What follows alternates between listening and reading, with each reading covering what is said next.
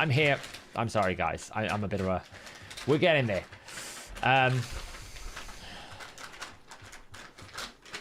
Feed the cat first. I had to do something super, super urgent.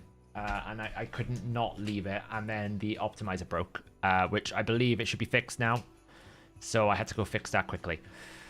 So, I'm sorry. I apologize for being super, super late. I do not like being that late. I know it's a bit of a meme, but I appreciate it. Everyone is stuck in. I do appreciate it. But we're here now. So now we can focus on what we need to do today, which is we've got some shard pulling we can do on free to play. When I say shard pulling, we've got a Theodore shard, because obviously that's the one we want. If not, I'll take a Creodon. We've got a Demitha shard, obviously. And then we've got a random ancient. But Theodore, Demitha, I believe it's going to happen. Okay, so we've got this to do. Is my promo code up? That's the wrong thing. I keep clicking the wrong button. In 48 minutes, hopefully we can use the Funky Slayer promo code. So that will be cool. One thing I did do, I don't know if this was a mistake or not, is I did push this tournament.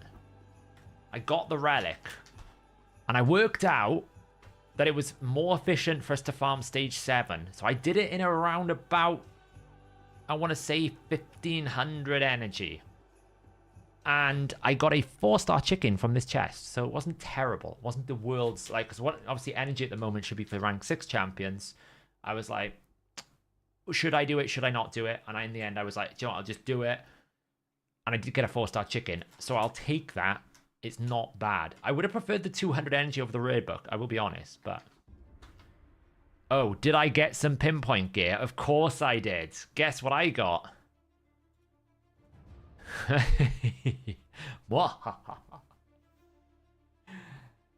And you'd think, oh yeah, well, it's not bad. I also got this.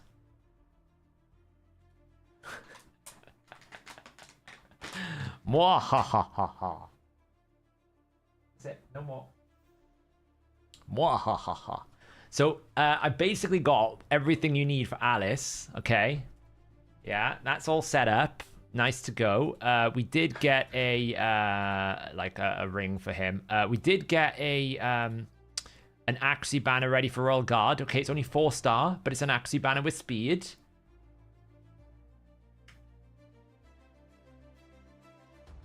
So that's not bad. So that's decent. We did get a crit damage 3-star, which I'll keep it at 12. Wasn't terrible. We did get a blood shield ring, so that's cool. I've got a crit damage amulet ready for Skinwalker. So we picked up some good pieces. I mean, don't get me wrong, not all of it's amazing, but hey, it's solid from what we got out of the collection. It at least helps start building that. We do obviously have some pretty strong builds going on right now. I did level this and I got another crit rate roll. So we're laughing on this front.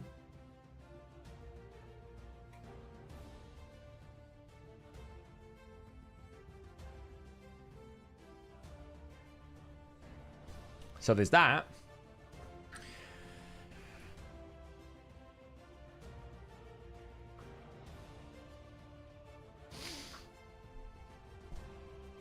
And we also have this piece as well, which is pretty solid. Crit rate speed. So Royal Guard at the moment is around about, 138 speed. Hasn't got the gloves yet. Haven't quite figured out how I'm going to balance this all out. Because we do have, of course, these gloves. Which, we're going to get Ascension very, very soon. So this absolutely is going to roll crit damage. So, we're very close to level 38. So yeah. Quite funny. Quite funny. So, let's start off with some shard pulls. Okay, we've got three shard pulls. I have managed to get the sacred from this one, and I haven't done the rank 6 yet because I wanted to see if I got anything interesting out of the shards before I committed to Kale or something. So we've got that. I don't really have any progress towards this yet. I need to get 30,000 on a champion. I won't really get that until I have a rank 6, and these I've only just started looking at. I'm not really that interested in at the moment, but we have also finished all of Brutal Campaign, which is great. So I just kind of like wanted to see what we're going to get. So we're going to go Ancient up to Legendary. One of these will be a Theodore. I'm certain of it. That one wasn't. That's okay. It's a Mother Superior. Nobody really cares about a Mother Superior. This one absolutely is going to be a Demitha, right? Oh. Oh, it's not good. It's not good. It's a veteran. Nobody needs a veteran. Kind of annoying. Okay. Let's go.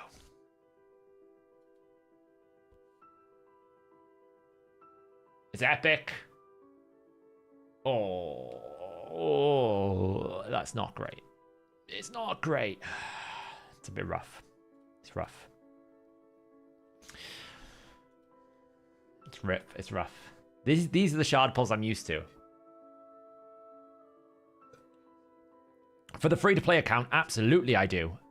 100% I value it over Theodore, because Theodore basically clears content. Not that it really matters anyway, but that is rough. He's kind of... I mean, he's great for finite hard. If we ever get there. Wow, that was... it's vastly underwhelming. Maybe we got some Regal Masks, though, out of it. Yeah, I'll take that. That was vastly underwhelming. So, I guess we're rank 6 in Kale.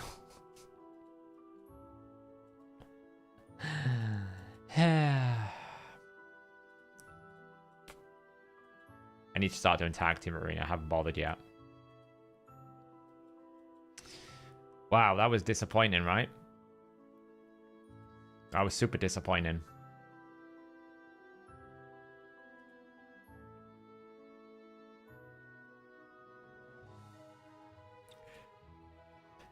Anyway, I guess that's that. So...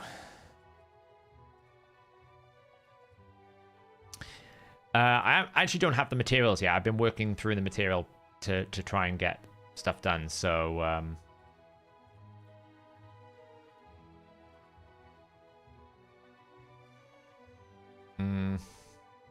should actually partially use books on these. There's a few brews for champion training tournaments. Save myself some resources.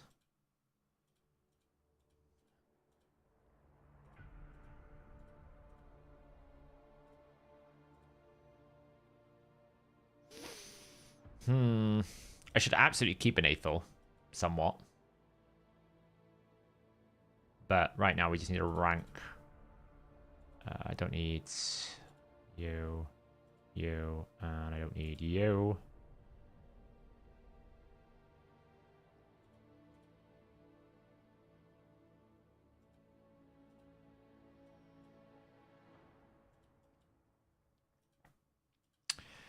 Do I even care about trying to get access points here, or am I going to get like 6,500 even without trying? I probably am. If we're being honest here, we're probably going to get here without even needing to partially level, because we got to grind anyway, so I might as well save the brews for actual experience that I need, rather than waste them, because that would be bad.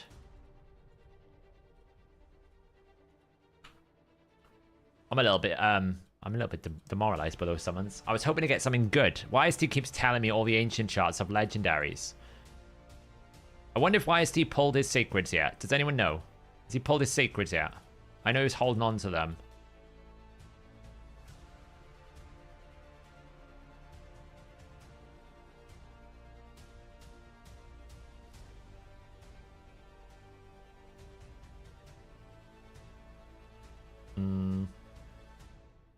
Don't need you. Don't need you.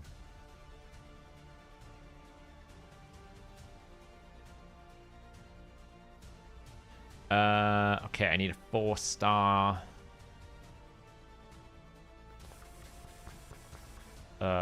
Who's gonna be the 4-star?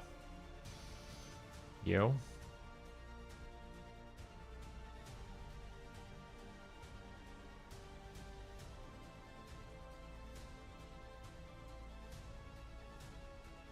Okay, so that gets us... Man, I only have 3.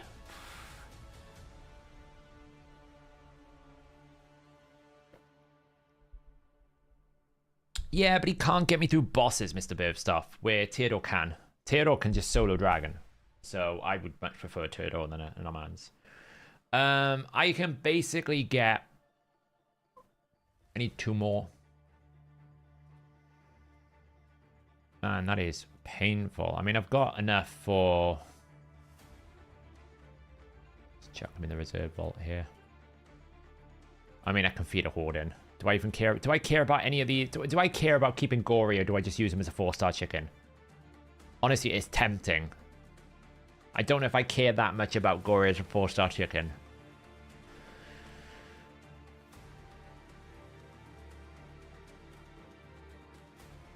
Alright. I feel like it's a chicken. I don't really feel like Gory or Hoarding are going to get me anywhere. Certainly not Hoarding. I think Gory might. So I could keep him. You'll need to go in there.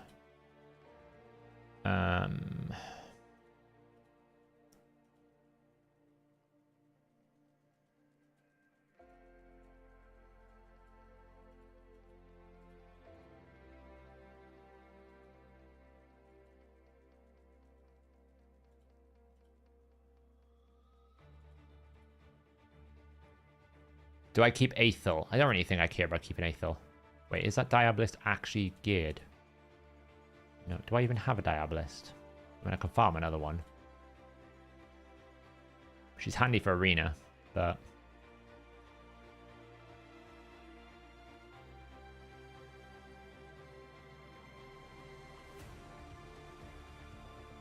Do I even care about keeping Aethel? I don't think so. Do I?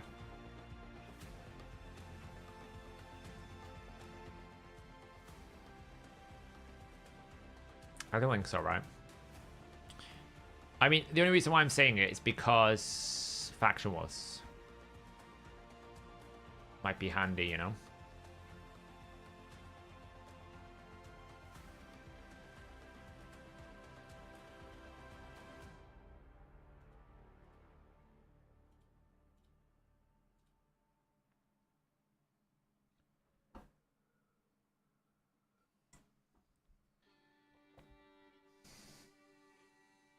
She's in for Faction Wars, you know?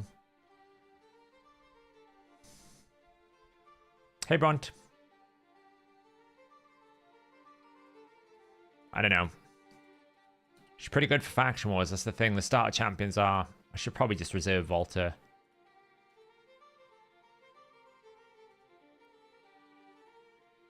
Pretty much anyone I'm keeping for a specific reason because they're useful for something goes in the reserve vault. And just make more.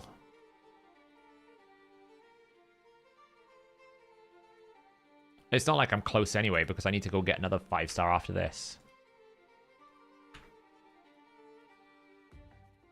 You know? It's not like I'm even close to this. Like, he's kind of good, but I don't know if I'd actually use him anywhere. It's kind of good, but... Put him in here for now. And like Ares, I'll probably keep one of Ares because she's kind of useful to have. Conqueror was great for this stealing buff, but I don't think I need him anymore, so he can go. This guy is actually a pretty solid rare. But again, I don't think I need him. Because...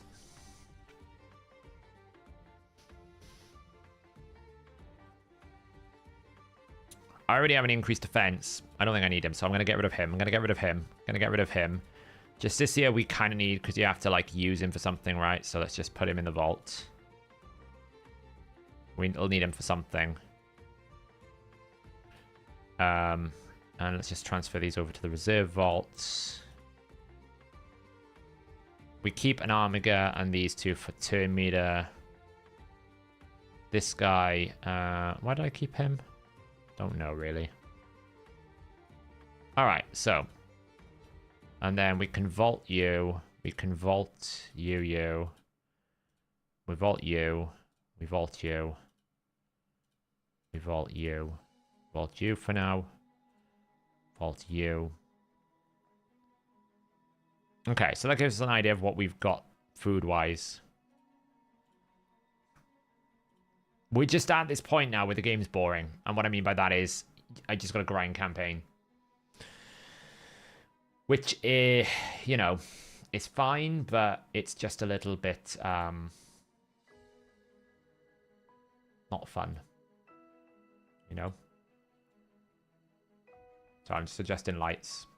I've got my new light set up now, so I'm just trying to adjust it a little bit so that I don't look opulescent.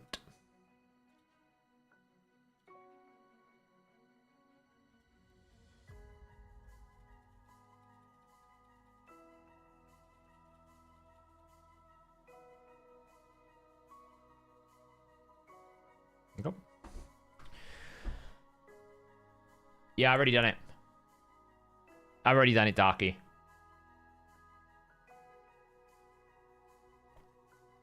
I'm pretty sure you need Justiciar for something, don't you? Like fusing Relic Keeper. You have to fuse Relic Keeper at the end of this, I thought. I'm pretty sure it's fuse Relic Keeper.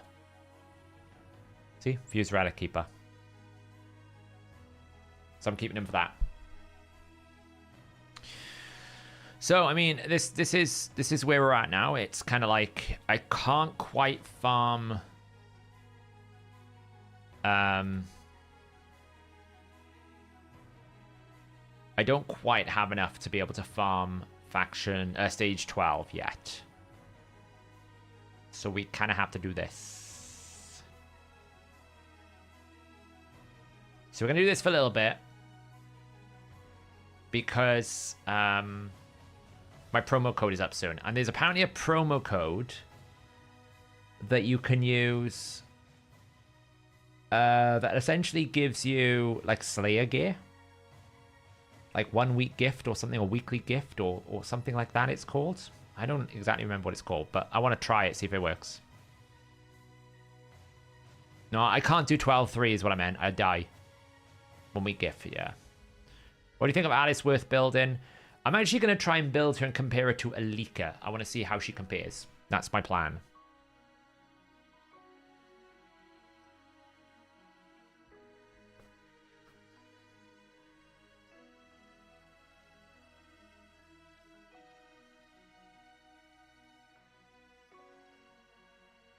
Is there much different? I mean, I've been trying to get some speed boots as well, just to help.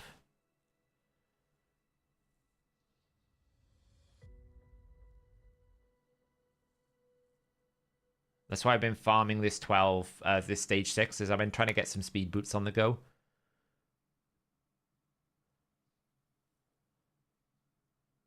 Am I going for masks this Summer Rush? I'm actually on my main account completely skipping the Summer Rush. I'm not doing any of it. Because I know I'm going to have to do the next Summon Rush that's going to be in... When is the next Summon Rush? Let's have a look.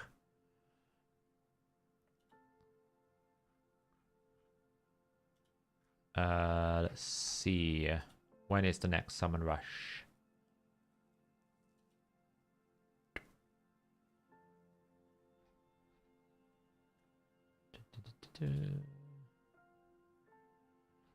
They've done a lot of announcements recently, so it's kind of hard to tell.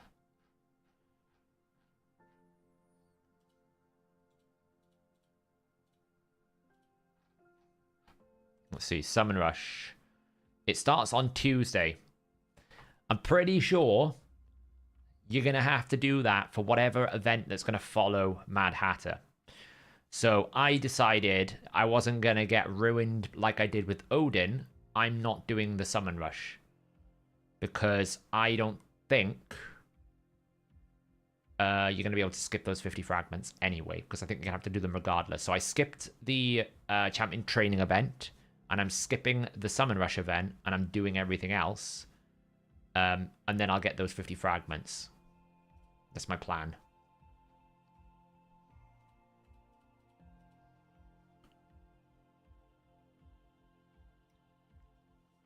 I don't think it'll be for that. I think it'll be for something else. My gut is telling me don't skip it.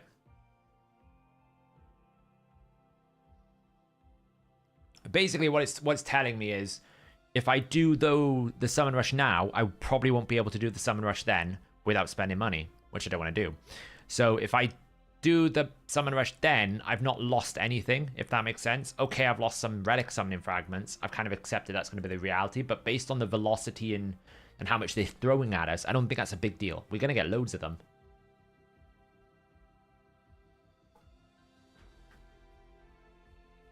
You got 50 sacreds. Well, I mean, you know, it's not your problem. Oh yes, sorry. Thank you. I knew I meant to do something.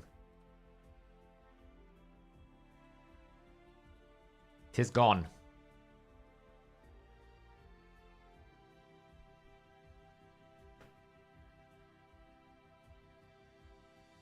There'll be something. Yeah, basically it'll be a hero's path that you can get the fragments for, and then something else. So you might as well just do that because, you know.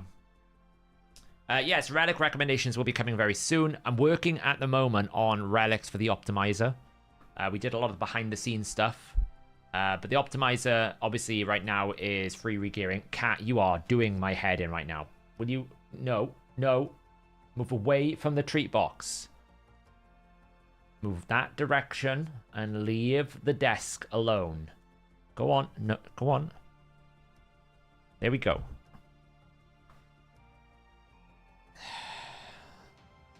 Ever since I've got this desk now, the cat is not afraid of the desk like she was when she first saw it. What are you doing?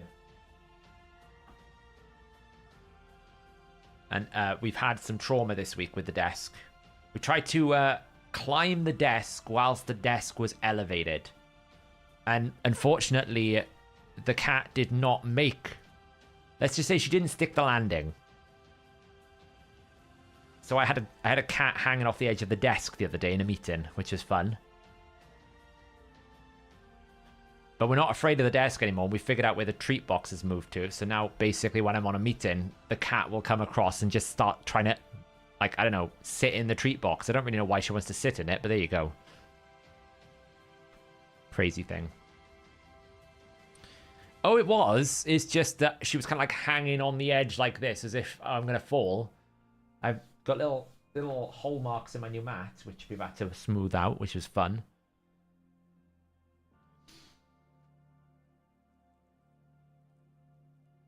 Oh, did they?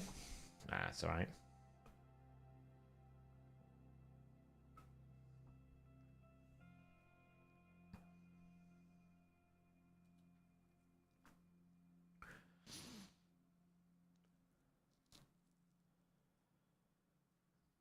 Yeah, exactly, Granger. I remember I was like, oh, I don't need to do the bonus event, blah, blah, blah, blah. We got along to it, and I was like, I'm annoyed because the Odin event required us to then do the bonus summon rush anyway. Because it gave you like Titan event points or something. And, you know, yes, okay, the Titan event might give you the soul, but it could also give you a guaranteed champion towards one of them. It could even be a guaranteed champion towards, like, I don't know, the Neo of Hearts or something, and maybe I want that champion. So the way I look at it, we know that 50 fragments are going to be in that bonus summon rush. I know that this one just has some relics. I'd rather wait and get myself a meaningful reward rather than a chance at a summon. So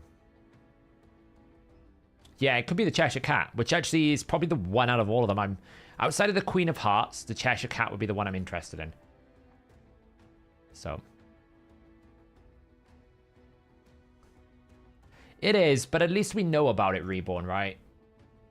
I learned my lesson from the Odin event.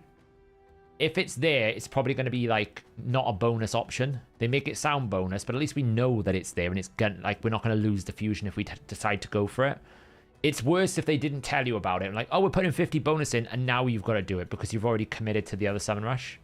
At least we can make the choice. Do I want to commit now or commit to then? So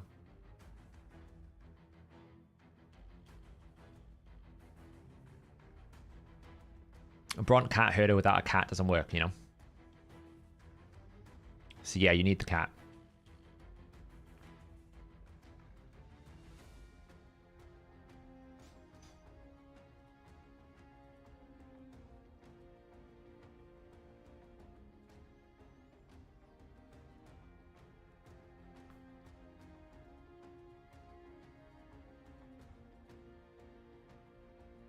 She's done, so let's just pull level 1 in. Where'd you get this 20 for the soul? I don't know. Got to do Parima. That's pretty solid. Pretty solid, that. We do need to do gear cleansing on the main account, though. Because we currently have inbox that's due to expire in 5 days.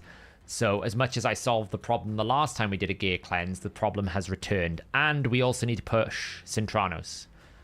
So to be honest, I'm only on here until we get the promo code reset, and then we're going to have to jump over to the main account because I've got to push a lot of stuff on the main account.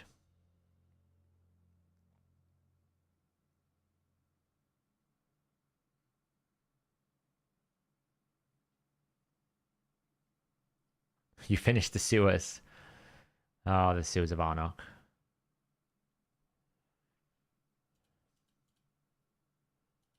The gift that keeps on giving is the sewers of Arnok. It really is.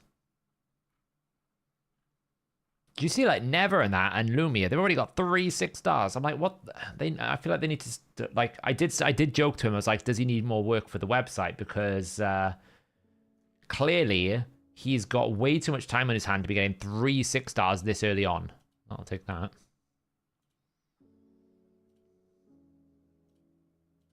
Oh, God. Stop spamming me with things I can't use. Right, first things first. Let's just feed you a rank 1 and then upgrade you. Then let's just feed you a rank 1. And now what we can upgrade? We can make 1, 2, 3...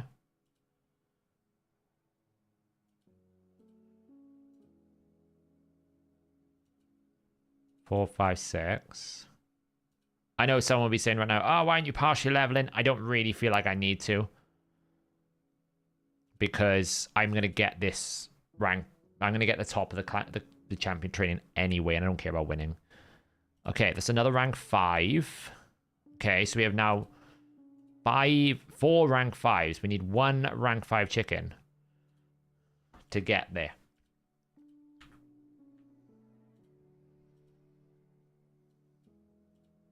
Oh, 50 fragments. Do we have enough to make 1 yet? Oh, very close. Is there another way to get 25? Well, only if I summoned a lot more, and I don't have any more shards that I'm going to expect. Does this have any more? No. Oh, if we get the 50 on the dungeon divers, we can. What does that have? Oh, could have a shard in it if we did some artifact upgrading.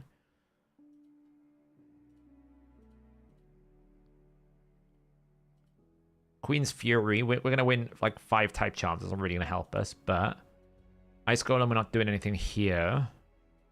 It's a shame we haven't got any rewards on the Queen's Fury. Oh, I'll get another 75. Oh, we can make a relic in a minute.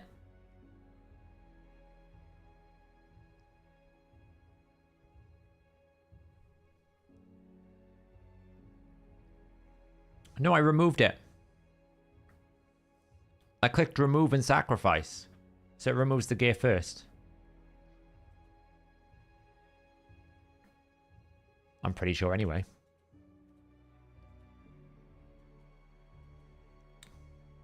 I'm sure I did. What? Are you getting it again? Oh, let me have a look. Double check.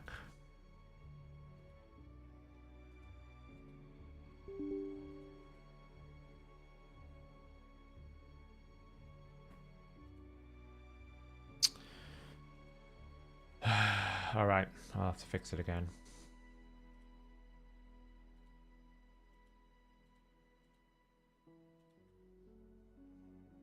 I'll have to get the team to investigate it tomorrow, but I can temporarily fix it in the moment.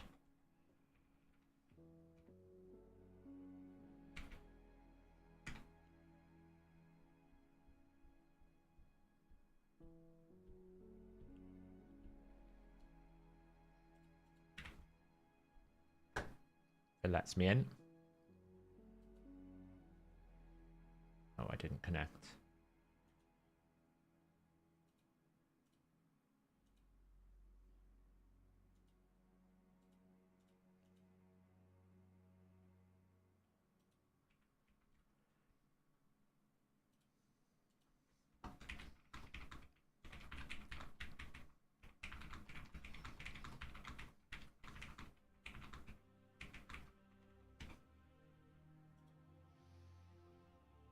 Come on.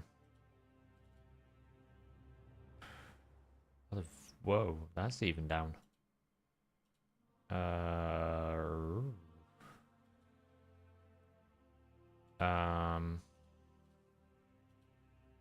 we go.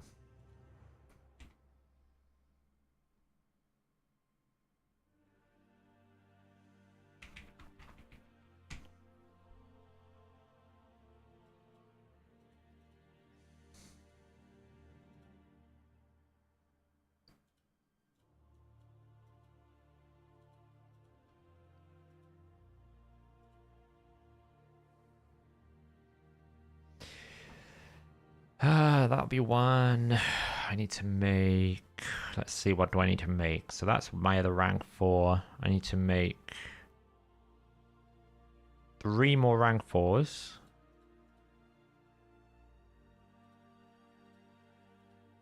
And then we're there.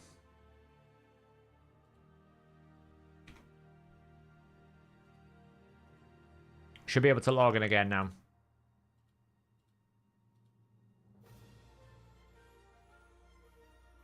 If you give it a go, you should be able to log in again. Clearly, it's under pressure tonight. It always happens when there's a free regaming event on. But it's also free to play with a free regaming event, so it's very, very busy. But I will get the team to investigate why it's crashing. Will the optimizer want to show my champions that have those minimums? It might do. You can suggest it on the Discord. That's what I'd recommend you do. Go to the Hell Hades Discord and basically put it in the feature recommendations. I'm struggling a bit.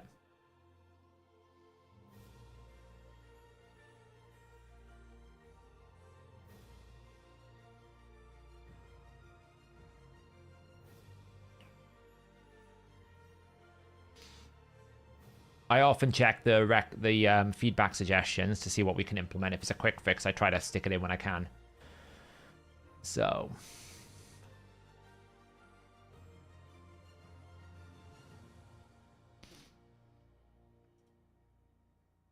Why is Godforge delayed? Because we're trying to make a good game. I wouldn't say it's delayed. We're just pushing the beta back a bit until we're able to deliver a good beta. So.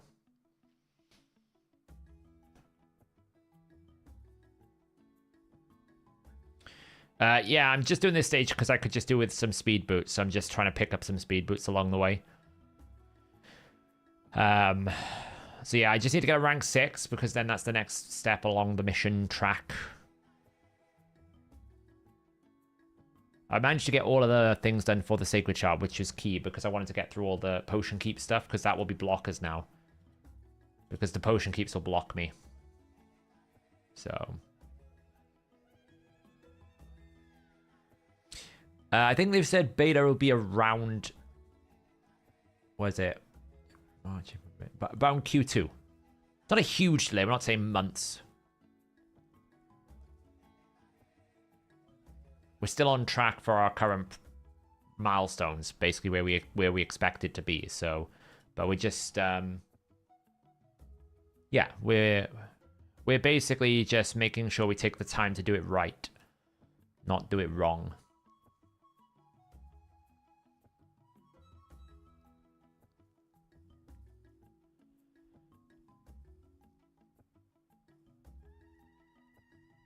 No, we actually have our own servers for the optimizer.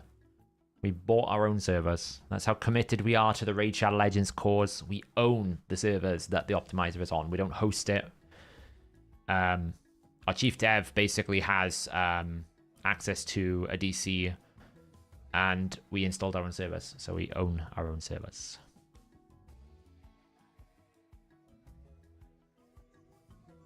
Oh. Okay, for some reason we're struggling with this one. There we go.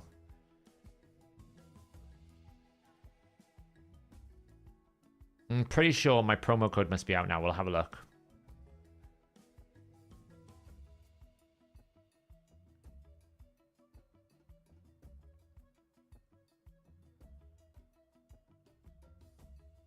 Thing is about gaming as well.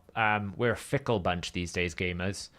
in the sense that first impressions matter more than lasting impressions. So it's very important that we get first impressions right, because players will remember the first experience they have more than the 7th experience. So it's important that the first experience that you have with the game is good. So we want to make sure that's absolutely spot on.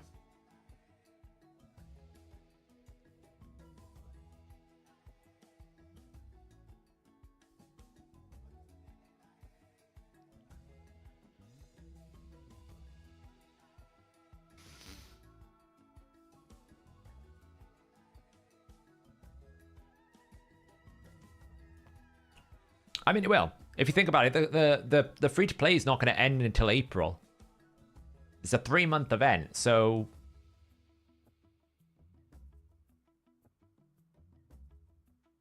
You know, that milestone's still the same.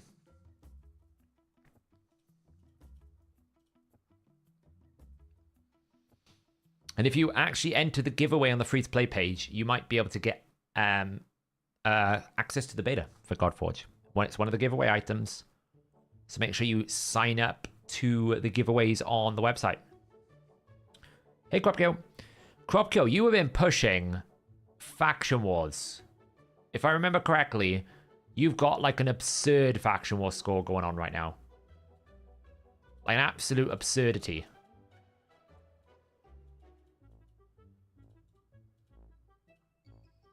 I don't even know what you're doing, but it's actually disgusting to see it happening. I mean, it's impressive, but don't get me wrong. I threw up a little bit when I saw the number. Don't even know how you did it. There's me like, yeah, I'm finally getting my 6-star. And you're like, yeah, I've got like 123 in Faction Wars already. Like, geez, do you even sleep?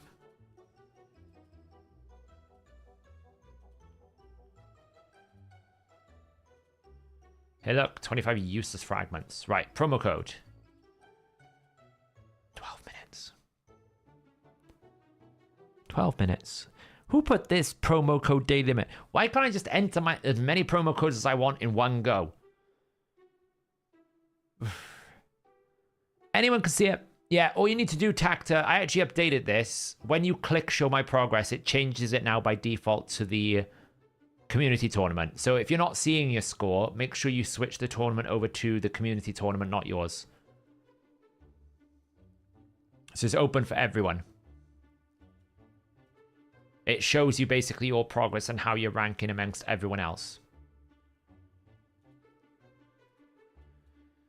I'm tired of that. I'm just going to go 12-6 because I want more count experience.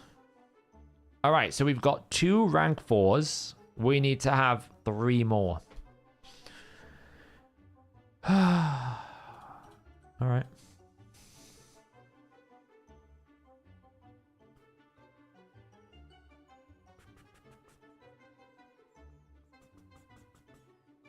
You got Slayer gives a crit rate. That's nice. Crafted a legendary wand of submission. Lovely. I actually have some normal chimera crafting to do on the main.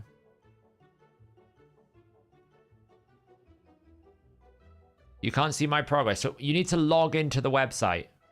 Log in first. Once you've logged in, the button will show up. If you don't log in, the button won't show up.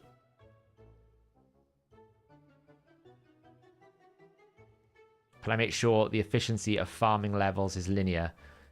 Don't you worry. The thing right on top of my mind is I don't want a bad game economy. I've played way too many games where the game economy is terrible. Don't you worry about that. Won't be having any of this crazy feral situation where you basically get 1 piece of gear.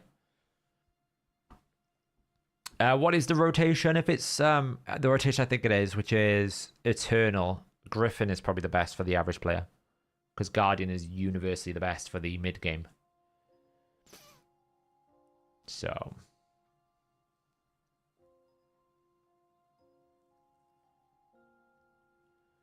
yeah, I played far too many of these types of games and the economy is just terrible. And I'm like, why? Why is it so bad?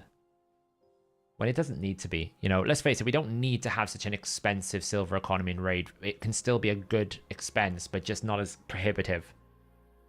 Any economy that, like, stops you playing the game is just, like, frustrating without good reasons or good ways to remedy it. Because it's not even like in Raid where we actually have a place to go and farm silver. You get Spider.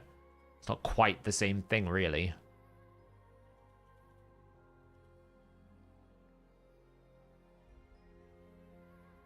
Yeah, they are.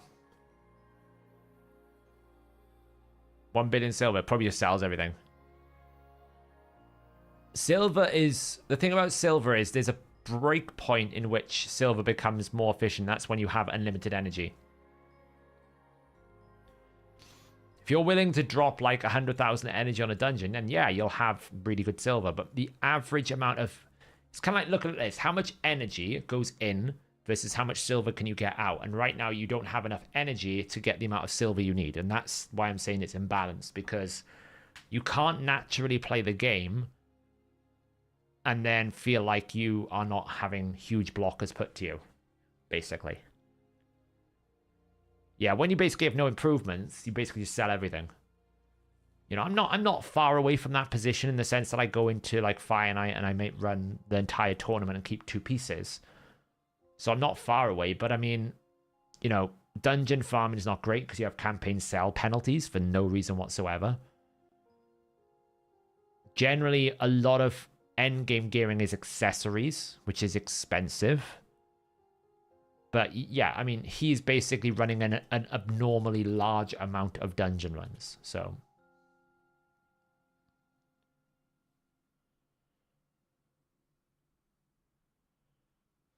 yeah, and by the way, if you did the tournament, just to give you a heads up by how much difference it was, right?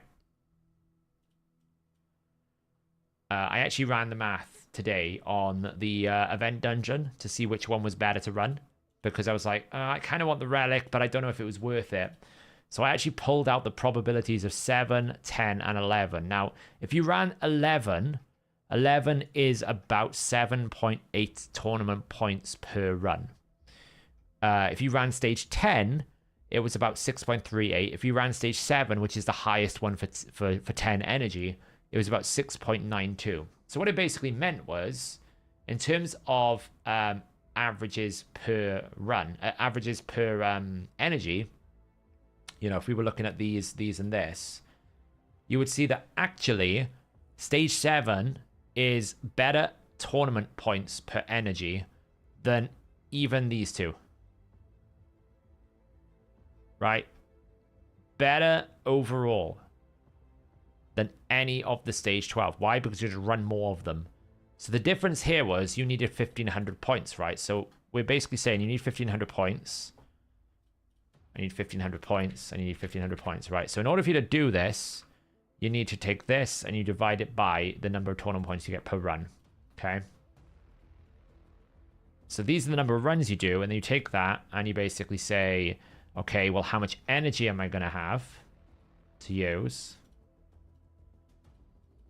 And that there's so much difference it was, okay? Running stage 10 was 600 more energy. Running stage 11 is 131 more energy. Now, the only advantage with saving, with running stage 11, if you could do it, is that you get the better quality of gear. So I would have absolutely gone for this route, stage 11, if I could do it. But stage 10 to 11 is a massive step up because stage 11 has the 4 enemies, 4 allies plus the boss, and it moves it up to like 185 accuracy needs.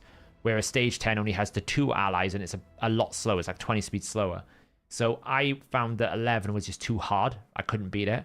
So my choice was, do I want to spend 2,800 energy or do I want to spend 2,000 energy? I went for the 2,000 energy route.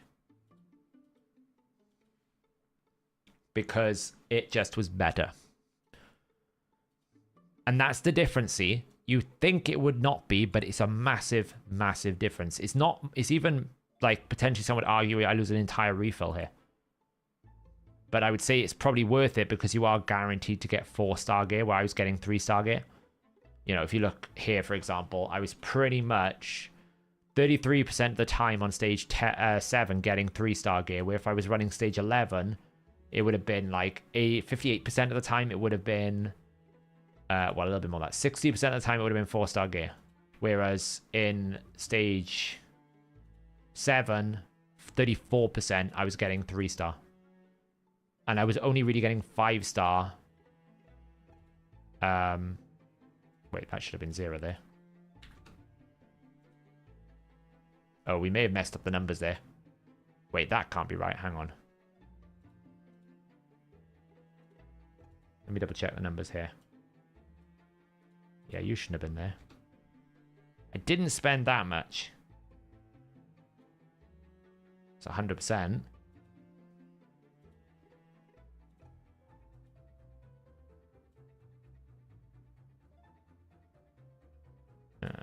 Well, we did mess up the numbers there. That's a bit of an oopsie.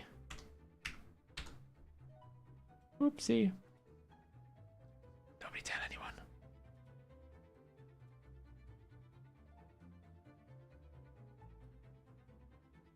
Okay, what was... Hopefully, it still worked out okay. Kind of messed this up. Oh, it didn't. I should have run that stage. Oh well. Let this be a lesson to everyone. Double check your equations before you make an assessment like that. Because I missed the 3 stars. So actually I should have run stage 10. Whoopsie. Never mind. These things happen. I only lost 200 energy. It's not the end of the world. Oops. And he said it 100% though, because obviously if I failed a few times on this, it wouldn't have counted, so... Whoops. By the way, I'm not sure it would have been worth it either, though. So that's the thing. As much as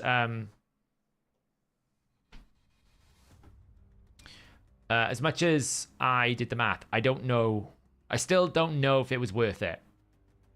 The relic tells me yes. The like 2,000 energy I could have spent making another rank 5 or rank 6 champion tells me no.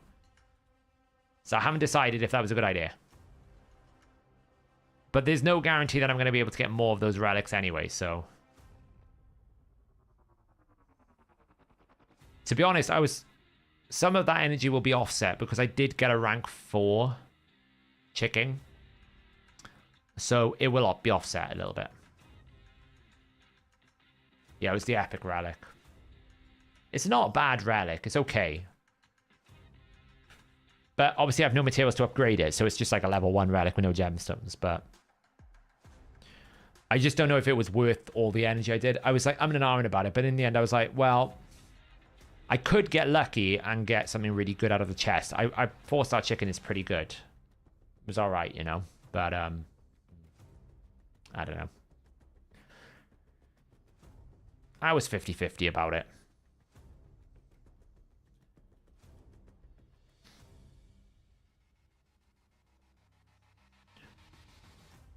I haven't unlocked Sand Devil yet. I'm only level 37. I'm pretty sure I haven't unlocked Sand Devil yet. Yeah, that was what I was kind of thinking about. Was like, well, it's probably going to give me better opportunities to get accessories than the spider dungeon because it's easier to farm. So at the worst case scenario, I pick myself up some, you know, some average accessories, gets me going on some accessory checks. Worst case scenario, that was it.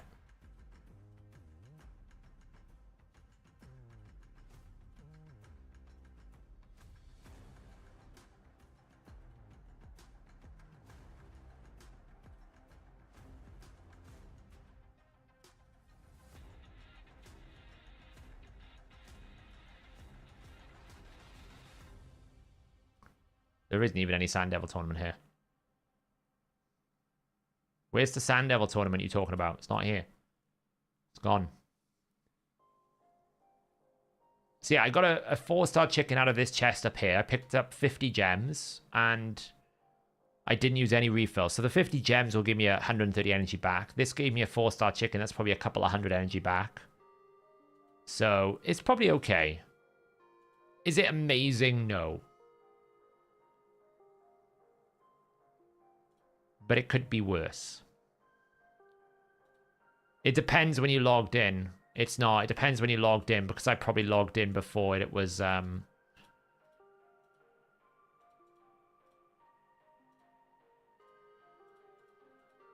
when it was active, and then basically I couldn't do it, so that's probably why.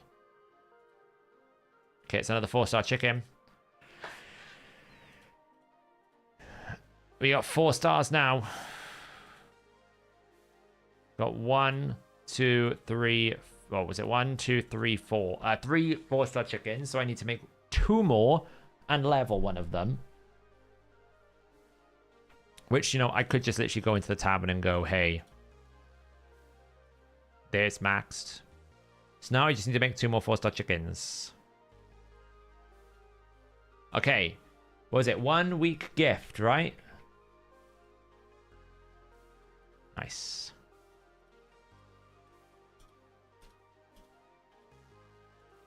Okay, what did I get?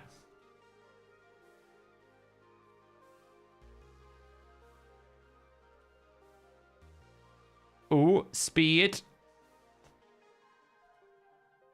Okay. Okay. These are the ones that matter. It could be worse.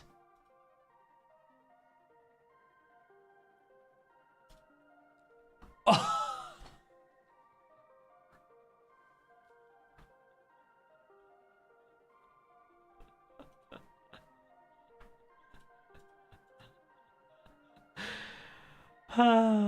It's just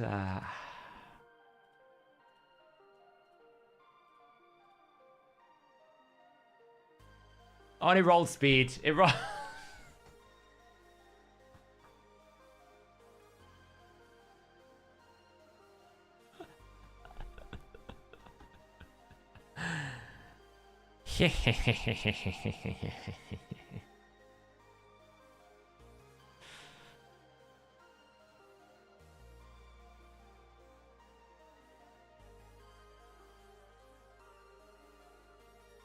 Double.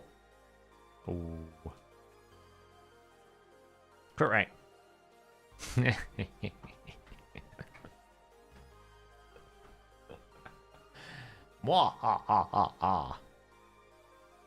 Okay, so we got speed boots, attack percentage chest with crit rate and a speed roll, speed, attack percentage, and crit damage on the weapon. You know, this is not so great. I mean, if it rolls double crit damage, I guess. It's low rolled, though. It's low rolled, so it's not amazing. I'm out of silver as well, by the way, so I can't really carry on because I've used them all for glyphing. I don't know who to put it on, though. I mean, I can't go 6-piece Slayer. I can go 5 pieces, but who cares about that? I have no idea who to put it on. I don't really use Alice at the moment. I have no need for her. Like, Royal Guard's gonna probably be Savage, because, like, I've got these. I've got these. I've got these. I mean, he could take that. Could just basically give him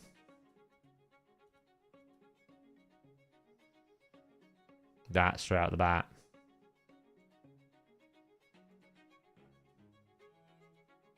And he could probably take that because he's going to get gloves. I don't think I've got any crit rate gloves yet.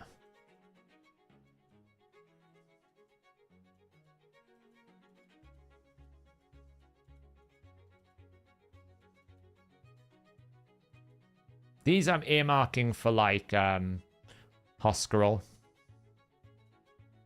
So the biggest problem I've got right now is I'm trying to figure out is, okay, Kale at the moment has all of my best gloves. So to replace these is hard.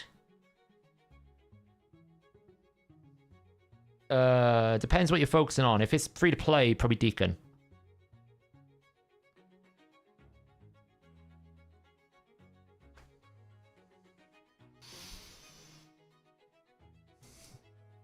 It didn't work for YST. He can't be on day 8. He's on the same day as us.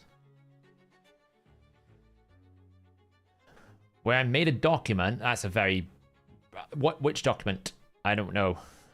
So yeah, the problem I got with Kale at the moment is these gloves are kind of occupying his damage. Now those need to go on Royal Guard, but obviously Royal Guard can't farm, so that's why Royal Guard doesn't have any gloves at the moment. But theoretically, I could do this. Which is to do that with that.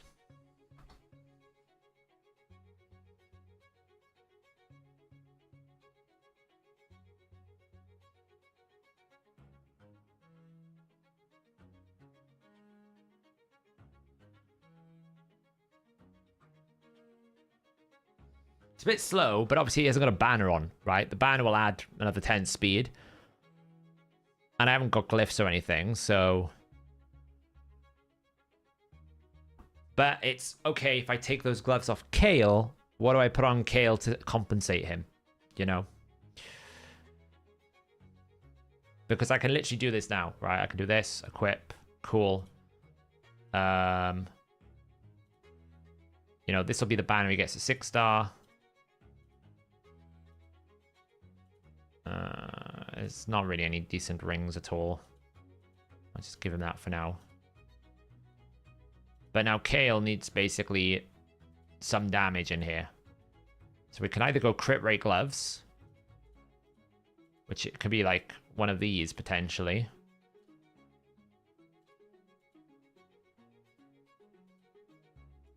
And there's a Hosquirrel crit rate gloves. I mean, that's probably better to do that.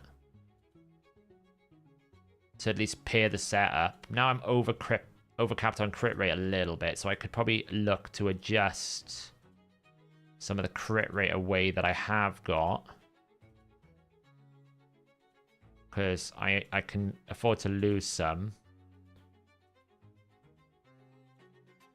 But I don't really know where. Ideally, I want to attack percent chest. It's not bad. I mean, I don't need crit rate. So that's... I need to be in lifesteal as well. I mean, it could be fine just to have an overcap for that at the moment. Because Royal Guard is pretty good at... Like, I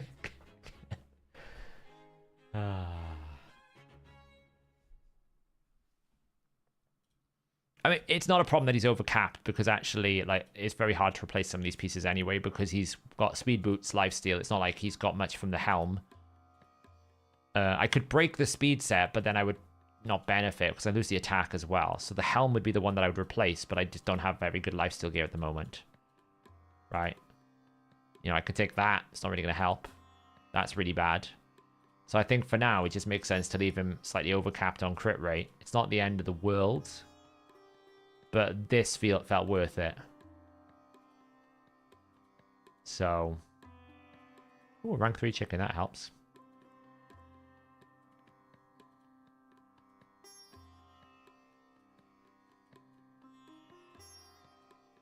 Let's just see that he can still clear 12-6. What do I need to do? I need to make 2 rank 4, so you and you, and then we just do that.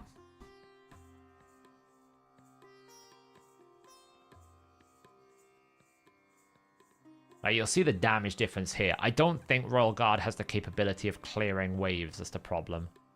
We can throw him in here, though. See if Royal Guard could be a wave clearer. I doubt it. Never know.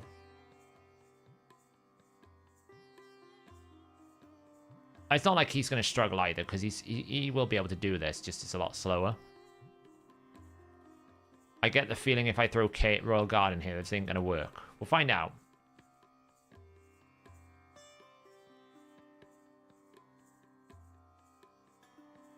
I mean, he does damage. I mean, maybe he can. Maybe we... Yeah, Kale's out. Royal Guard's in.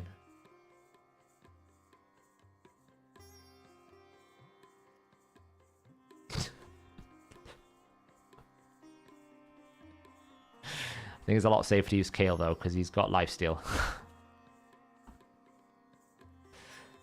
Oh, that's quite funny. I probably have the strongest rank 5 Royal Guard in the game right now. If I'm being honest, I probably have the strongest rank 5 game in the game. Like, it's got pretty much everything you could possibly want. Crit damage, gloves, crit rate, double slayer.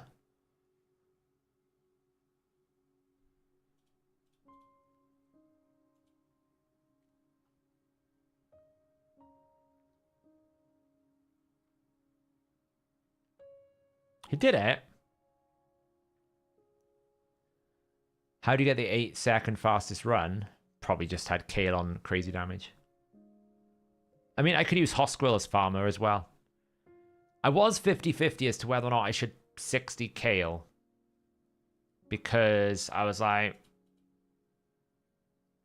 do my epics that I currently own outperform Kale? Because I got Skull Crusher, Tyrell, Hoscarol, and Royal Guard. But I feel like Kale at the moment is just going to be the campaign farmer, and he's better than Royal Guard. Because Royal Guard's not going to be able to lifesteal, where he can at least lifesteal. So they both have masteries already. So yeah. Nearly out of the energy though. So I really need to make sure I can get a rank 6 in the energy that I have left. Why not Alice? Why do I need Alice? Alice is kind of useless for me until she hits rank 5 soul. Then Brimstone is useful. I really don't need Alice. Kale's just more universally useful than Alice at the moment. Exactly, yeah. I'll be honest, the only use I've had for Alice so far in the free-to-play is I got it to level 50 so I could do the challenge. That's the absolute extent of what I've used Alice for on the free-to-play. Now, she might be useful eventually, but right now I just don't need her specifically because she would consume masteries. Like, Kale has masteries. I don't need her.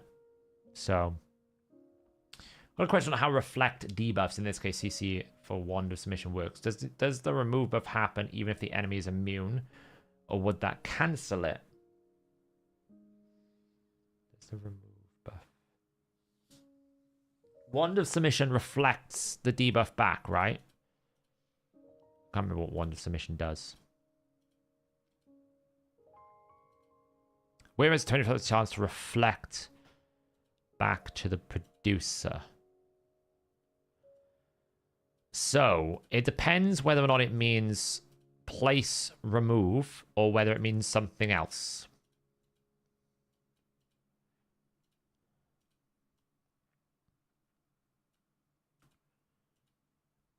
Which I can check in a moment. We'll just run these through the last thing here. Okay, so let me check this.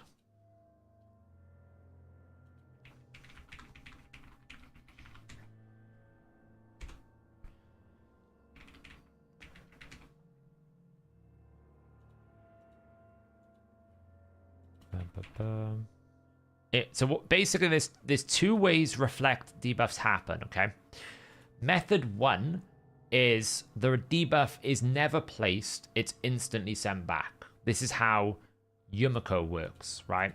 Yumiko never receives the debuff, she simply redirects the debuff back onto the enemy. Whereas Riho has to receive the debuff first, then send it back. Which means if you receive a protected debuff, you can't transfer it back because protected means protected. So if Carnage, for example, puts block active skills on Riho, she can't reflect that back to Carnage because once it's on her, it's protected, it can't be removed. Whereas Yumiko could reflect it back because it was never placed on the target to begin with. The protection check is always applied after application, not before. So that's what I'm checking right now is, does it apply it, then remove it, and then apply it back, or does it just simply redirect?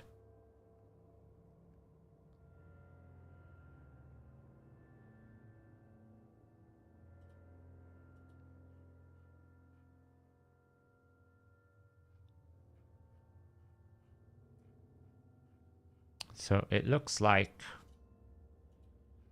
it does a 9,000 effect. So now we just have to check what the 9,000 effect does.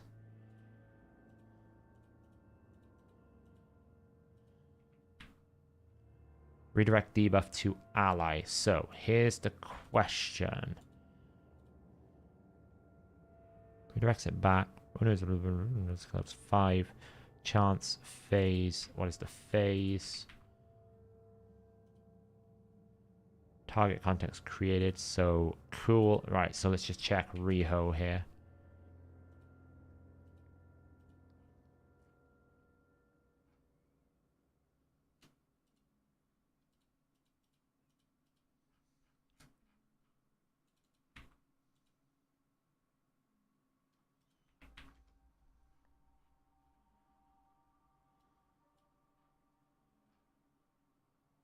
Phase 22.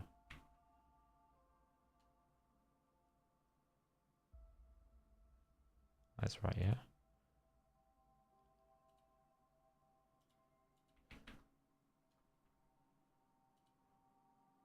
Turn finished.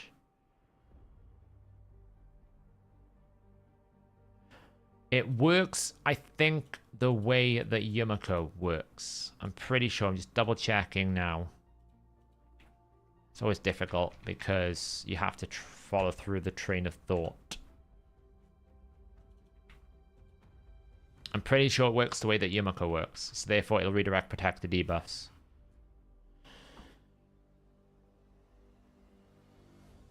It's going to be a hidden path in that. This one.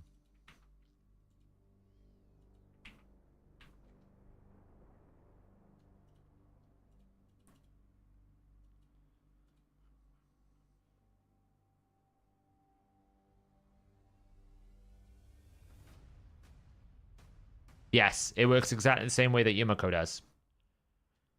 So it can so basically when a debuff is attempted to place on a target, if that debuff if it rolls the relic, it will never place the debuff. It instantly redirects it back. It works exactly the same way as Yumiko's A2, not Riho's. It can reflect sheep. It can reflect any effect back, whether it's protected or not, because it doesn't apply on you first, so therefore the protection cannot roll on you. Hey, Roblox. Roblox, we just did this. Not bad, eh? Not bad. Don't even have a crit damage amulet. That's how disgusting this is. I don't even have a crit damage amulet yet.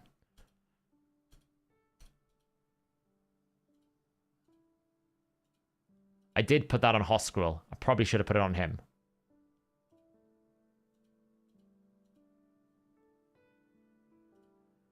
It reflects anything. Yeah, it will basically work exactly the same way Yumiko's A2 works. Oh, how far away are we? These two matching up, then I'm going to need to summon... I'm basically need to make a bunch more to level 3.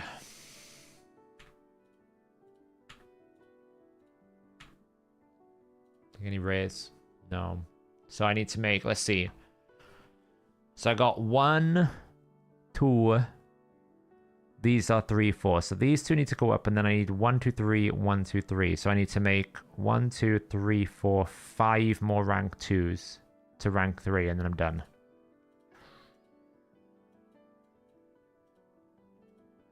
Done.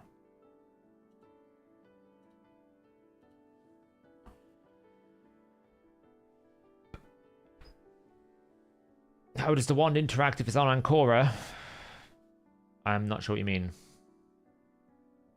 It has to be applied from the enemy, if that's what you mean. You can't redirect it back. So it can't go, I CC'd Champion A, and Cora moved the fear from Champion A to herself, and then she redirects it back. It doesn't work like that. The fear has to originate from the enemy.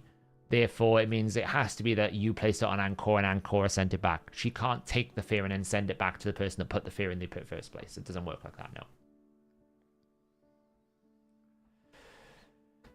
You did some tests on aspect. On the hyper pony. For Hydra, hard. Who's best? Rathalos, Val, Ninja, or Garl? I would not say Garrel anymore because you can't really abuse Garrel's skill set because you've lost the burst. The best burst option is probably Rathalos, but he needs more setup and it's hard to achieve. The best overall is probably going to be Ninja, just because you get consistency with the burning. Val, I think, is kind of like a worse version of Rathalos and Ninja. So in order of who I would use, it would probably, for the average player, go Ninja, Rathalos, Val, Garrel.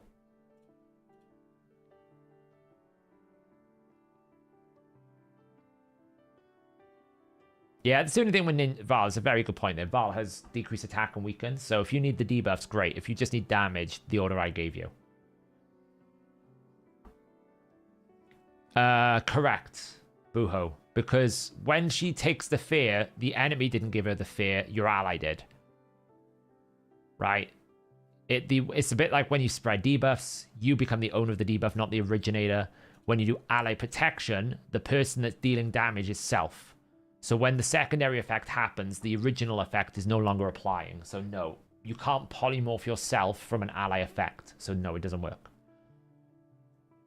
Otherwise, you could have the situation where Ancora polymorphs your ally. You wouldn't want that.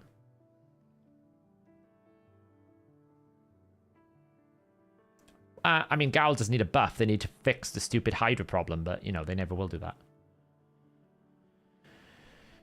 I've seen Androck work in Hydra. I don't know if people use Senna with them, to be honest, because it's not the same thing. I mean, Senna has two real usages. Fire Knight Hard and Chimera. I don't see many people use Senna in other areas because you don't need her. So. Am I going to 60k? I don't know. I think I will.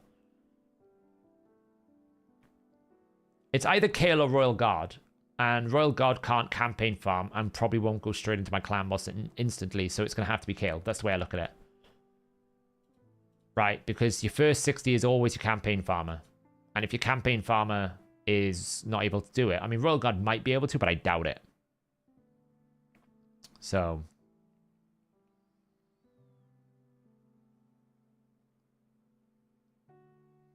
So I feel like it has to be Kale. I waited in case I got a legendary from a shard today, but the shard legendaries were terrible.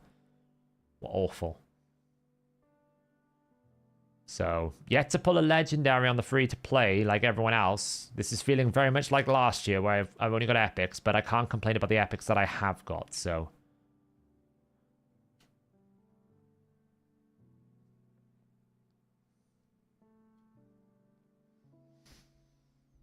Yeah, I'll probably use the barrel on whoever I 60-second because they've got mastery, so it'll probably be Royal Guard. So. Ooh, this one got close.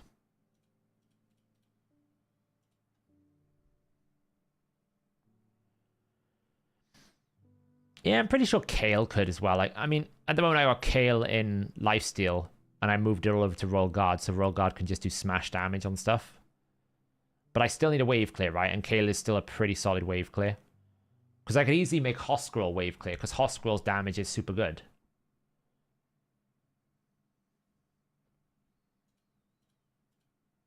Right, because I can just go and find Hoskrul.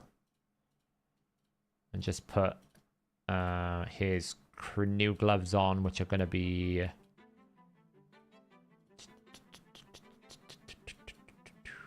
these ones.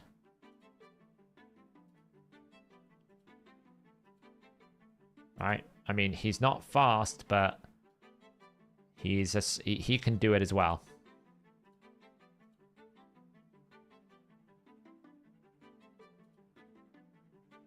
You know, he probably won't be as fast, but you'll see here, he's pretty solid.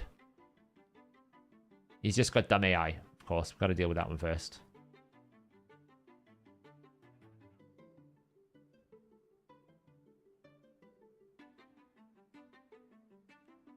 That's the only reason why I wouldn't use him. He's got dumb AI, but he's tanky, you know? Let's just waste the AoE there when we didn't need to. It's always good. Those bombs might kill me. Those bombs are going to kill me, I think. Yeah, see, so it's just because his AI doesn't use his A3. We know Royal Guard can do it, but...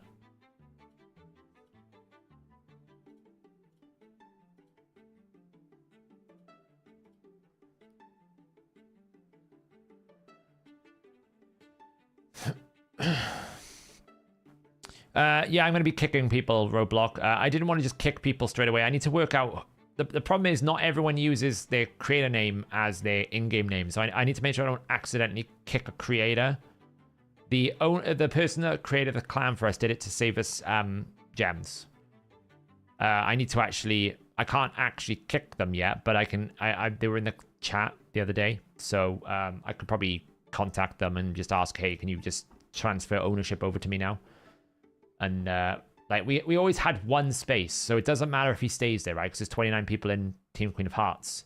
So I just need to figure out who extra is in the clan that shouldn't be here that is not part of the creator competition. Because there is a few extras, but I didn't want to just kick them and then they didn't get their clan boss. I felt that was harsh. So I'm going to try and do it on reset and just go through the list and see if I can find the names. But I'm hoping people actually make sense for the name. If I can't match their name, I'll just kick after reset and that'll be it. So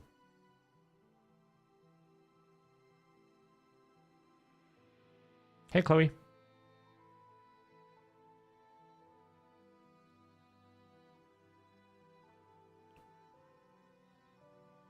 These bombs are always nasty when they go off. Oh.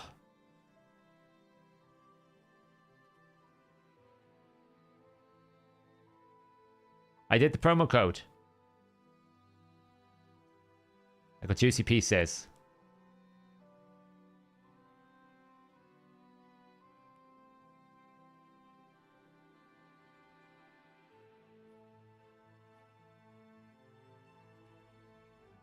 Oh, apparently I need to brag in our little Discord channel. Let me do that right now.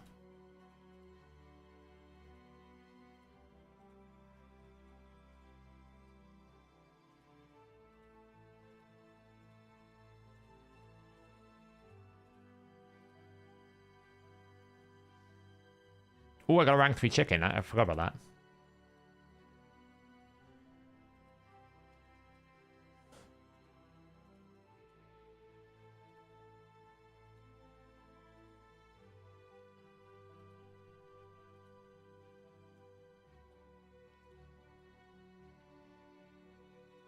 I just gotta let Hell Hades know how good my gear luck was.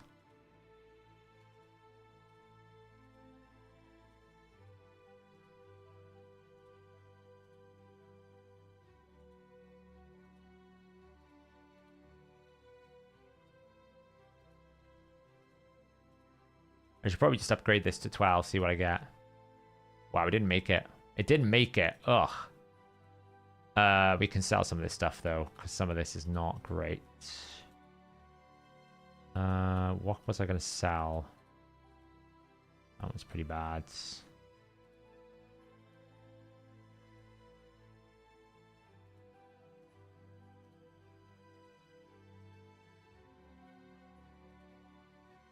Hmm.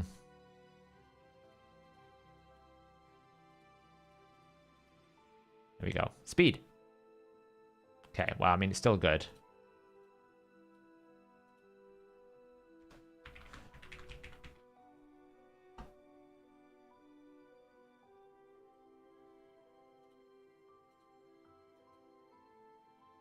I forgot I got a rank 3 chicken here. So we only need like 1, 2, 3.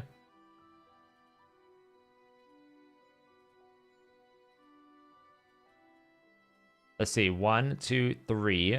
I need 3, 4. I need 2 more rank 6 chickens and I can make a rank 6.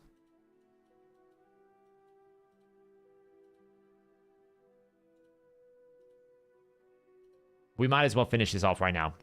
And then we can switch.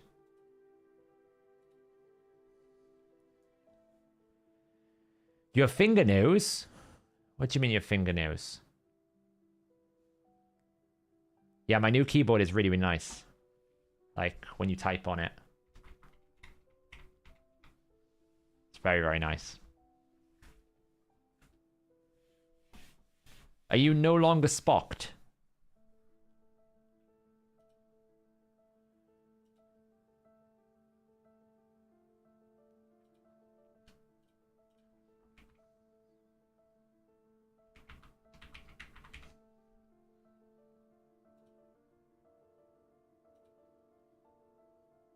Why am I running stage 7? Why am I killing Mortu right now?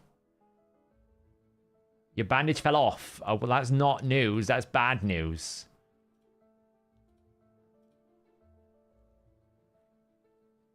Do you have a solution to the not so bandaged finger?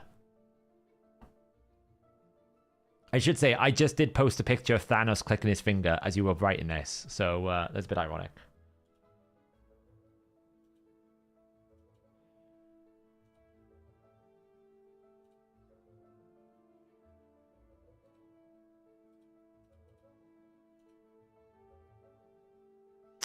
Oh, Lord.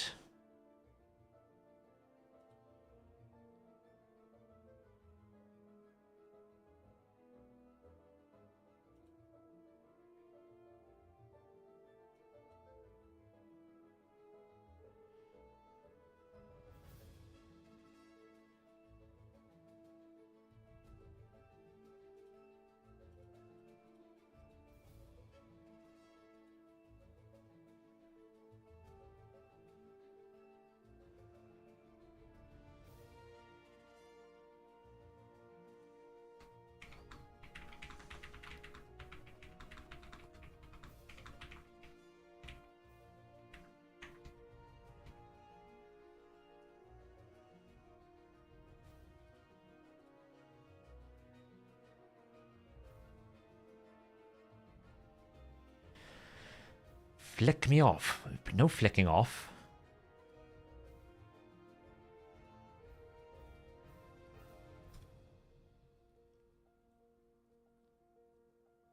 Yeah, she like Chloe's an overachiever on many things, including breaking fingers apparently. You know, most people if they break a finger, they break a pinky, you know, it's pretty bad for a while. Oh no, Chloe had to do a number on her hand. I mean, she might as well get a new hand at this point. You've ascended to levels of Spock and descended from levels of Spock.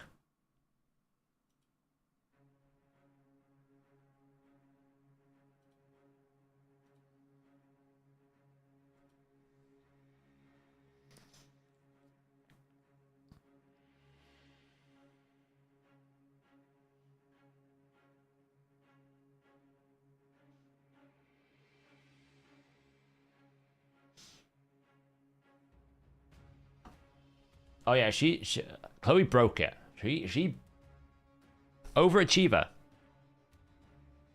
I don't think so. If you're swearing it might, I don't know. I'm using No,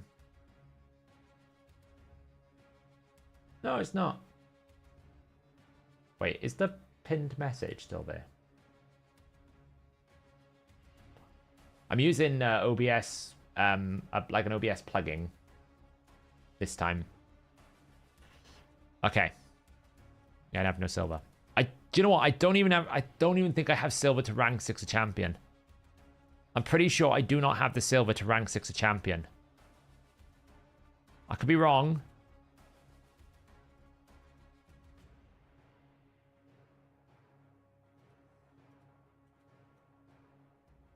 But I'm fairly certain I don't have it.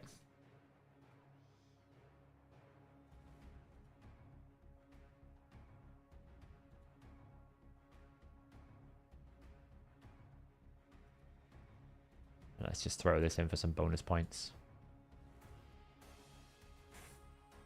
I haven't watched the War of the Rohirrim yet. I haven't yet. I've barely been to the cinema in ages.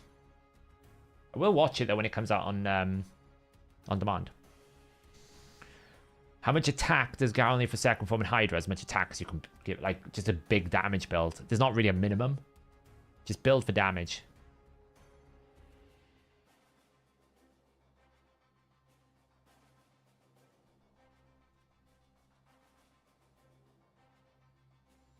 Yeah, I am poor silver at the moment. It's not great. It's looking a bit rough.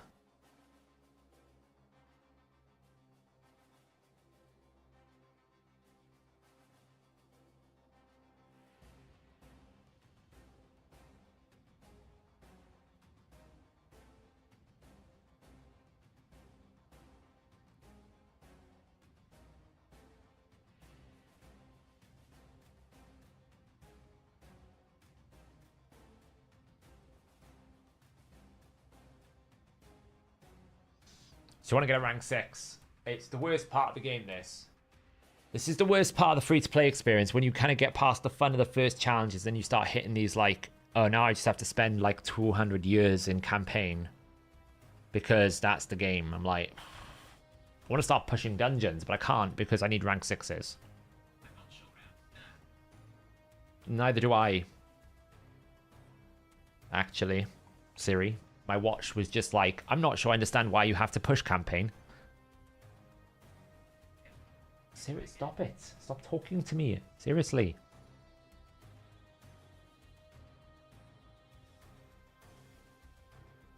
Oh, is it on demand now? I'll have to have a look.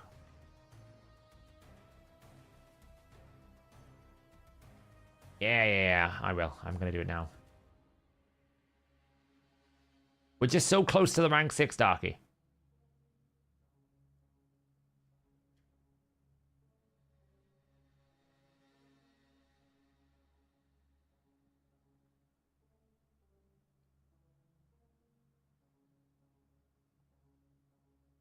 That I just want to finish the rank 6 off.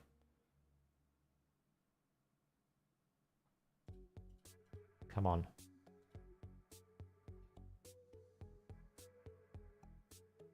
Nobody.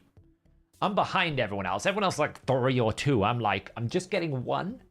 But to be fair, I did kind of waste like 2,000 of my energy in I don't know if I wasted it. I burned 2,000 energy in the Queen's tournament. I don't know if that counts as a waste, but I did it. Some could argue it would.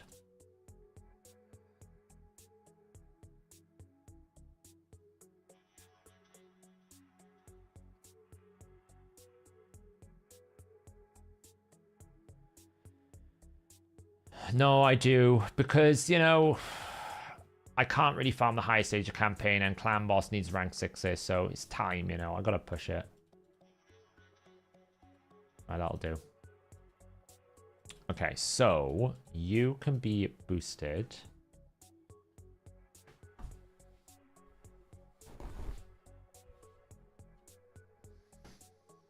Then we'll upgrade you. And then we'll boost you with... Is it cheaper to use that? Plus...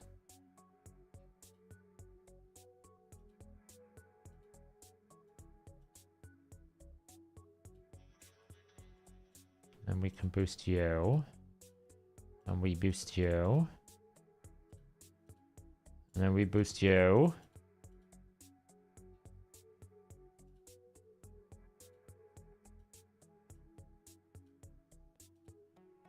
Okay, so do we do Kale or do we do Royal Guard? Ooh, let's craft a relic first. Does it cost to craft a relic? 0.5% chance at a cat's gaze. Let's go. Not very useful, that. Someone just got more HP.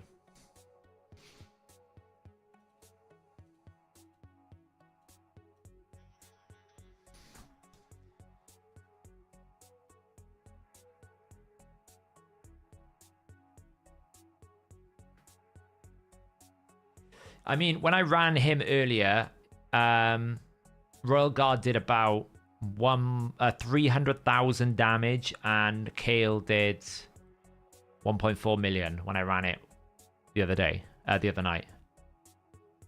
So there is a poisons win over max HP and clan boss at the moment for sure.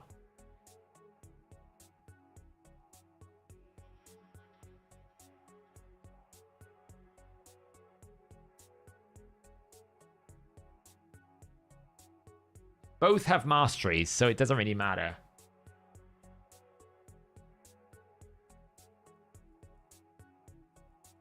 I feel like wave cleared. I mean, there is another option. She doesn't have masteries yet, but I could buy the masteries. These are the options.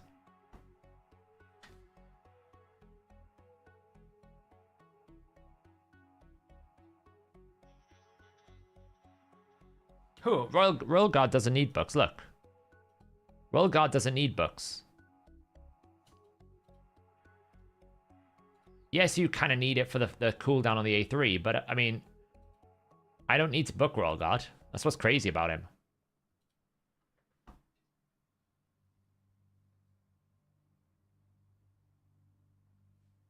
Hosquirrel is fully booked, by the way. But I wouldn't book it. I don't think Hosquirrel goes in. I mean, Alice potentially, but you know, it is.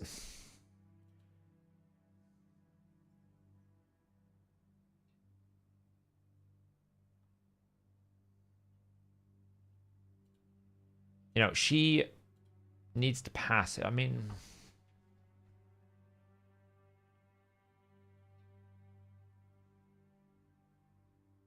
thing about Alice is she can go A2, A2.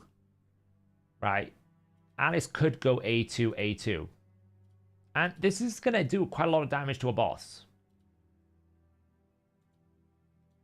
Won't do as much as Kale. But it would be a stronger wave clearer than Kale. Because Kale doesn't reset his A2. So wave 3, you always have this problem of I don't have a clear. If she can effectively clear wave 1 and wave 2 of dungeons, Royal Guard can kill the boss.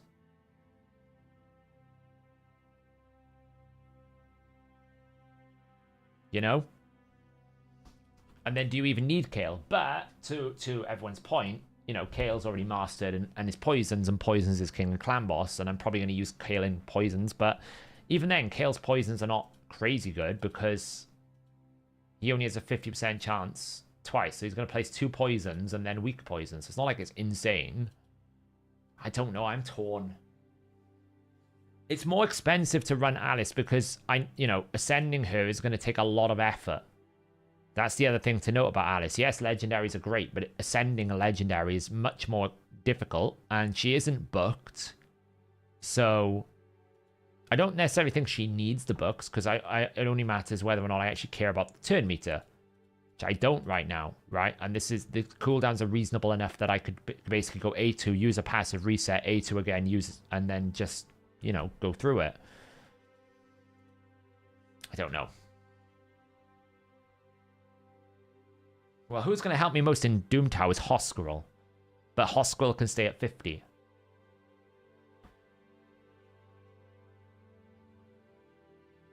So it's a bit of a mixed bag, basically. This is the only issue that I've had so far with my pulls is, I've actually got phenomenal champions, and all of them are on an equal power curve, because Tyrell, arguably, you could 6-star. Because Tyrell can do Nightmare Campaign.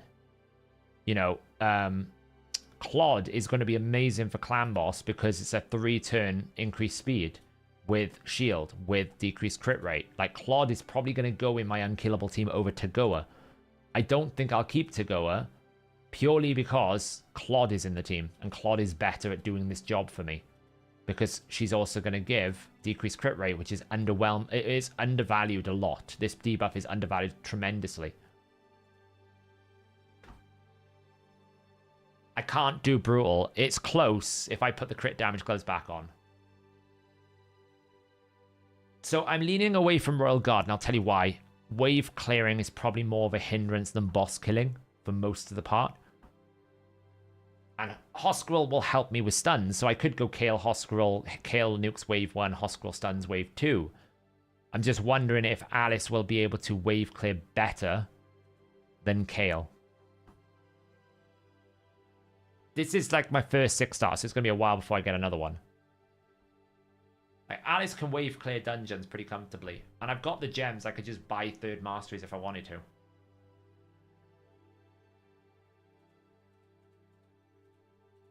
I don't know.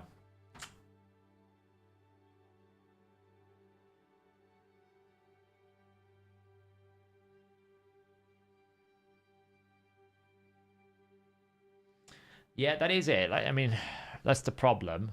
I mean, yeah, I can literally just go like this at the moment. So let's just go filter, fit in room, preset, save. This is a global preset. Oh, I should call it best nuke Gramps Envy. There we go. And if I just put my global preset. Why didn't it not save that? Oh, look. Well, there we go. Equip. Now, here's the other thing as well. I should mention. I have insane accessories ready for her. I've already got a crit damage 5-star amulet and a 5-star ring with double roll. So she has better accessories. Right? She's already... This is the build on her already.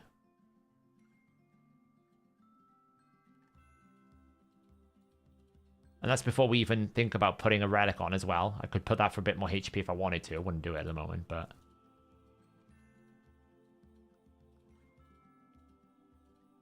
I would need to ascend her first, though.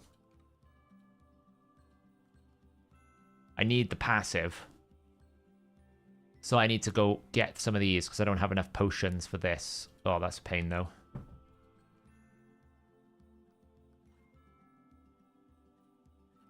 Oh. I came second. Woohoo, I won a rare book.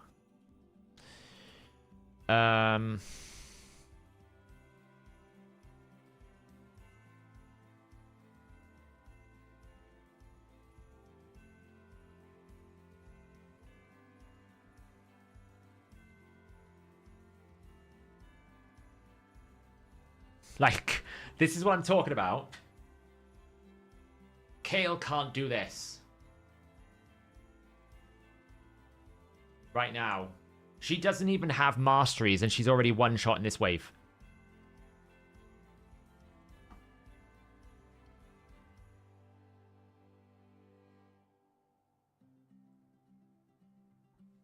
She doesn't even have masteries.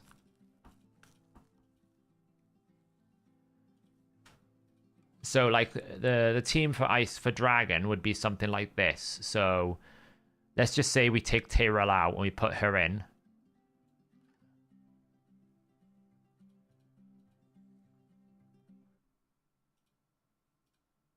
Okay, so we just do that.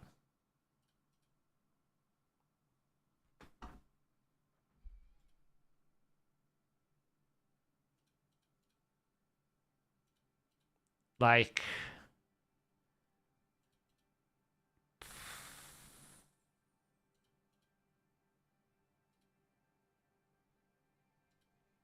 She doesn't even have a passive yet, right? So this is what I'm saying. Her passive would allow me to do A2, A2.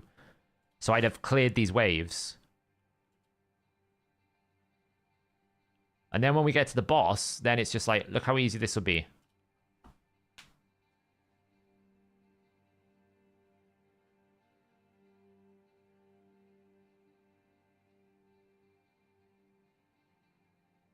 Why is he so dumb that he didn't use his max HP?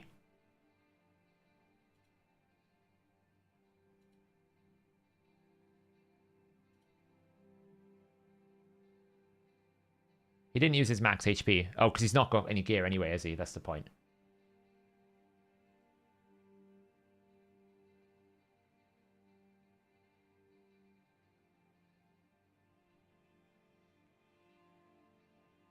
And I will have a 5-star soul on Alice as well.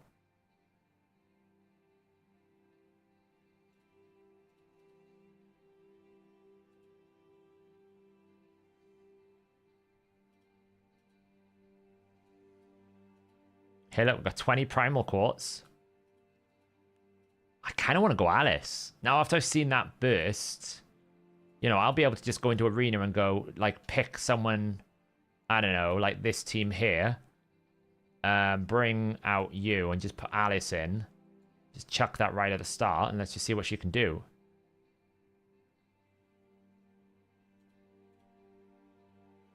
No problem, bro. It's like... You know what I mean? She's not even got masteries. That's what I'm trying to say. She's not even like fully fleshed out at all. I would take him out at the moment. If I actually had a speed aura, I would use a speed aura, but I don't actually have one at all. She can come in. Speed in dungeons, never mind.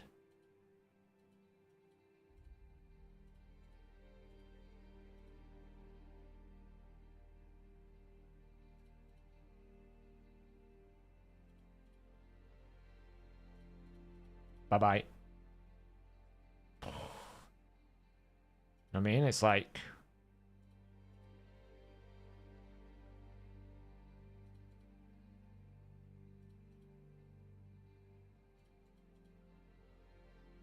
She's gonna wreck people.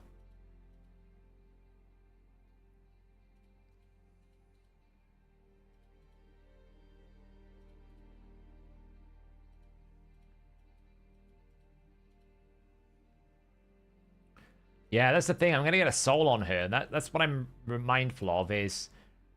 If I'm using her anyway for the soul, is it just better to invest in her? I lose a speed race here, no. Alright, steal my buffs. Doesn't really matter. And I can still do K later on. It's not like it's bad. And I could even buy her masteries outright if I wanted to. Because I've got enough gems.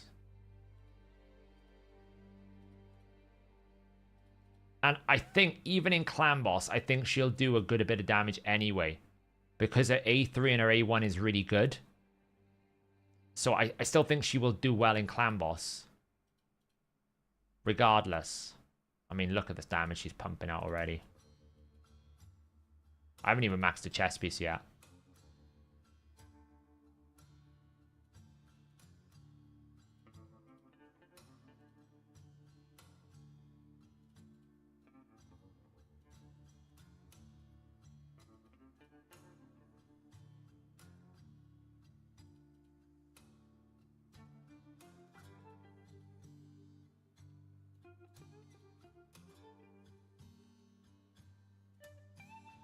I'm kind of convinced by Alice right now. Let's do a vote.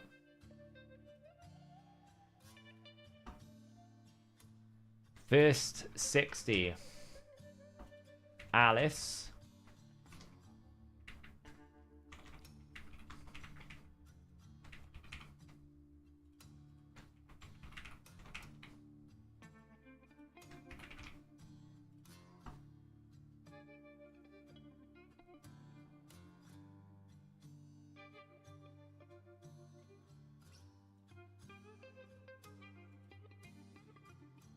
Keep in mind, I have just put all my best gear on Alice, so I'd have to refigure out how to get some gear for Royal Guard. So that would be a thing. But I mean, Royal Guard doesn't need as much gear.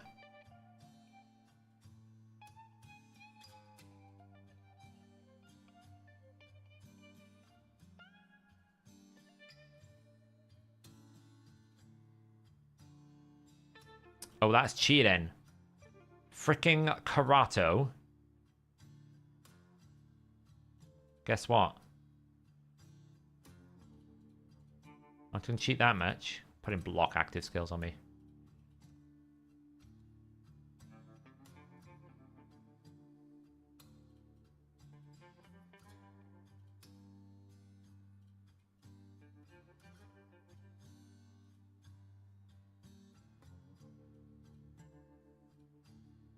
See if she can break through this tanky team.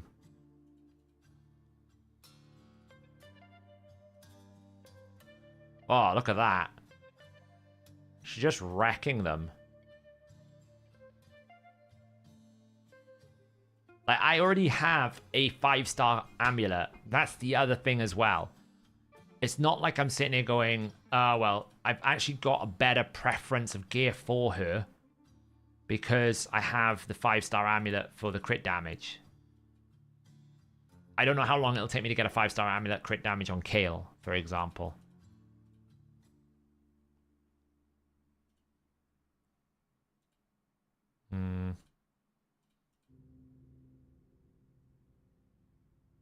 Oh, she died there.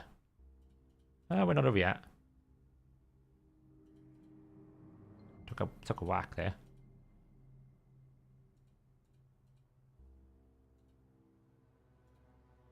All right, we're gonna end it there. Everyone says Alice. It's gonna be Alice. We've decided. Queen, Alice. Even though we're Queen of Hearts, we're gonna go with Alice.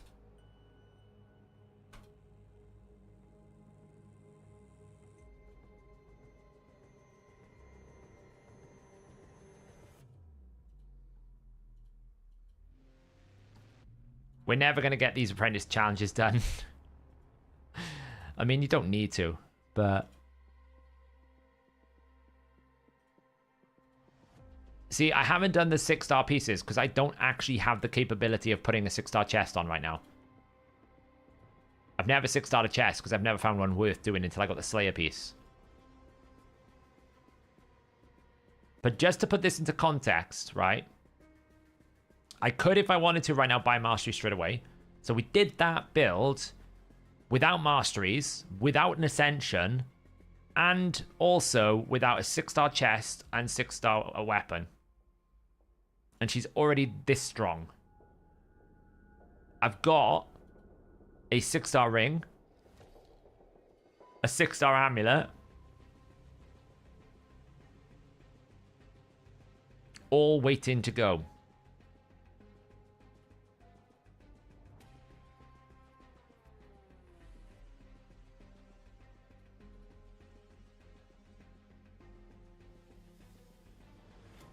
You're getting Jizzo? Don't know. So obviously her passive's really important here for double reset. She'll die here because she's not leveled.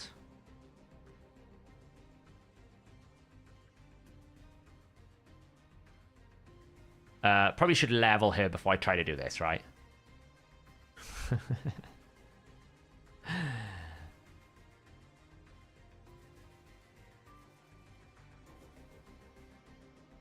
Probably should have leveled her a little bit. So. Yeah, I need to ascend her. Problem is, I don't have the magic potions, and I'm pretty sure the magic keep now is off rotation, so I'll have to do that tomorrow. So, you know.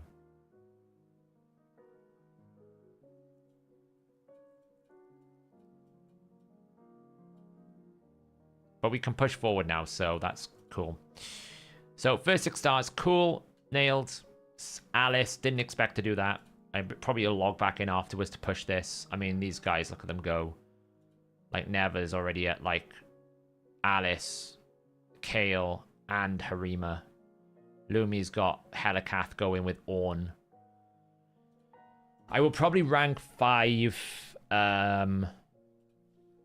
Like, my teams are probably going to be very much based around this. Right, it's very much going to be something like this, but not him. This. Well, maybe not that. Probably that. Maybe not that. Probably that. Something like that. I don't know. Something like this or this will be the teams. In reality, I will probably, as I push higher in Dragon, drop Kale in favor of Royal Guard. Because Royal Guard will be able to one-shot the boss.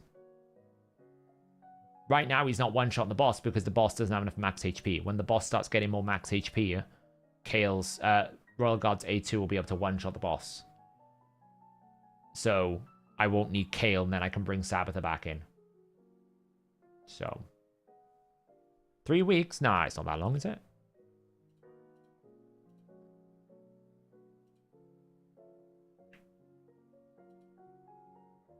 I mean, yeah, this will take a while, but even at 1's 2-star, it's still a Brimstone. And then eventually this Brimstone will come in. It won't take that long. Like, you get 75 points a day, right? So, it's 2 weeks. So, it's not too bad. Get her eventually. I'm very close to levels 38. Which means, you know what's coming next, right? If Crouching Grandpa's still in, you know what's coming next? Crit damage ascension. Anyway, we're going to leave it there because I need to jump to my main account. We'll probably finish the champion training tournament off. Get these frags. Try to win it as well, actually, because if I can win it, I can make an epic pull. So, let's switch over.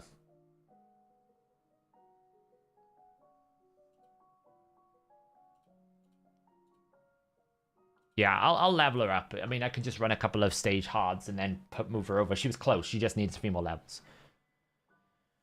Yeah, I've heard... I had some some of the mods reach out to me, and they actually tested it apparently, and they said that it's working, but it doesn't seem to be working universally from the maths. The maths is telling us it's not working. The devs are saying they tested it, it is working. We tested it in some other areas and it is working, but it doesn't appear to be working universally.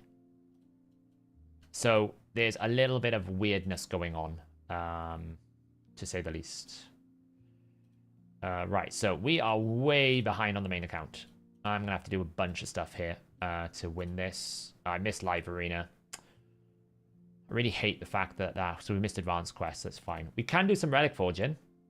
I'm saving all the Alice stuff until post-event. I'm going to do one big summoning video on Alice stuff.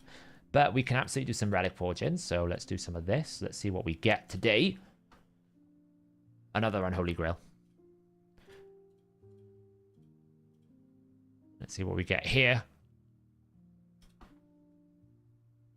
Another diadem of death.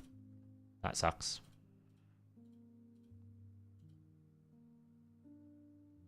Oh, that book's not bad.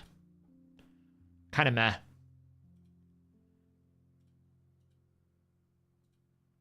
Bit meh. This is good though. I can always use more of these. Actually, that's really, really good because I can do that. Then we can upgrade it. Oh, well. Don't need no one of you. Level it up.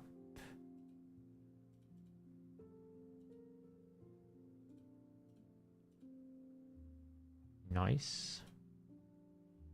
And then we can go to Sulfurion. And we can take Sulfurions off. Oh, he's already got one. I've got two of the same ones. Damn it. I forgot. Okay. Well, we can go to Riho. And Riho can have this. I guess. I don't know. Might as well. Congrats, Riho. I haven't found who I'm going to put that on yet. But it depends, because I did pick up this. Where was it? This one. Very, very good for Carnage. I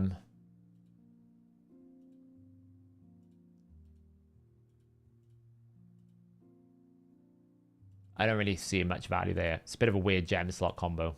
But Carnage right now is wearing the Erethi's Coronet. So, you know, I could probably just give him that, switch this out for this one.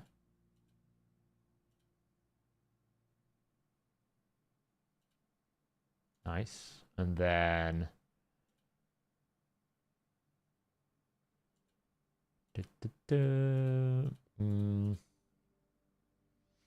That one's not really good. We'll leave this one on for now. I mean, we could do that one. That seems cool. Wow, it's really expensive to change gem sockets. Wow, that was expensive. She's got Rethi's Comet on at the moment. I think he is rocking this, which seems pretty good. Although this circular gemstone was worse than I thought it was. I could absolutely take double. Or I could just do that, to be honest. For now. So... She's just wearing that for some reason. He's just got this. Don't really know why. Rod of Blasphemy. Totally useless. He might as well go for like this or something. At least it gets HP. Actually, I'll give him that. And then he can have...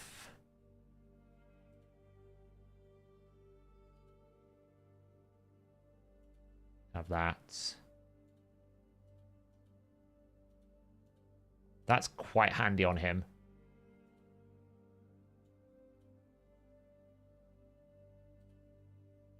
What do we get for leveling up? What do I get? Where's the bonus?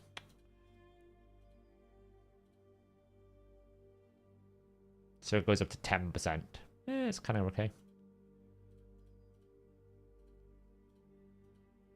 Get a bit more attack. It's kind of useless, but we get more HP, so... You know, we get what? 7% more damage, but this is actually quite useful because if you lose enemy max HP against with Frolny, you lose damage. So it's actually kind of handy that he's got that, to be honest. I'll take that. And more flat HP just adds to his build. I'm still optimizing his build and getting there bit by bit, but we need to ascend this up a bit more. We need to ascend that up a bit more. It's improving, so... I've got pretty good... Yeah, Hypnos, we don't talk about that. Okay, we don't talk about the Shadowkin Feral. Okay, I've realized now it's not worth talking about it. So, I've got some pretty good diamond ones, but I don't have any gems, like things to put it in. So, but I have picked up quite a lot of epic and legendary gems. So, it's like, currently she's wearing this one because I needed accuracy, but I've got like ignore defense effects are weaker. So... We'll see. Right, what do we need to do quickly? We need to blast some kills in here. Do this. It's coming. We're working on it. We're working on it. I'm trying to get optimizer support done as a priority, so...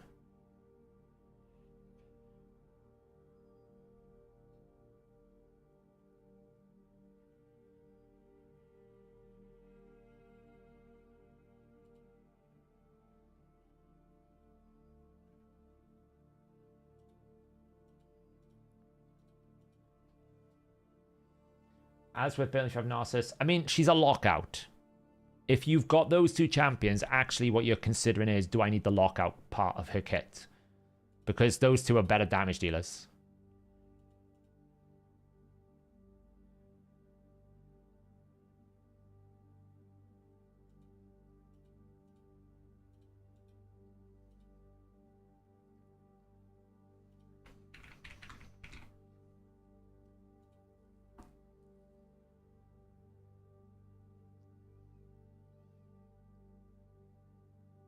Vargal's been buffed, yeah. Vargal has been buffed.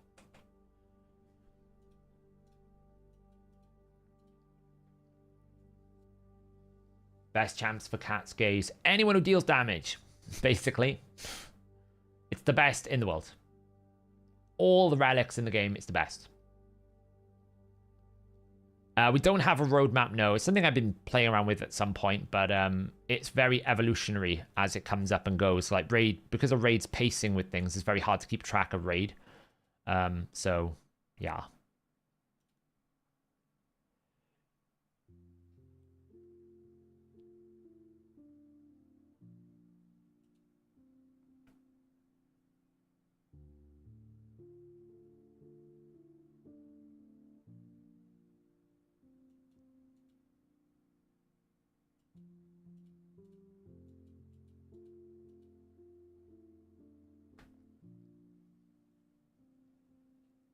Do you know if Geo snapshot me set 3 with your arena defenses? No, it's not. The only snapshot in that happens is Siege. It snapshots you when Siege rank matchmaking finishes. It then locks it in place for the duration of the Siege. The only place it locks it in. Man. I always lose to single man Odins. Why do people do this? If you're going to put one man defense, why do you do this? It's really frustrating. Because it's just like, come on. It's like, dude, you're annoying me. Just don't do it. Come on. Ugh. It is not Lee. The only thing that modifies enemy max HP in Chimera is adding ignore defense, adding critical damage, placing weaken, destroying the enemy's defense, placing decreased defense, or placing increased critical damage on yourself. Those are the only modifiers that I know of that apply to enemy max HP. Anything else, passives from champions or the self, relics, gemstones, I think masteries don't work. All of those things don't work. Which could be the reason why we're having issues with Cat's Gaze. But I didn't think so because it's ignore defense. There should not be any reason. It should work. Okay, he's changed form. I don't really know why he changed form. But we've got Giant for only now, because apparently he's changed form. Don't really know why.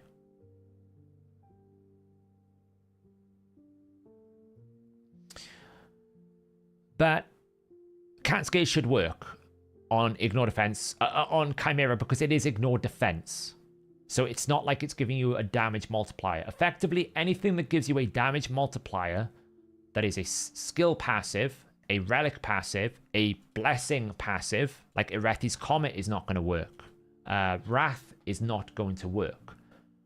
Anything with enemy max HP like that. You can't put Nature's Wrath on a Crizia, for example. It's not going to work. Doesn't work. Which is why I'm quite...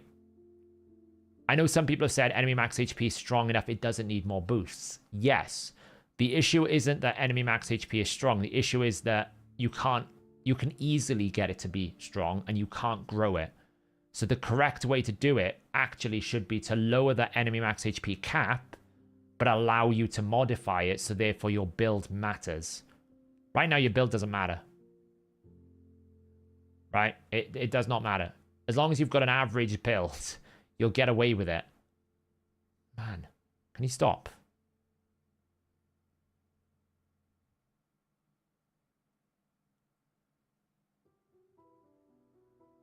Like, who puts one-man Siegfrieds on defenses either? I'm going to lose, but it's just annoying. You put one-man defenses in, you do what I do. Squishy, pointless champions that just die, that can't do anything. Okay, Marius is there, but I mean, he's not fast, so it doesn't really matter. Anyway, that daily's done. 3 faction wars. Oh, man. How many tournaments have I won? Not many. So, but yeah, so with enemy max HP, I personally think they should drop the cap by half, put it down to 100,000, and then allow the multipliers to work. Because then actually it feels more exciting to keep pushing because there's reasons to push. To be honest, it feels like Chimera is solved now because nothing really can compete with the strength of enemy max HP beyond Toshiro. I'm probably never going to get Toshiro. My build doesn't really matter anymore other than a little bit more crit damage, which I can't really get because I'm already at 410%. So it's like I've got nothing to push anymore. Whereas if at least crit damage was scaling on all these multipliers, then, you know, maybe trying with Feral works, putting more Feral pieces, getting more protection sets, changing the champions around. I can try and find different ways to min-max the team. Can't do that. You just basically put enemy max HP in and you win. It's a bit too simple, and it's also not very exciting to chase the growth. So that's why my position is we should have... they should basically drop the cap, but allow you to multiply it to balance it out. So. No, it will not. Bombs do not scale off skill multipliers, unless it specifically says the bomb will deal more damage. Because doing bomb damage is not doing damage. It's a debuff. So.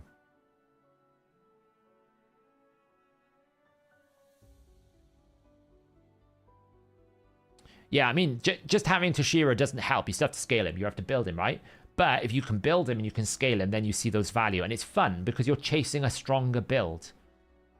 I feel like with enemy max HP, you just put them in like, I don't know, Merciless or Ignore Defense. And you just like put them in and they do lots of damage.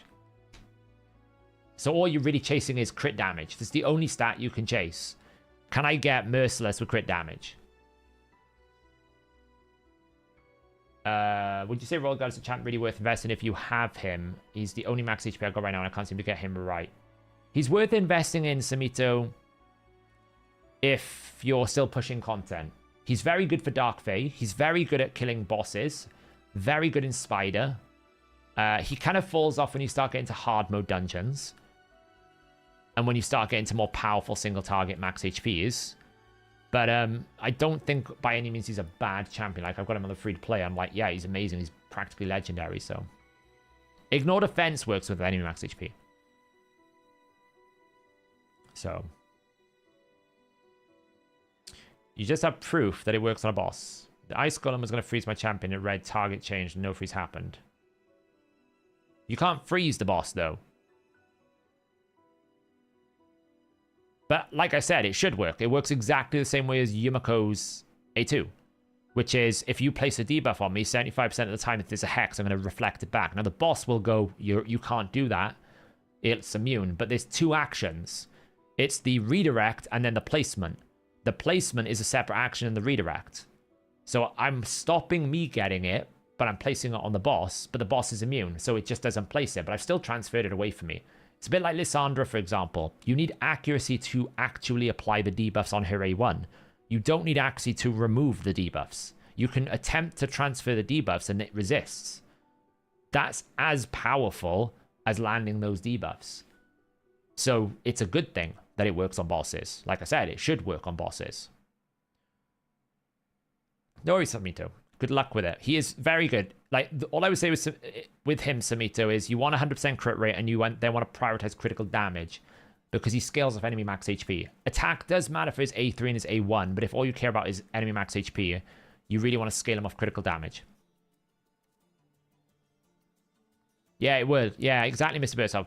Imagine how Yumiko works. So the way that Yumiko works is she puts a hex on a target, and anytime you try to place a debuff, she redirects it 75% of the time.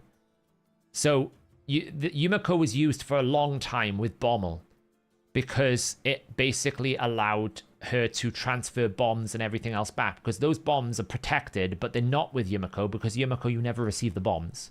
So this is why I was saying it's an important distinction. With Riho, the debuff goes on Riho, and then Riho takes it off herself and puts it back on the enemy. There's 3 actions: receive, remove, transfer.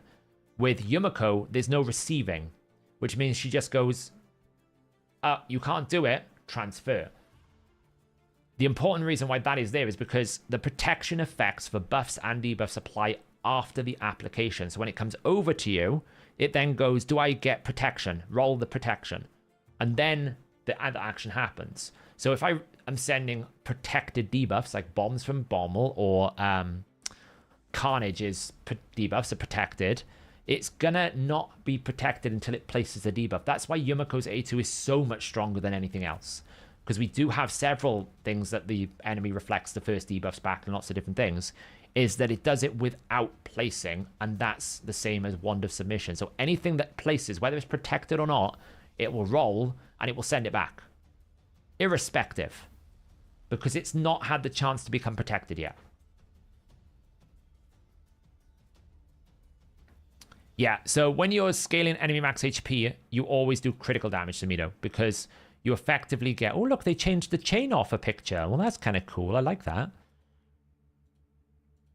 It's a bit of a new one. Let's just do this quickly so we don't lose keys. Do God's work, Marius. How OP is it in Wander's mission? Extremely OP, because I'll tell you why. One, we don't know what weapons champions are wearing. This is going to become more and more and more problematic. They had to show blessings because blessings have a significant impact in the battle. You don't know what weapons anyone are wearing. Like what relics they've got. I call them weapons, relics, weapons. They're called weapons. You can tell I've been doing sponsored videos because I keep calling them weapons in King Arthur as well, because I'm so used to seeing them as a weapon. Relics. The relics themselves, you don't know what is there. You cannot see it. So the problem is going to be, you're going to go into battle and you're going to go, why did my freeze debuff come back to me?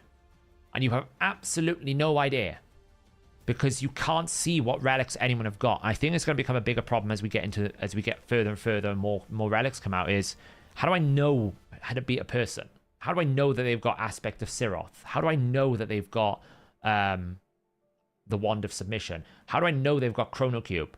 Visibility of this is going to be difficult. You're going to go into the game and go, why did this champion all of a sudden get 2 turns? And you go and look at the champion's skill set and it goes, hang on, he doesn't have 2 extra turns. Where did he get the extra turn from? It's frustrating. Now, you could argue, for example, well, you know, relics, you don't see the gear sets people are under. True. You don't. And the only one that really matters for is Relentless. But Relentless isn't that consistent, so it's not a major problem. Whereas things like Chrono Cube are going to happen all the time, and you're never going to know why until you learn. And I think it's just too much. I think they need to, because they're too game changing. Anything that has such a material impact in the battle, you should expose it to the player so they know. Because it's just impossible. So, you know, otherwise you can't make a tactical decision. If you see someone with, for example, Wand of Submission, you would probably avoid debuffing them. You would make different decisions in the battle to basically prioritize success, right? So you would probably maybe bring a single target CC, or maybe you bring some other effect, right? And we don't have anything that can disable relics right now, apart from like maybe Seal. I think Seal maybe works. I think Seal works. That will stop the relic. Unless they haven't updated it to support that. But it stops all artifacts, so I would imagine it'll stop the relic as well, potentially.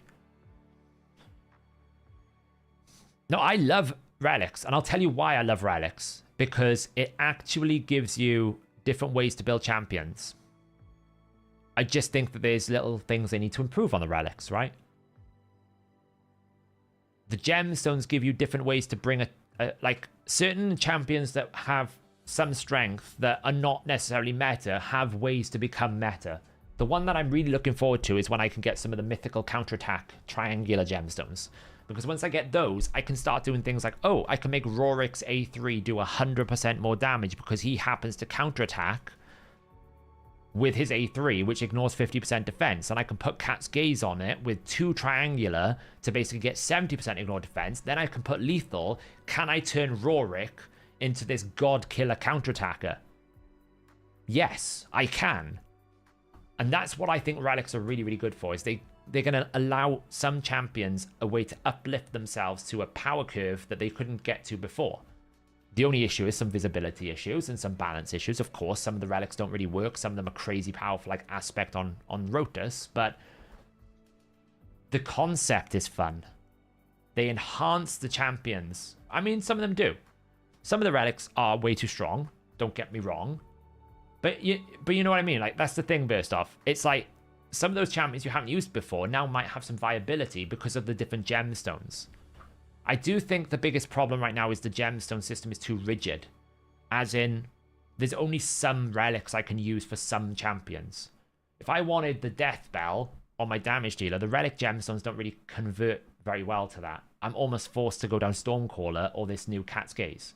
If you want damage, those are the two you're kind of forced into because it has the triangular gemstones and that's where your damage is.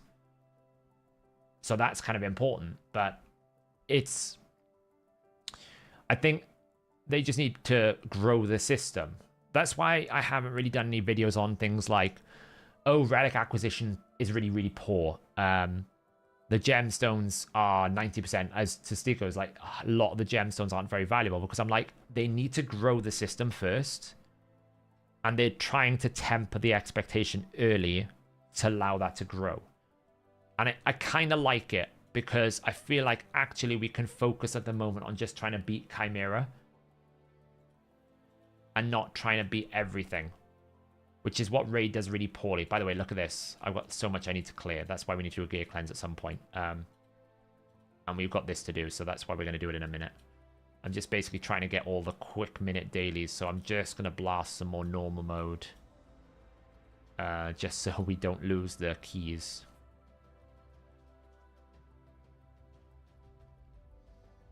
But that's the thing, reason why I haven't been critical of it, because I'm kind of liking the fact that I can spend a lot of my time at the...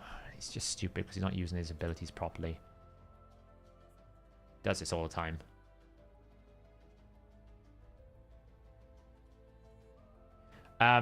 We can focus purely on the content without needing to like figure out all these different complicated systems at the moment. I kind of like that. And I know it's not for everyone, and I know people will be unhappy with it, but at least that's where I'm at the moment with it is. Hello? What? Yes. What's going on? Okay.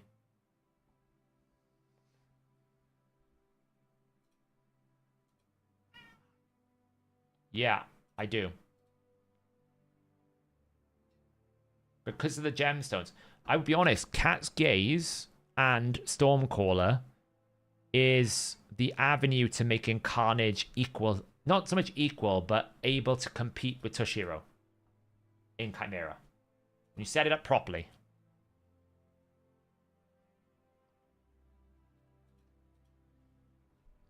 But it just requires a setup for different things, right? And that'll be the only challenge, is trying to get the relics upgraded. I do think like we need more access to 5-star stuff, like in terms of like the upgrading materials. I feel like we get a good amount of like the material to switch things around. I don't really feel like I've ever run out of that material, but I do feel like I'm running out. I've never got enough materials to actually upgrade the things. Like it's very expensive to go to rank 4 and rank 5 at the moment, which I'd imagine is just trying to stagger the system a little bit. It's still frustrating though.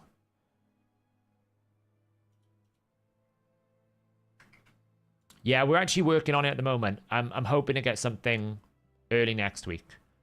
Like, we never really release any content on the optimizer, any new features during a free regearing, because we know people depend on it. So I really don't want to introduce any sort of new feature onto the optimizer whilst something as, you know, important is on at the moment. So we're working on the problem. We've done a lot of background stuff, and hopefully I can get something released early next week is the plan.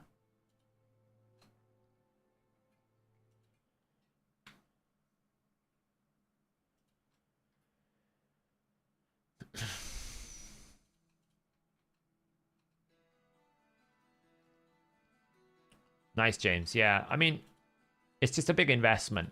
My biggest concern with relics at the moment is how quickly they... I feel like they need to be careful with the power creep curve. Because I feel like already the Cat's Gaze relic is a massive power creep on any other relic. So if you invested hard in, like, say, a Rethi's Comet, you're automatically going, well, hang on, I wish I'd just saved it and invested in my Cat's Gazes. So they're going to need to slow the power curve down a little bit on relics. Because... or rapidly increase the rate in which we can upgrade them. Because right now it's very... takes a long time to upgrade them. And we don't actually get opportunities to acquire a lot of it. Bell's damage is just too low. Das. Bell's damage is too 2022. Multipliers-wise. He will not compete. The original damage estimation I had for him actually had his A2 hitting the same target twice. That's why it was misleading on the ratings originally. I corrected it and his damage dropped considerably. So he, unfortunately, just doesn't have the legs. Yeah, exactly. I'm expecting them to add more systems. So I'm not... That's why I haven't done a video worrying about... I know I saw Scratch do a video saying that the rewards were not strong enough from Chimera, which I know where his point was coming from, and I can understand totally his stance. But I wasn't worried too much about it because I knew they'd already announced these things were coming, and it was clearly obvious what the path of delivery would be. So I'm less concerned about it. Right, I'm pretty sure I just need to clear 2 awaken stages, so I can go 1, 2, 3, 4. Can I get to these? 1, 2, 3, 4, 5, 6, 7, or 5, 6, 7, 8. What's these ones? Okay, that one's fine. Oh, God, I remember this one. This one was horrific.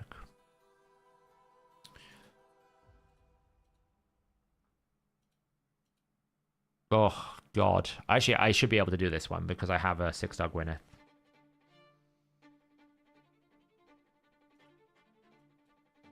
I just want to get my chest. So 14 is probably the route through. Put best damage gear on Nizana, double this, and that would be fine, I think.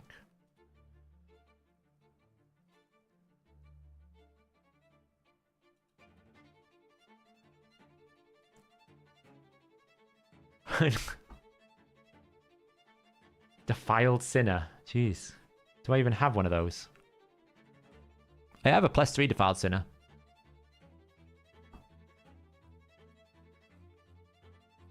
I actually have like a 3-star, 5-star Gaelic there. I mean,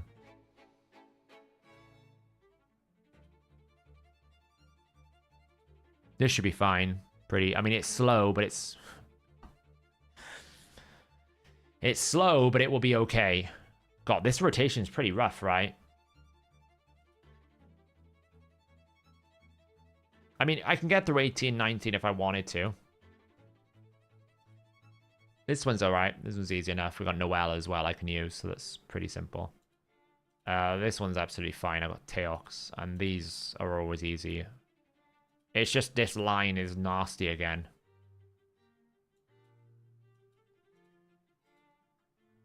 $13's easy, just max out Siege Hulk.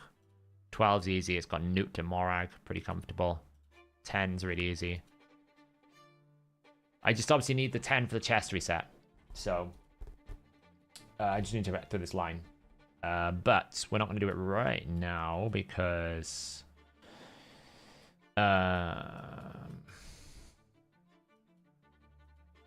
what's this one?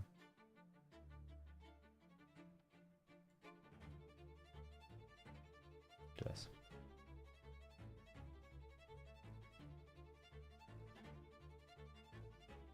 Yeah, Mad Hatter applies. Wasn't there another one that applies? GV was telling me another one applies as well. I can't remember what it is.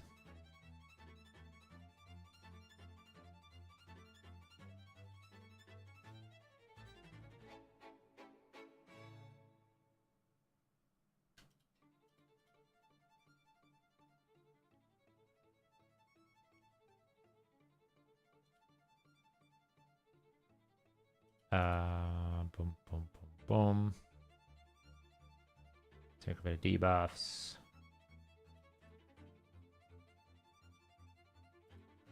Boom. Stun them up.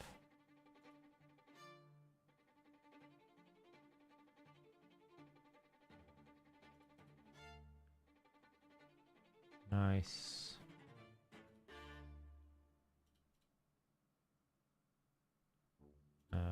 Let's kill you.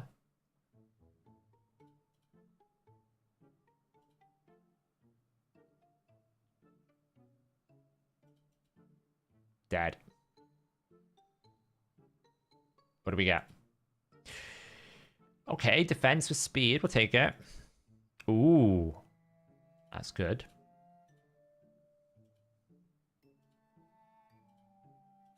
That's kind of cool. I really should finish my Forge Pass weeklies as well for some of this. I didn't even forge the Slayer in CVC. I just didn't have time. So GV's got too many mythics at the moment.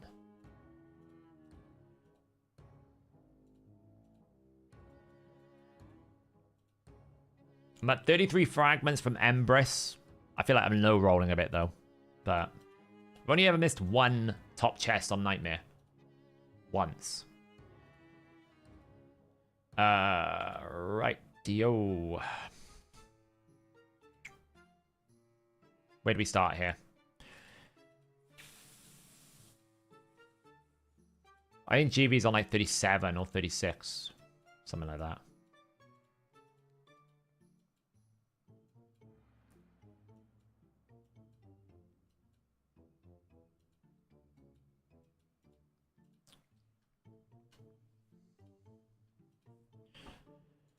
We need to do some gear cleansing. We should actually check in with the free-to-play point tracker, actually. Let's just do that quickly. I haven't looked today.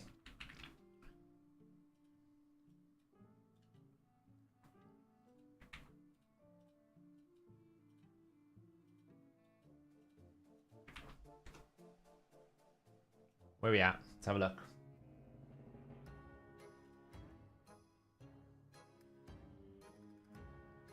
Oof. It's holding pretty steady, right? It is holding pretty steady in the sense that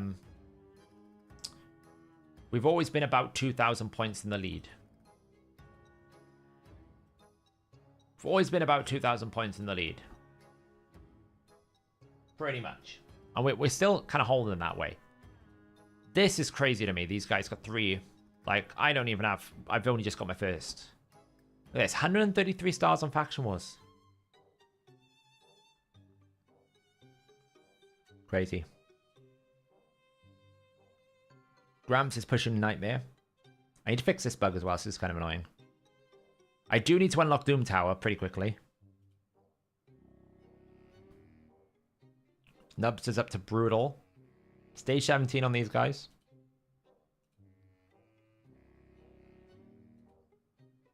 I do think Nubs kind of pulled a bit of a wild card pulling out Sigmund, because I do think he's actually going to help him carry a lot. Snackbox has done 13 Finite with Prosecutor. See, I do think it's going to help him push these dungeons quite high, because he's got AoE decreased attack, and it's very valuable.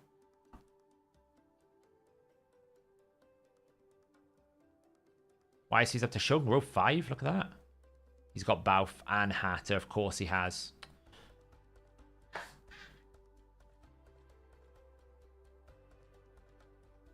I'll catch up bit by bit.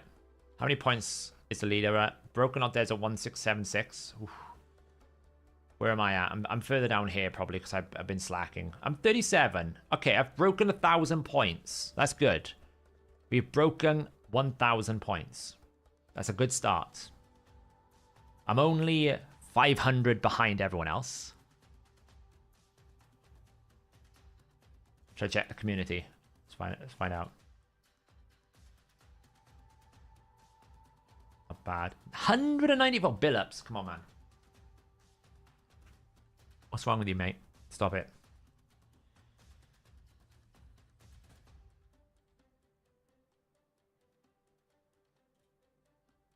Starsky's at 168 campaign. Brutal 8.4. I mean, this is the thing. If Nubra's actually registered his account to the free-to-play for the community, he'd be rocking this.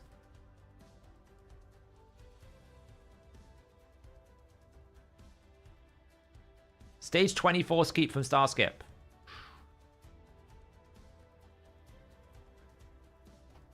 Who's overall leading? Let's have a look. Who's the number 1 at the moment?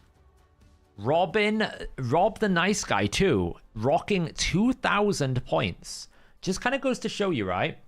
You don't need to be number 1 on these boards. He doesn't have lots of 6 stars. Where is he appearing, right? He's not got lots here. You don't really... He's at number 5 on Faction Wars. But what he has been doing is just putting the points in. Campaign gives you a lot of points early. And then you start getting these points as you push higher Demon Lord and other places like that. But the early game is all about campaign pushing. Like the early progression of the tournament, the way the points are structured. You know, and then obviously you're starting to get one-time rewards when you get to the end, right? Once we get to month 1, where you position on the leaderboards then start mattering more. So up until then, at the moment, it's just very much about pushing. Although I'm surprised that Chimera is not showing up on here. I'll have to check. Maybe it's because I put minimum keys in Chimera and I shouldn't have done. I'll have to check if I've disqualified people because they're not putting minimum points in Chimera, but I'm sure I put Chimera points in, and I'd imagine some people have done a key, so I'll have to check that. Now, I am on this leaderboard because I signed up for this on free-to-play. I can check where...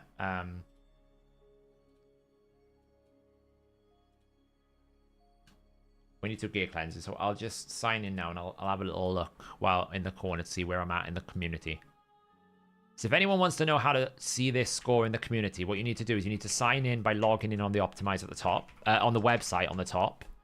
When you log into the website, then it creates a new button for you, right? So you can see I've logged in at the top here, and then I should have show my progress, right? You can see I've currently got 1,002. If I go to the community here and I click show my progress, it'll tell me you've got 1,002 points. Actually, I should just control F5 this, because it should give me the rank as well. If it's going to work. Oh, okay. There we go. There we go. So I'm currently ranked 193 on the community competition. And when you click show my progress, you can see where you rank in each area. Like I'm behind on Great Hall. Okay. I'm at top 29% overall. Where am I overachieving? So I'm overachieving in campaign at the moment because I'm top 7% of Nightmare. I'm overachieving in terms of fastest champion because it's 182. I'm top 8% of Demon Lord. Top 8% of Dragon. Out of 1,773 competitors. Fire Knight 6%. So it's kind of cool. You can see where are you achieving well. Like I'm way behind on Magic Keep. Look at that, 23%. I'm at top 4% of Event Dungeon. And what's interesting is it helps you see where people are putting their time as well. So clearly a lot of people are putting their time not in those areas, but in like champion development. See, I've only got 10 points there so far. But because these points are just per rank 6, it's quite small. It doesn't have a big impact. You can see I'm in 25 points. You can see where the points are going to come in. Campaign gives you a lot of points early on. Right? A lot of points. Then the dungeons start catching up, right? I'm only at dungeon 12. I get in 78 points. So once I start getting to 24, because it's cumulative, the higher you get, the more points you get. The mid game then becomes about dungeon pushing. And then that's how you scale. So, and then obviously clan boss, you can see here, right? Clan boss right now, I've only got 18 points because I've only hit normal. The higher the stages you go, the more points you get. And then the leaderboard position matters on the month per month interval. So it's how we constructed the points. We spent a lot of time to make this thing. It actually feels like how you're meant to play the game as well. It's scoring you based on your progress in the game within the thing. So, yeah. Hey, Amir. Yeah, I finally got all my lighting set up, by the way, guys. It feels good now. The lighting is, the camera quality is better. The lighting is good. We're probably going to have like, I'm probably put sign up on the wall or something like here. Make it look a bit better than just a random solid wall. But I feel like the new setup is good. Okay, so gear cleansing. Need to find some space. We're back to this thing again.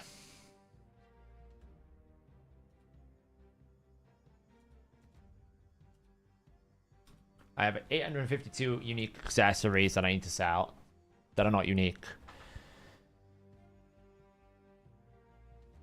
No, anyone can see your personal points. As long as you've signed up and you log into the website with the same account that you signed up with, you should be able to see it. If you can't see your point and rank, hit Control and F5. There's a caching thing that happens sometimes on the website because I had to do a lot of different updates. Just hit Control F5 to force the cache to load the latest page. It should work. If you're not seeing the points, make sure you're on the Community tab, not the Creator. And also make sure you're signing in with the same account that you registered your free-to-play account with, right? The Hell Hades account has to be the same account that you're using on the optimizer for the website.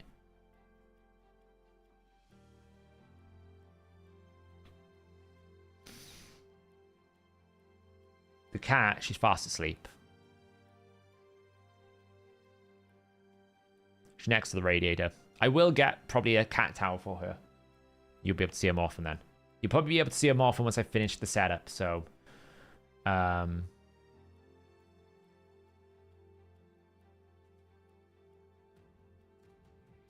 Okay. All right, let's do this.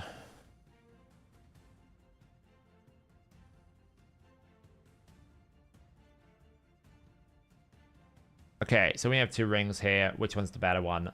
That one goes.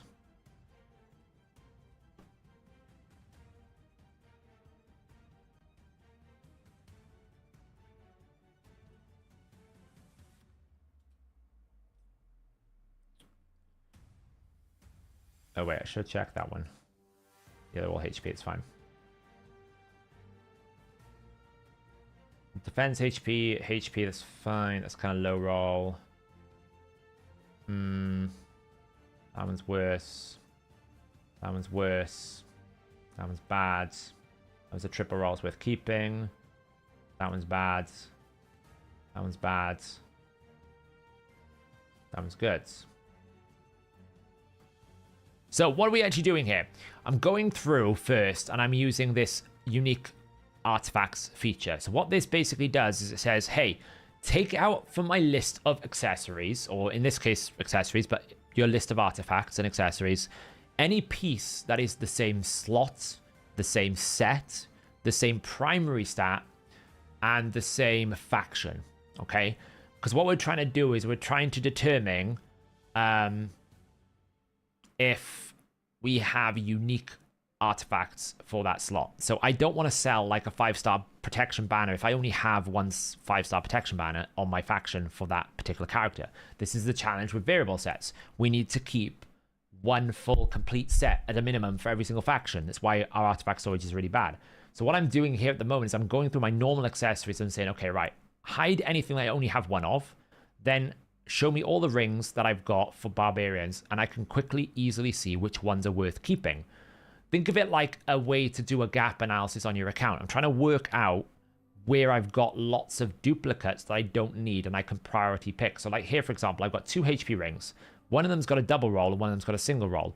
Sell the single roll one. I want to keep the double roll. I've got 2 attack rings. One's a 20%, one's an 18%. One's rolled flat stat. This one's worse. Sell it. And this is how you basically find some space. Really, variable stuff is the most important these days. So you kind of are accepting that you don't keep normal pieces anymore because you don't have the space. You have to sacrifice somewhere. So I would say, you know, here I've got a bit of an option. I'm going to sacrifice this one. I do like to keep some good pieces. I don't want to sell everything. But certainly like here, if I've got a double roll defense and a flat attack versus a double roll defense and a HP, I'll keep the HP. It's better. Right? But I've got 2 of them. I've got 3 of them, in fact. I'm never going to need 3 of them, so I might as well sell one of them. This is how you make space. Because you need to. You've got to be... When you get to certainly my level of an account, you have to be brutal with how much space you're keeping because you just don't have capacity to have average pieces because of how many variable sets that I need to hold for different sets.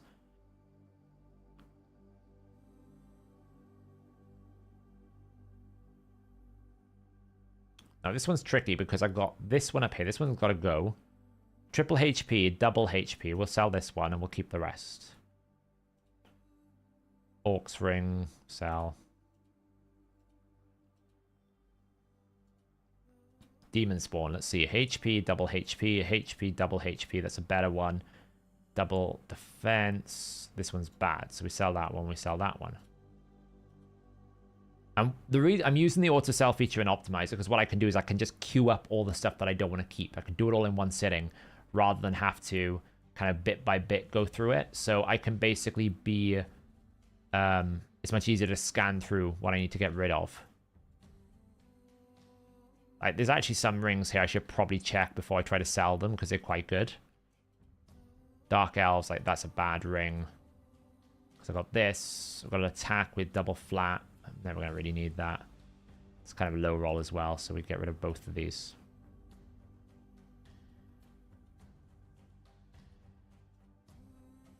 It's been difficult. Why is that not?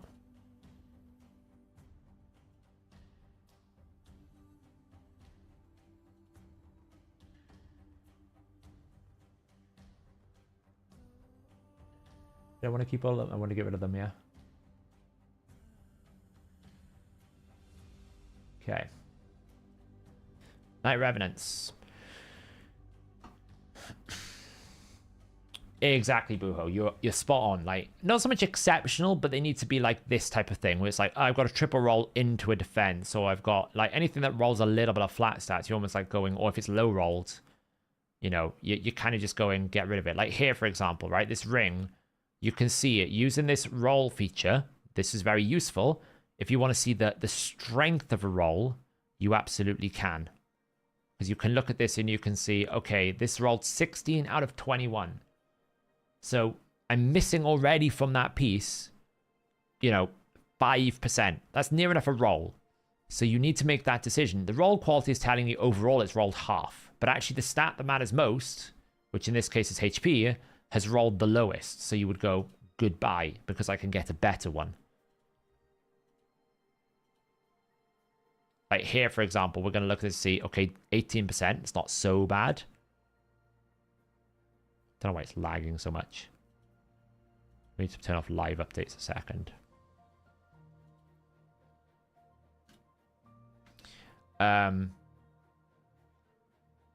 So we've got 20% there, but only 18% here. And this one is a mythical that's rolled once and double flat stats. So we sell the mythical because it's just not worth it. I'm never going to use Chaos Ore on a normal piece. It's too valuable.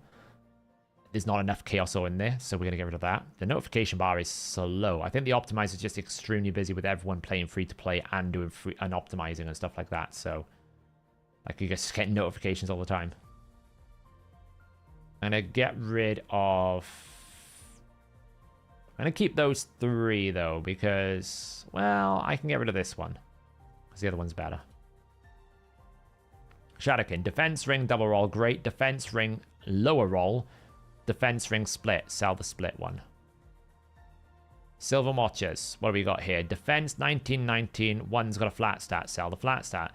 And it's pretty easy if you do it this way, because what you start doing is quickly finding the pieces that matter the most. Like we've got defense here. Again, double HP.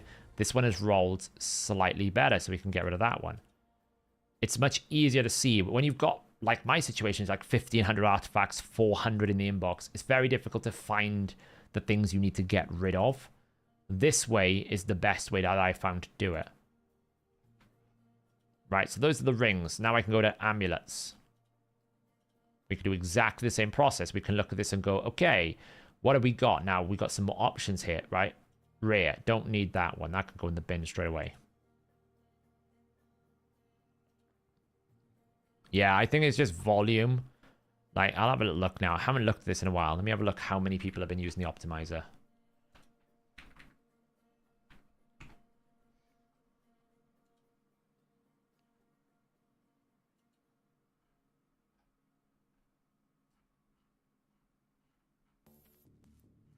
Let's see.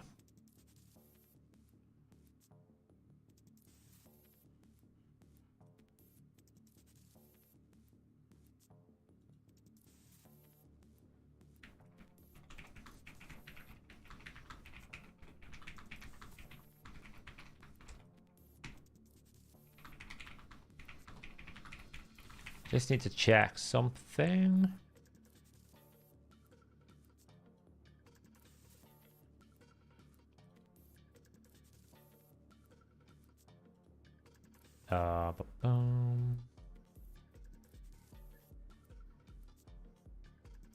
I'm pretty sure. Sorry, I'm just checking something quickly.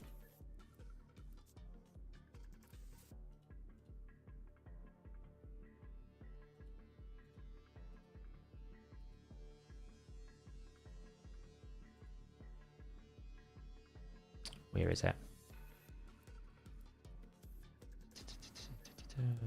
Yeah, that's fine. Cool. Sorry, I was checking something.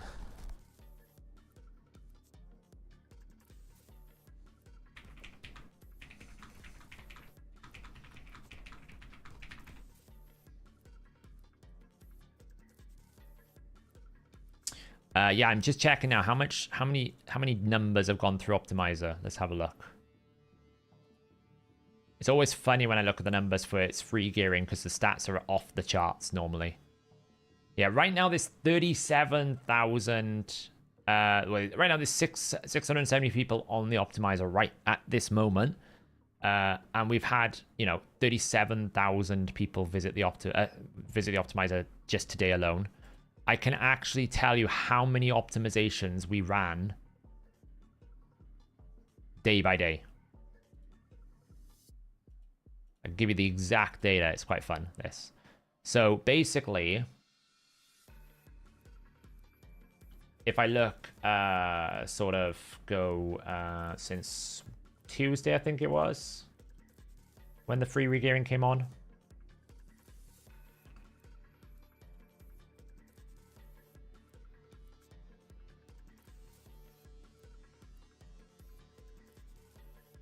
And I can basically check when the last one is. Well, I can just basically check the previous week. So just to give you an idea of how much we get craziness, okay?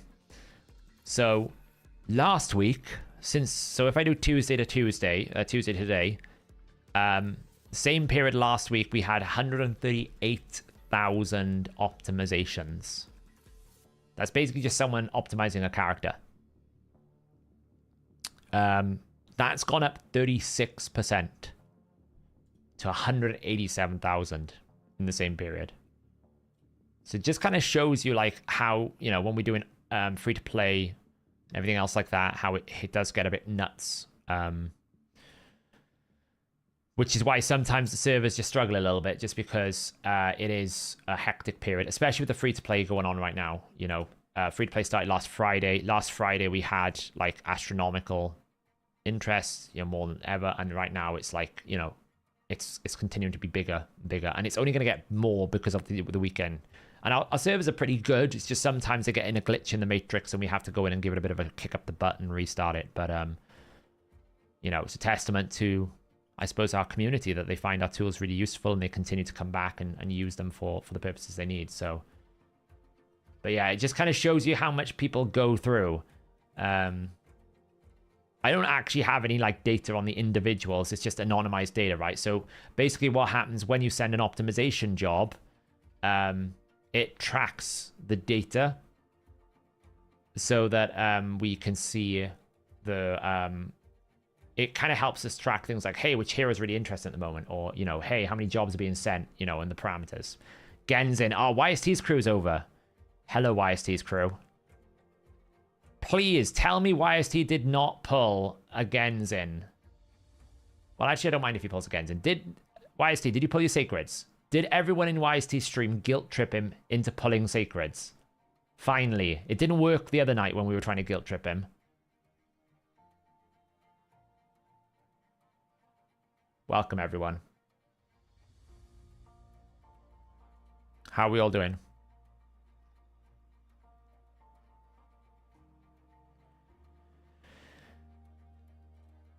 YST, have you seen my gear on my free-to-play? Get your mask. I don't have a mask. I'm not as cool as YST. I'm sorry. YST lives in his own little era. I'm nowhere near as cool.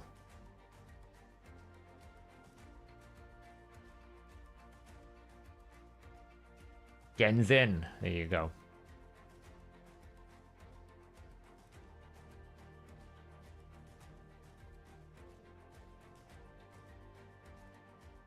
We're doing a bit of gear cleansing YST because I have no space in my inbox again. It's a infinite problem that I always face. This is bad. No, it's fine. It's fine. Did you actually pull your shards, though? Did you finally pull your shards after, like, holding on to them? Because I'm surely you did. You didn't wait. You're not hoarding them, are you? I hope not. That's not subscribing to the Shadow Legends. Do I not use it? Thank you.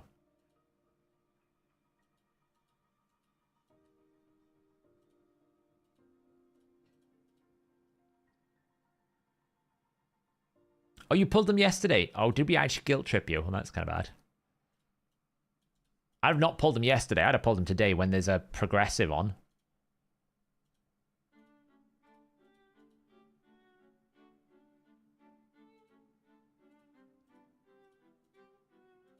That's when I would have done it.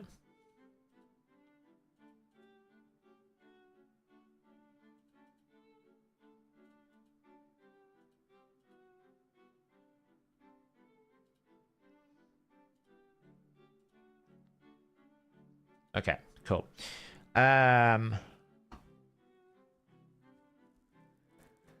I know the thing is I did good last time, but I just didn't really take a dent. I took like 100 out of my 400, and since then we've had like a Chimera reset, a Hydra reset, Siege reset, and it's just rebuilt it back up again. And that's the problem, is I didn't do enough to like dent it.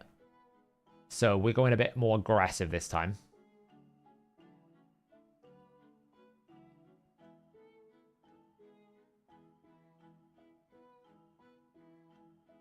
So I kind of don't mind those. They're okay. All right, what do we got here?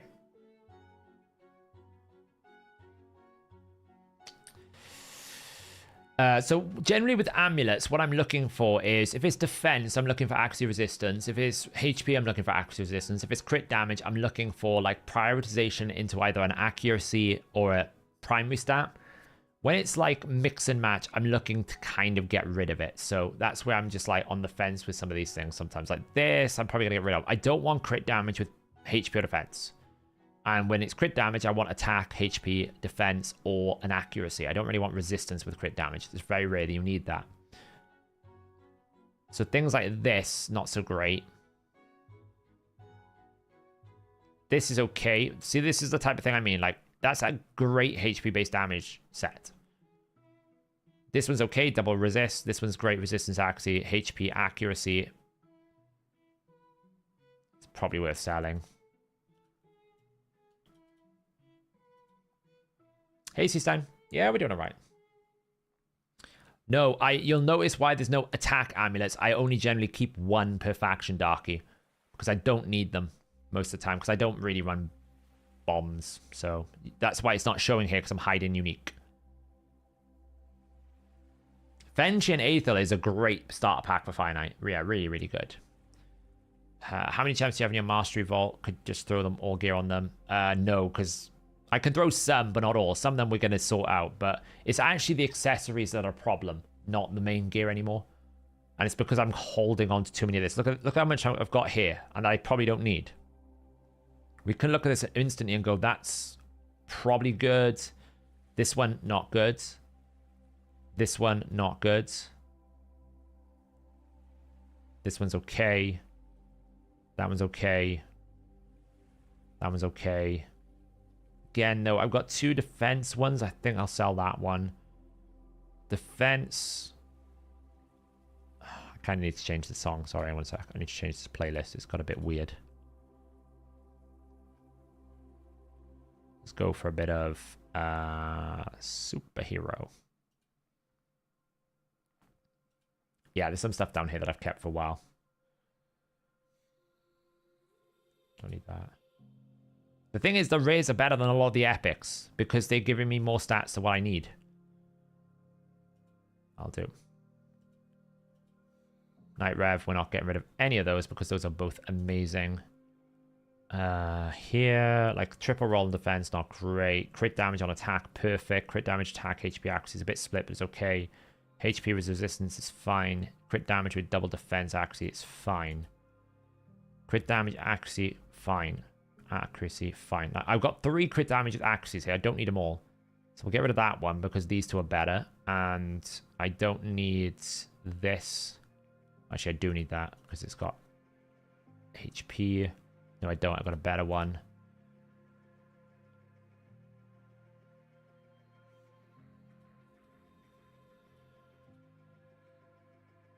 Okay, what do we got here? Defense resistance, not good. Crit damage, triple defense, perfect. Crit damage, accuracy, triple, amazing.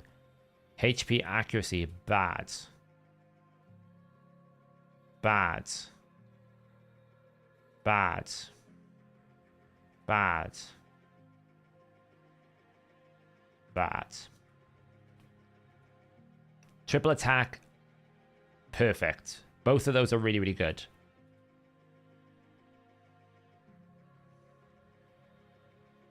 Yeah, I've sold a lot of 5-star. That's why you only see in 6-star. You can't hear the music. I could. It's probably because I turned it down a bit. It was annoying the heck out of me. It was like trancey music. Don't ask me why. Right, what we got going on here then? So HP triple accuracy is good. Double attack's good. This one's a bit of a mess. We'll sell that one. Double HP is okay. Good. But we got 2 double HPs. This one's the worst one. Defense, attack, defense. Probably don't need that one. What do we got here? Defense, resistance, HP is okay. Defense, accuracy, resistance is good. That one's better. Crit damage, attack, HP, HP triple, accuracy. Those are pretty good. When you're done, you show us 1 champion defense amulet with a resistance roll equipped that you have used anywhere in the last 3 months. I use it quite a lot, actually. We'll do the filter, Darky, after I've done these amulets. Because banners will take a bit longer. Let's see, what do we got here? So, crit damage, resistance.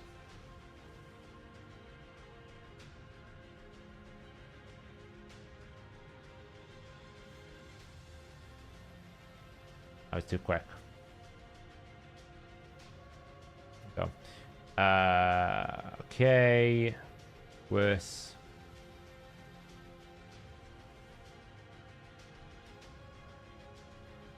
It's okay. Defense. Defense. Only that one.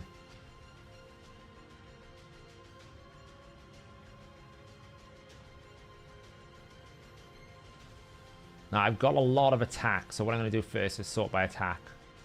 68. And you can use this feature as well. If you want to know which one rolled better, excluding the glyph, use ignore glyphs when sorting. It's actually going to move this one higher because it doesn't have a glyph yet, but it's a better base roll. So what I'm working out is, okay, of the crit damage ones that I've got, which one's got the best attack? Well, it's basically that and that. Do I need a third one? No. Do I want one with resistance? No. And then we've got a HP resistance. That's fine. Crit damage, accuracy, resistance. No. Did that actually sell? Yeah, it's just lagging. We got crit damage, defense, crit damage, defense, crit damage, HP resistance. That's okay. All right, we're on high elves. We're getting there. Being in queue, maybe it's been struggling today. I need to get, I'll get the team to check all the service stuff tomorrow to make sure it's still working. Now this one's great. Look, 99 attack. This is as good as it gets with an amulet for damage for a primary stat. It only gets better if you quad roll the attack. But that's an extremely high attack. Look how, like, 99 is really, really high because of the range rolling. It may not look high, but it is because it's difficult to roll 120. I'd imagine if I looked at all my crit damage amulets with attack, nothing is going to be much higher than that one on a triple roll. That one's just bad. Don't need that one. This one is good. This one's just bad. This one sell?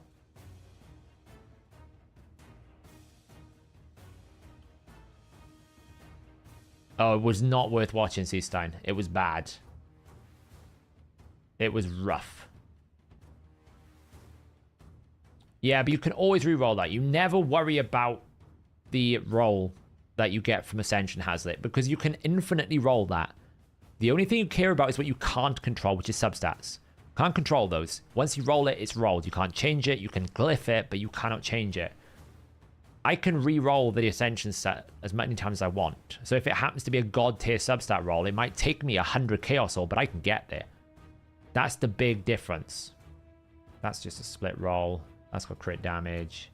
That's got crit damage. That was okay.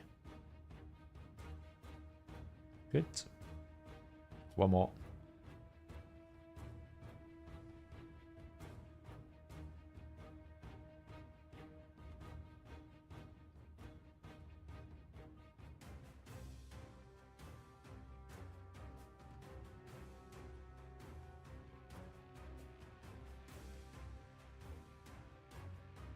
It's probably fine.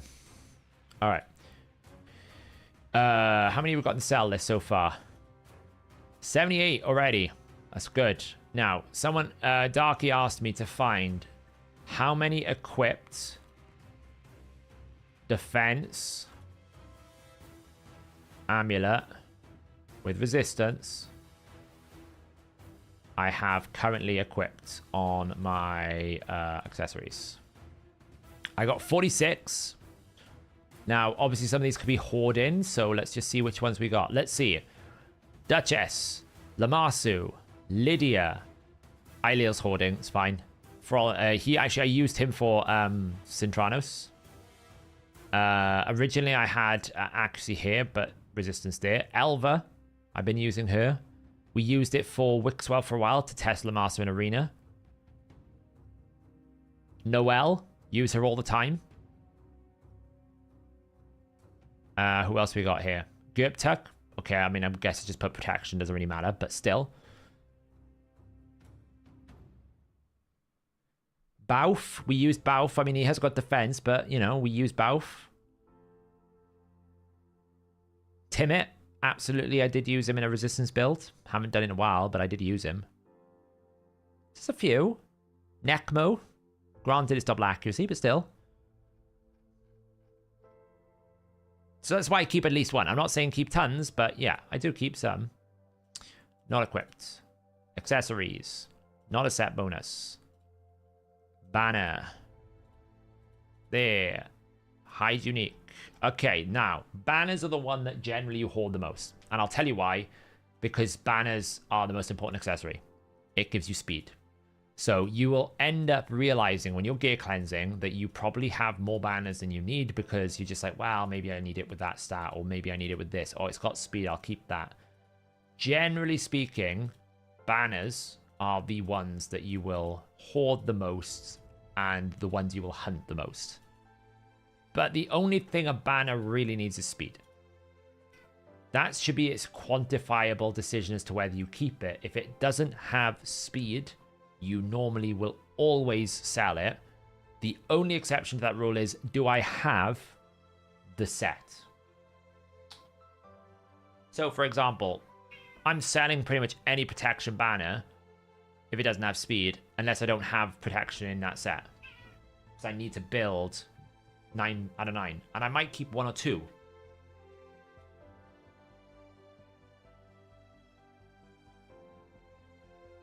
Because you might need to build a couple of champions. Yeah, the cats will go.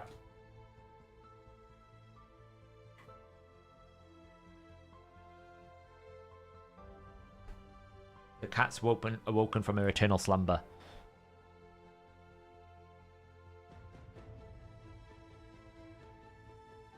She's not amused to me either. Hey, Shooter. Yeah, we're gear cleansing. So, when we're looking at these now, what we're looking for is one thing and one thing only, sort by speed. And then we're going from the bottom, like, okay, I didn't roll a piece here, so I need to check that piece first.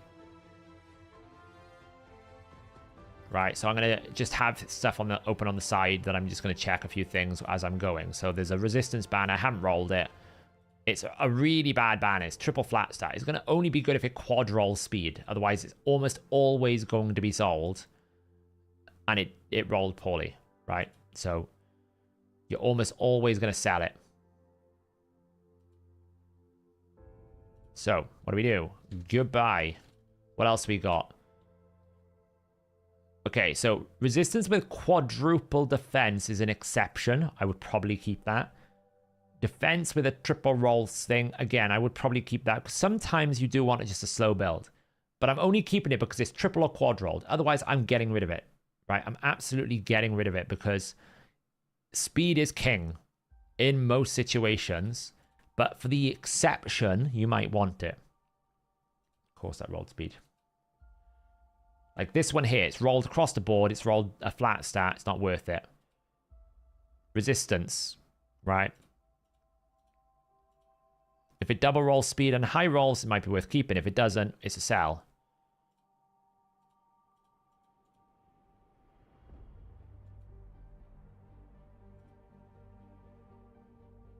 Right, so this didn't roll very high. That didn't roll very high. We sell it. Now, this one's okay, double 16. This one's a double 16.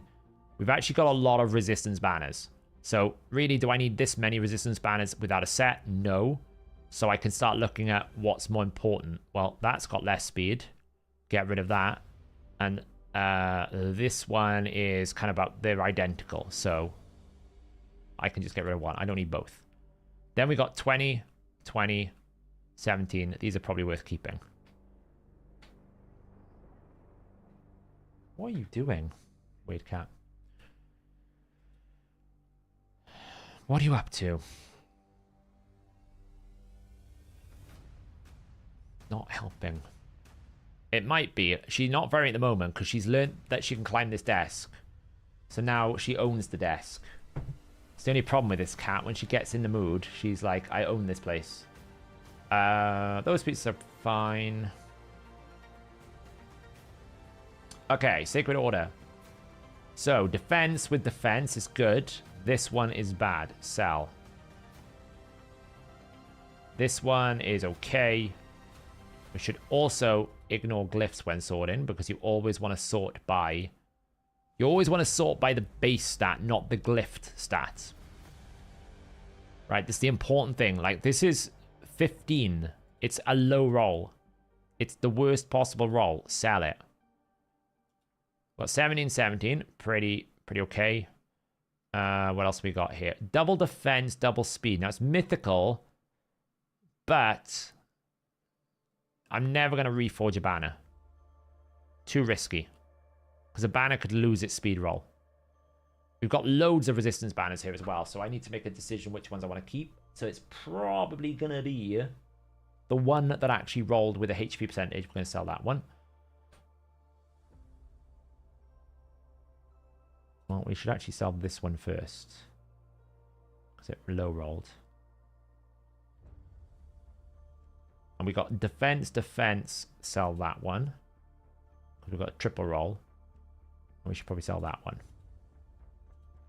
Because again, sets matter more right now. So you've got to pick your sets. This one's okay because it's got a double defense. It's pretty high roll. Triple HP, it's a high roll. HP, double, it's fine. HP with defense, not really great. Defense, double roll, it's fine. HP with attack, double speed, not great. Not great. Because we already got a resistance one there. We got a HP one there. And we got a resistance one there. Ogren, triple, keep. Lizardman. Wow. So many that I need to check it. Okay, so what do we got? We got a triple HP, flat stat. But look how low roll this quality is. I think I'm not blocking my camera. Yeah. Look how low roll this is. This one down here. 22 out of 28. So even though it's a triple roll, it's a low triple roll. So we should probably keep that. But I should probably get rid of that. It's not worth it. This one here, single. Not worth it. This one, double HP, way better. Look. Look at the difference between these two. It's a great example of why roll ranges really matter in Raid Shadow Legends. This one's a double roll at 21%. This one's a triple roll at 22%. You would think a whole roll should give you more than 1%. It doesn't. Not all the time. Why? Because 21% is max. 22% is minimum. So you always get more stats on a higher roll, but that doesn't necessarily translate to a lot more stats. Like, you always get more, but you'll never get a lot more. So you should always use that consideration when you're gear cleansing, right? Always check. Just because it's a triple roll, don't assume that it's better than a double roll, because it's probably not. For Dungeon Training 12, Nightmare 6 is always going to be better. It's just whether or not you run out of mythical shards. TG. It's better for divers and it's better for training. It's just whether or not you can support the mythical shard, mythical shards. What am I on about? Mystery shards. That's the only reason why you would stop doing Nightmare. You run out of mystery shards. You need to go get some more. So, yeah, I agree, Hazlitt. I would re-roll a mythical banner if I got high rolls on the mythical stat itself and I didn't roll speed. Then I would. Mythical shards, I know, right? What am I talking about? Attack with speed is probably good unless I have a better one. I do, so I don't need that one. Defense, okay, it's good unless I have a better one. Which I do have a better one, so I don't need that.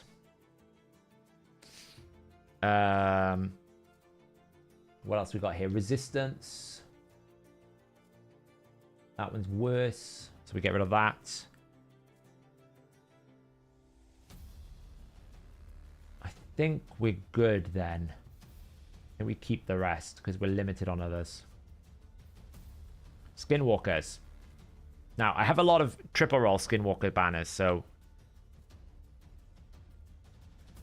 is the silver loss between 12-3 Brutal and 12% worth consideration, or is it negligible? I find it to be quite negligible, Roadblock, because you're still making a lot of silver anyway. I don't think there's much difference at all because you don't really earn a lot of silver in 12-3 to begin with. So I would say 12-6 Nightmares is the most cost-efficient way to run campaign.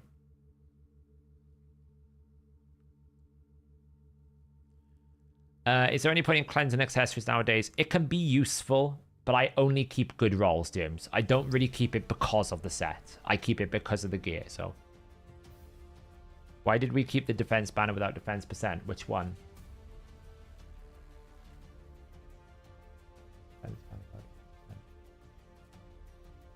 Because I don't have many... Oh yeah, I should sell that one, thank you. You're right, I missed that one. I missed that one. Right, what do we got here? Instant sell. Low roll.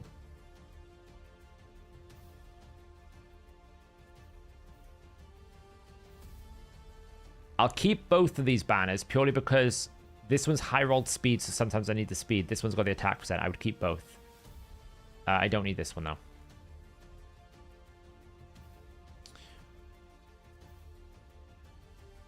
Right, what do we got here then? So we got HP with defense percent. Pretty bad. Attack rolls. This is like this is an example of a banner that I should never have on my level of an account. But you might keep in early game, right? If I had this on my free-to-play, I'd be like keeping it for a very long time. Why? Because it gives me some stats, but actually it's rolled all in the wrong places. Because it's rolled on attack percent on a defense banner. Never, you should, like, I should never keep any normal piece that has a primary stat that has rolls on its other opposing stat. Because especially with defense and attack, there's like a handful of champions that do defense and attack multipliers. So either you need defense and you don't need attack, or you need attack and then you're not really looking for defense, right? It's very rare that you want a defense banner with attack percent, because you would want an attack banner with attack percent. So this is just like epitome of something that should just never exist on my account. This one's okay. HP with speed is level 16. It's probably worth keeping. This one, not good because it doesn't have HP percent roll. This one's okay because it's rolled mythical with defense at least, and it's got a HP percent, so I'd keep that one. We've actually got quite a lot of HP banners here.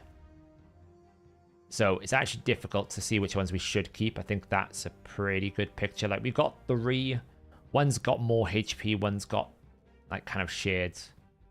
Probably sell that one to narrow the pool. Demon Spawn.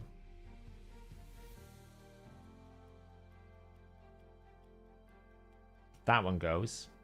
That one goes.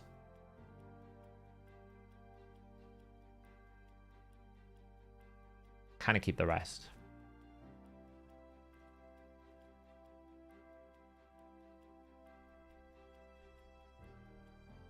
The mythical can triple roll speed.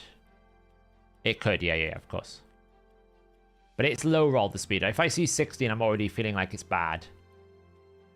I did, yeah. Because they're both bad.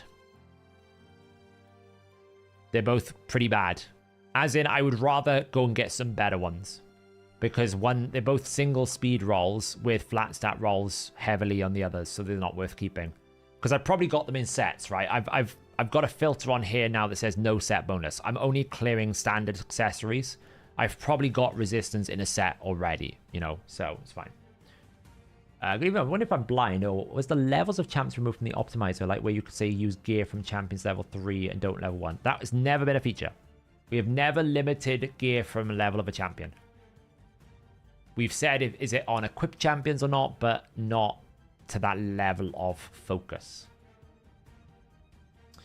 Right, triple speed. What have we got? Resistance, HP, defense. So this one's not always a bad one to keep. The reason why is it's a heavy, slow defensive build. So sometimes worth keeping. This one is, I'll be honest, this one feels like it should be sold. Why? Because it's low rolled. And it's also not rolled anything worth keeping. Double attack percent roll, that's terrible. Should never keep that. Terrible. Double speed, it's okay. Defense with defense, fine. Speed, the rest is fine. Level locks should be there. If you're not seeing your level locks, go to your settings and go to optimizer settings, okay? And make sure you've enabled advanced lock-in. Settings, enable advanced lock-in. Make sure this is enabled. Okay? If it's not enabled, you're not seeing them. Otherwise, it's there. Does Rotus scale HP... does Rotus scaled HP pool save between waves? It's probably reset. I can double check. Hang on.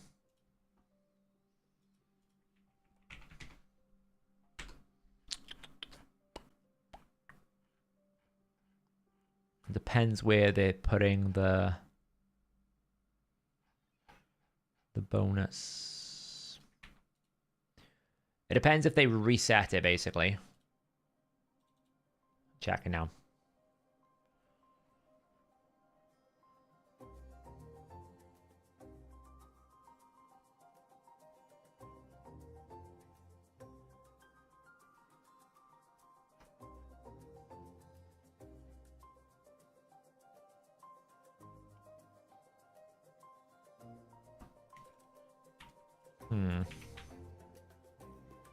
Decrease enemy max HP. Yeah, it's current round. So it's wave. So the multiplier is destroyed HP by skill current round plus hits on boss current round times 1500.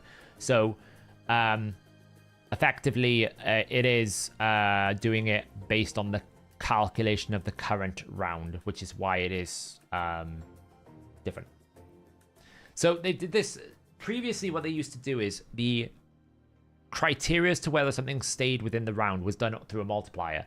For example, the mastery that you get when you kill an enemy, its whole battle is literally in the multiplier field. It says enemies killed whole battle. That's the multiplier.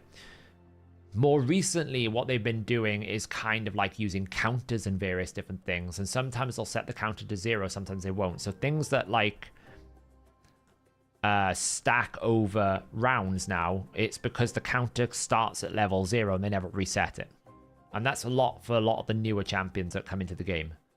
A lot of the newer ones don't persist across rounds because they're using a counter system rather than a multiplier. They're basically counting the number of times something has happened rather than going, I'm storing something in the multiplier.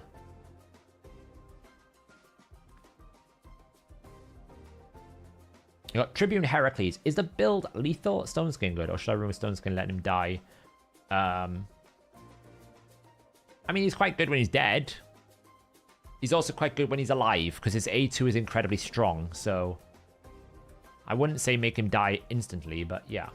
Defense, triple defense with no speed. Sell. I will never keep a speed banner. I'll never keep a banner that is not a set without speed. It's just too valuable these days. You absolutely need to have speed if you are an endgame player. And I know I'm talking a lot about endgame player in my gearing position, but it helps you understand that your progression, even if you're in the mid game. Right, mid game, you're being a little bit more selective, because this is what I'm saying. You should always use this concept. Don't sell something you don't have a lot of. Because I have a lot of sets, I'm looking to get rid of my non-sets. So I'm being very brutal and going, if it hasn't got speed, I need speed. Speed is the most important stat for me in the game. If it doesn't have speed, I'm not keeping it. It's not worth it. Because there's a need to have more speed. It's a bit like the way you would build Marius in Hydra. Someone asked me this the other day. It's like, you know, how much crit damage do you need in Hydra for Marius? The answer is always more. Because you need so much to break the enemy max HP cap. You need like, I think if you're just in lethal with decreased defense, you need something like 1,100 crit damage. So if you're asking yourself your question, do I have enough crit damage for Marius? The answer is probably no. You always want more. You have a question about Taras and Marichka. If Marichka is in a sheep and the enemy hits Marichka but doesn't wake her up, will Taras counterattack? No. Well, yes. Yes. Because the sheep is a variant of Marichka, and he attacks anyone that attacks Marichka. So I'm pretty sure yes. I just need to double check that there's no exclusionary cause for the fact that she is in sheep. Because sometimes they'll put an exception on the skill that says, hey, this doesn't work if you know, she's under a sheep debuff. But I'm fairly certain. Oh, is it a passive hidden skill, isn't it?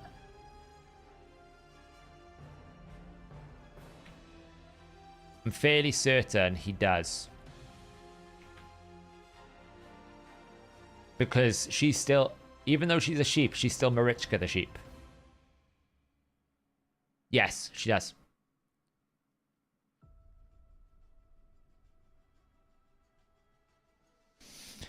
Yep. Because she's still a sheep. She's still Marichka even though she's a sheep.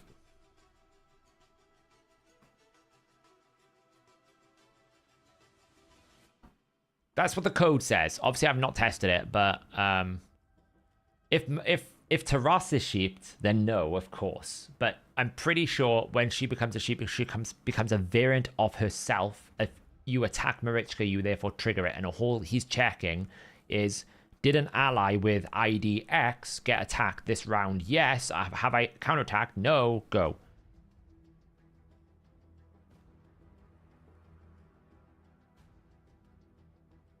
But, I mean, how does Marichka get sheeped is the bigger question.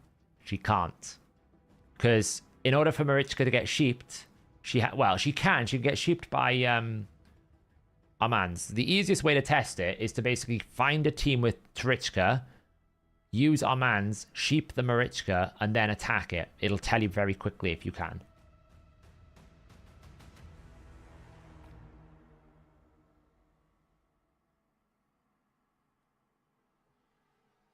That doesn't work in the Heracles pack because Heracles is dead. That's why Marichka's not dead. 399% is not the most you need for Marius. I can tell you that straight away. I can prove to you numerically that 399% is not the most you need for Marius. That's the most you need for Marius if you want to hit enemy max HP cap, and you have 20% cruelty, and you have 40% ignore defense, and you have crushing rend. Then you've got enough. Otherwise, you don't have enough.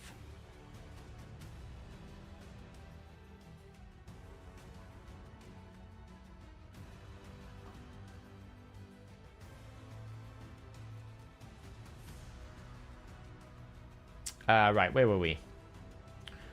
Okay, I've got like 2 resistance banners left. One of them has got HP percent. The other one has got a better speed roll. I think we'll go with that one. Attack.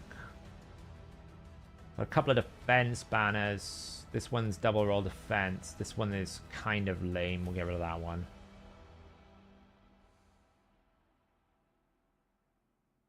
Lame as well.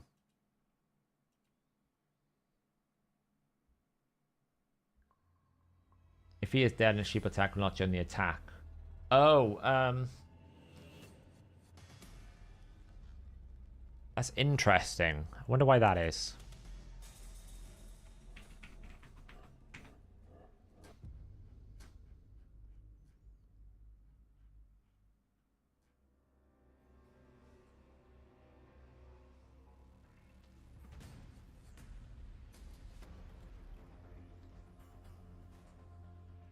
I gotta find the counterattack effect because he's got like 3 hidden effects. He's a bit of a nightmare, is Tribune.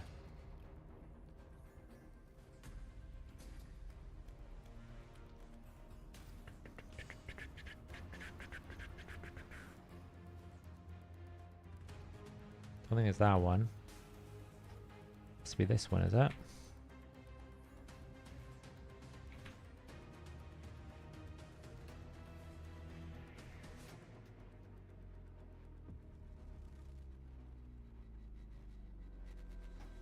Oh, it's difficult to see.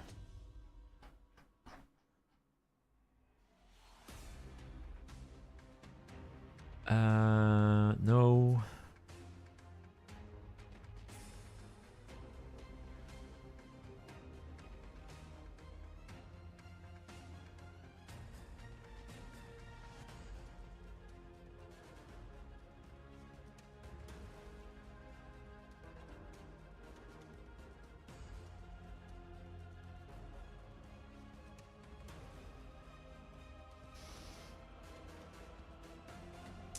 From what I can see,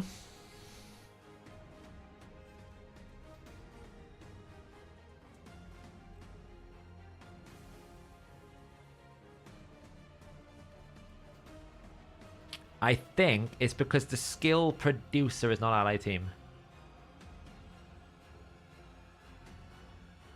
I could be wrong though. It's very difficult to see. I think it's because the skill is not on the character in your team. It's very difficult to see. I've been for live for 2 days, so I messaged you, so ignore it. Okay. No worries. Yeah, I tend to check in on my messages when I get chance these days. It's very busy. I do try to reply to everyone, but it's not always easy. Triple attack we're keeping. Attack defense. Okay, it's fine unless we have a better defense one. This one's actually worse. HP attack, flat attack. That's pretty bad. Double speed is worth keeping. That's worth keeping. Okay. Can I get a gear cleanse, please? Henry. If only I had time. I would for you, though.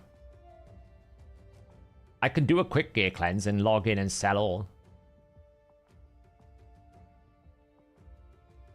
That one's better, because that one's worse. Why are we keeping that one? Mind you, that one's got HP percent. Let's just get rid of that one. We don't need it. Shadowkin. Okay, Shadowkin. This is going to be interesting. So this one's worth keeping because it's heavy stats. This one is great, heavy stats. This one is potential sell. This one is a great speed roll, but bad secondary stats. This one's great. Now I've got a lot of... I mean, that's technically bad, but honestly, I don't think any of them are like so bad that I would want to sell them all. I think it's the worst one. So I'm going to sell that one. And finally, Silver Watches. HP, HP, attack, no speed, sell. Attack, defense, sell.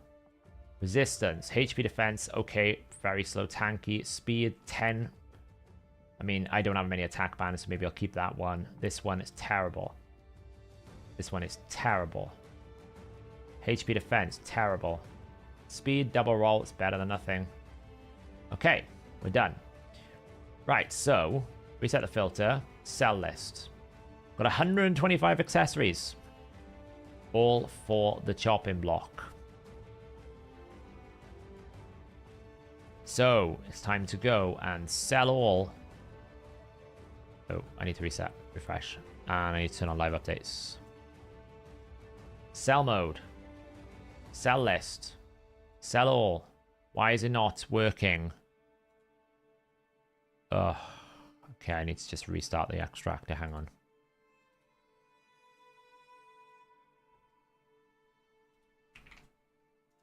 So restart the extractor.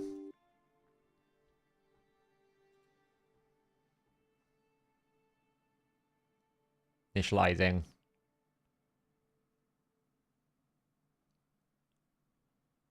Sell all.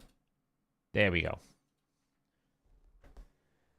We're going to make 12 million silver. But more importantly, we're going to make 125 artifact storage by just going boom. Goodbye. Oh, which is great because now I can go into my artifact vault and I can go claim everything that's been here for 90 days. Pretty much. I have stuff in here that I farmed the last event dungeon.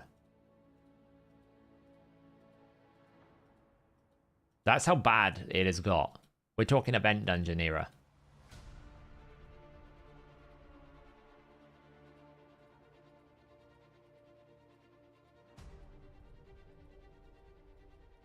All I'm trying to do is buy myself some time.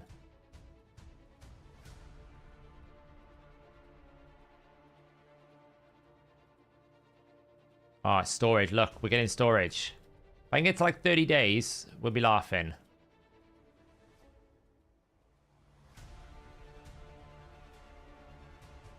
I know, just cleared it. We're at 30 days.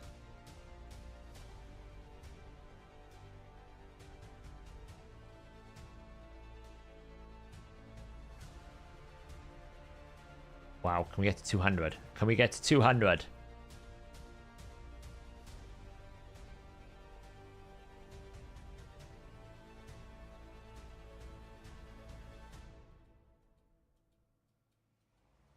Right, we got to 210.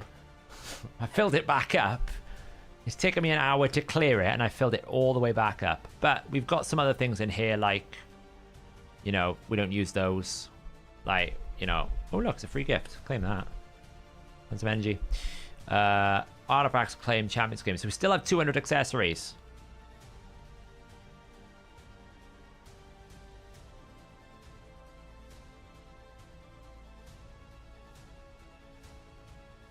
Now we use the 12 million silver and see how quickly we burn it all. Oh man, we gotta We gotta wait for notification spam. I did pull them earlier, and it was forgettable. If you think, well, if it wasn't forgettable, if you think Gory, who else did I pull? I pulled Gory and 2 rares. It was not great. What's the best CC pull? I don't know. There's a Tyrant Elixir mob been pulled with Harima. There's one, actually someone, Lumi I think has got Helikath. I would say that's probably a big pull. Oh man. Can we not have notifications in the middle of the screen? Seriously.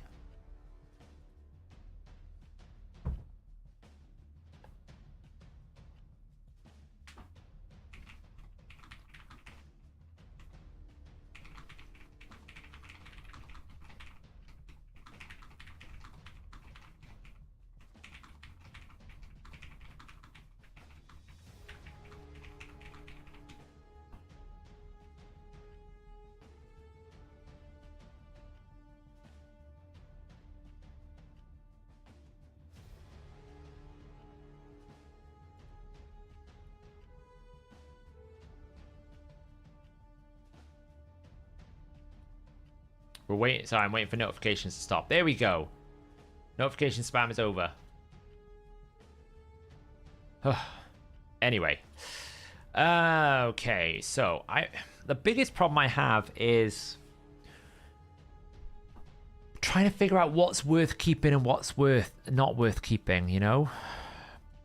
Because technically every special set is worth keeping, and all of this is special sets.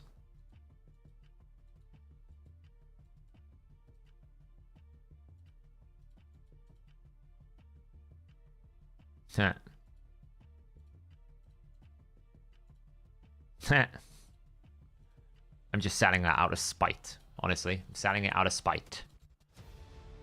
So this one's probably a good way to do it. Like, I'm not going to keep that.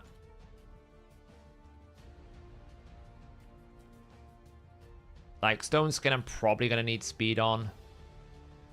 So if it doesn't roll speed, I'll probably sell it. That one's probably sellable.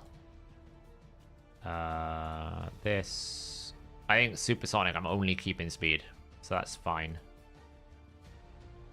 I don't really care. Like, the only things I care about in Supersonic is speed and accuracy. I'll be honest. I don't care about any other stat apart from speed and Supersonic. Speed and accuracy on Supersonic.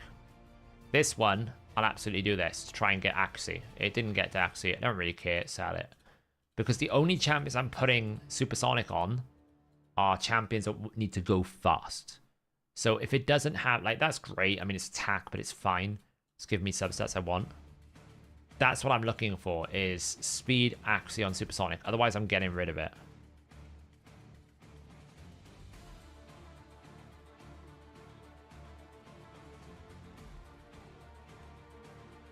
Oh, this could be good. Attack! Okay, it's kind of all over the place, but it's fine.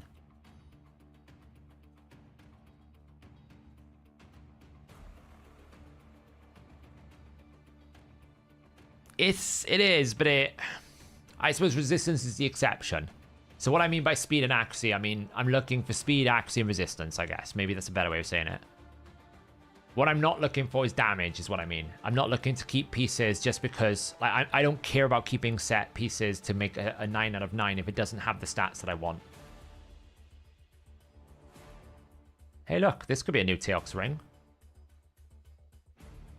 Hey, look, it low rolled to hell.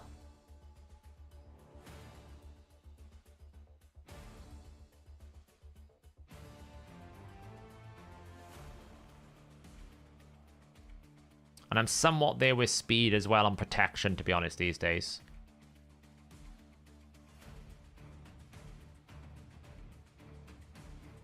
Like this, really, if it doesn't roll speed, I'm going to sell. It's so bad. It's just not worth keeping because I can find... I'm starting to feel like Stone Skin you can get plenty of, so... You know, if this rolls double attack, I'm selling it. Yeah, it's like it's rolled really poorly. Like this, I'm only looking for speed resistance accuracy. If it's not got resistance accuracy, I'm not keeping it. That's fine because it got accuracy. That, sell it, it's fine. I'm sure I'll find another piece. Like, Axie Resistance. Absolutely reforged the hell out of it. Beautiful. I mean, it went crit damage. It's a bit silly, but it's fine. Whatever. This one, I'm looking for resistance. It kind of rolled badly, so we get rid of it. Okay, what have we got here? Let's see, speed.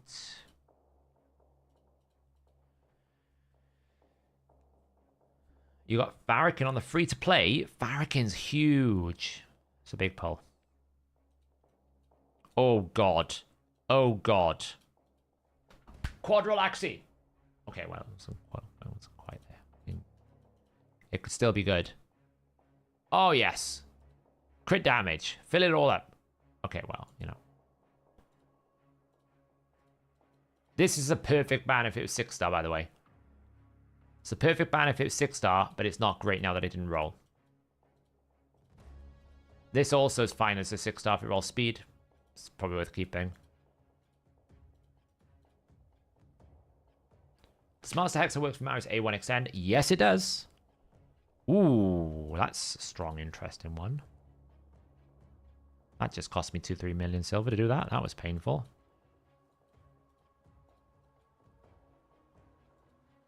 Stultus, Merciless Ring. Not bad.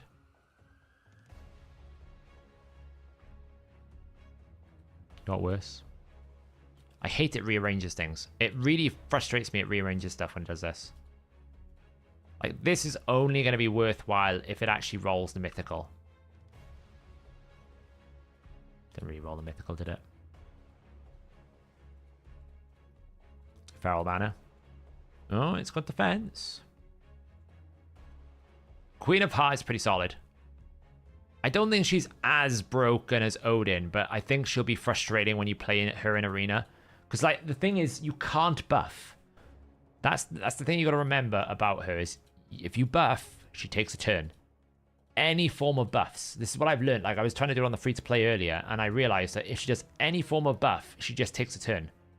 AoE buff, even if it's 1 or 2, it's ridiculous. So she's going to be quite horrible to fight again. You basically can't use your buffs. So if you put her into Siphi, she's just going to get a turn. And then she removes all buffs. So you're not seeing her power because you can abuse your knowledge to effectively get away with... Oh, how terrible these things are. You can abuse your knowledge to get away with not having to face the consequences of fighting her. When you're in Arena, you don't have those options. It's going to get a lot harder.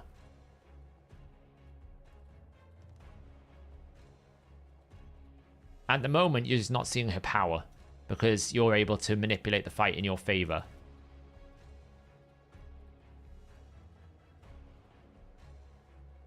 Like, yeah, bolster counts.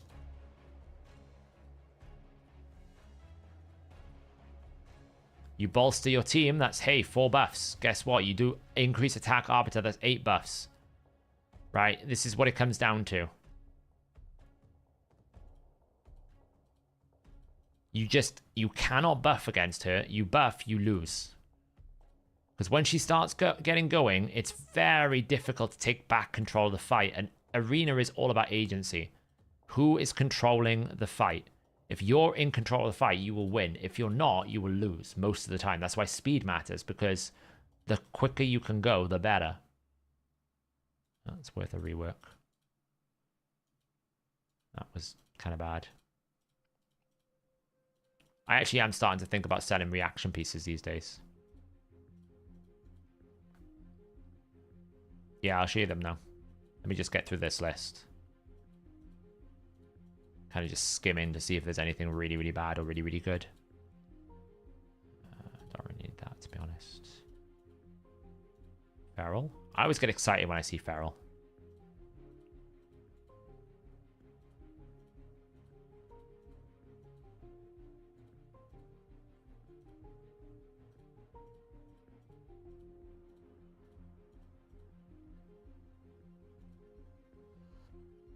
It's kind of lame.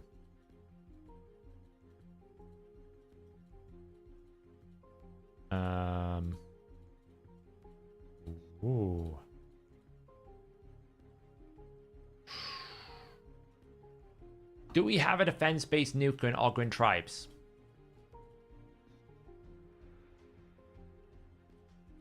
I don't think we do we? There's no defense-based nuker in Ogren tribes as far as I know. It's a shame, because that's a great defense-based nuker amulet. Gizmak. Oh, look, that's amazing for Gizmak. That is a Gizmak. I mean, the axe is kind of useless. You don't need the axe.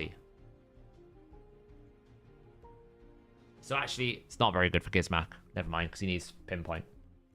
What am I on about?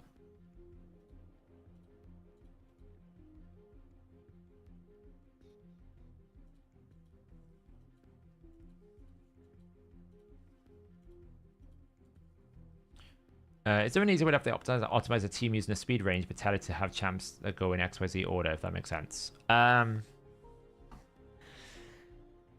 Do you mean optimize the champions in order or optimize the speed? If you mean optimize the champions in order, you can do that in the team optimizer. You can basically define in what order it optimizes, if that's what you mean. As in gear this one, then the next one, then the next one. If you mean speed, no. You have to tell it how fast you want the champions. So you can do it easily because you could just say 101, 102, 103, 104. You can do it manually, you know?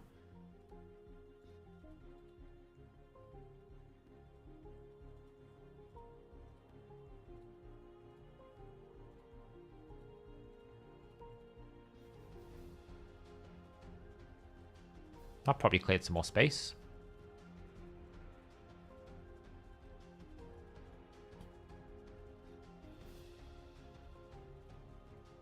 Let's cherry pick some though.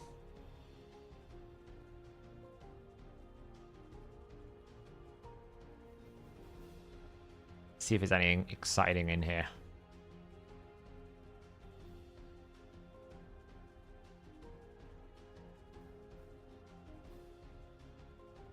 Or my recent pinpoint farming.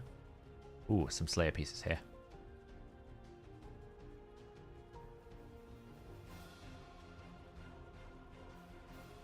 I do want to try and get all the feral pieces out.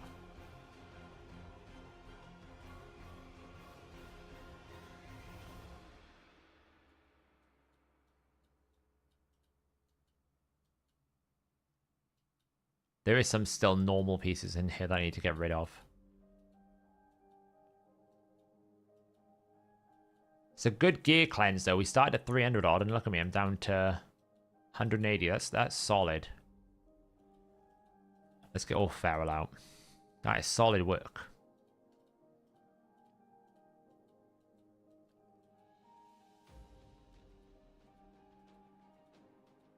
Feral, feral, feral. God, I'm going blind looking at this. Are we done? How much more do we need to do on the enhancement event? Still a bit more. Ooh, got an ancient shard. How exciting.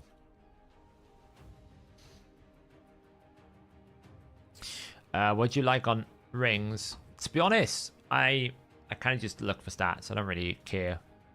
Rings are the ones that just finish a set. They're throwaways. They don't give you much. The thing about rings is they don't give you much stat density. They give you a primary stat. That's about it. So unless you're a damage dealer or looking for a lot of health, the ring is kind of worthless. You're just taking it for the damage you want. So 9 times out of 10, you're just doing it. You're just putting anything on, right? As long as the ring finishes the set, it's all that matters. Otherwise, I don't care. That's kind of bad.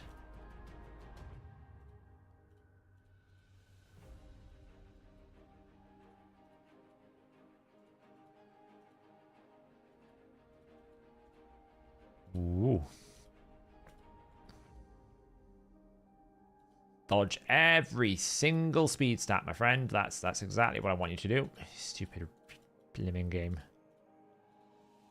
That could be good. Ooh. Triple? No. But it got HP. It's better than nothing.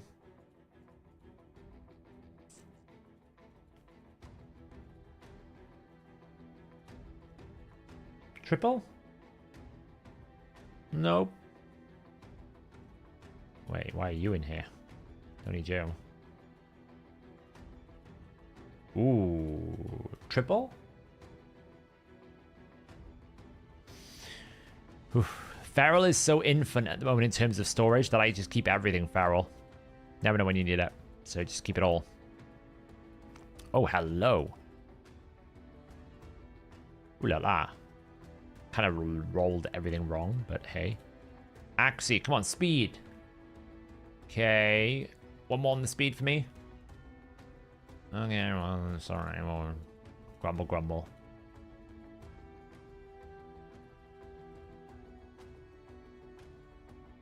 Ooh. Alright. Is there a high elves damage dealer that's defense based? Because that is amazing. Oh yes, that is this. That's how we celebrate with this. Got a nice 38 in there. Okay, do we have a defense-based high elf damage dealer? Tyrell is not a damage dealer. Come on now.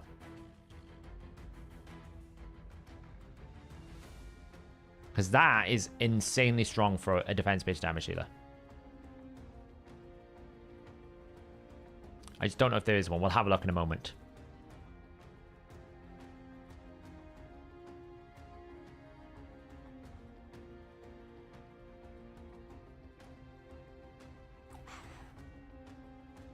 What is this doing in my vault?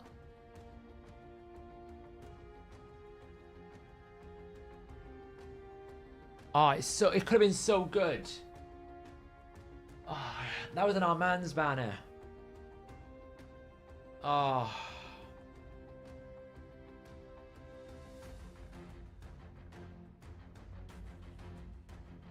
Oh. Oh well.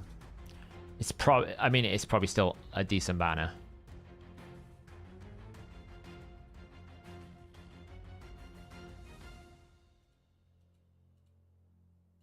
Like, I'll show you how bad my barbarian banners are, and you'll see why I'm like, that could have been amazing. Wow, my rolling has not been good tonight. It's been a bit rough. Slayer?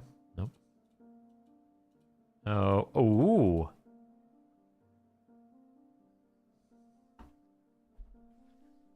Really? You had one job.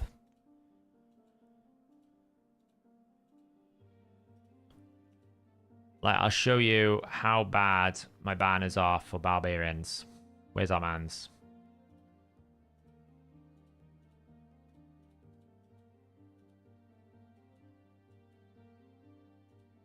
This is the grand scheme of barbarian Axie banners I have. The fastest one I have right now is 17.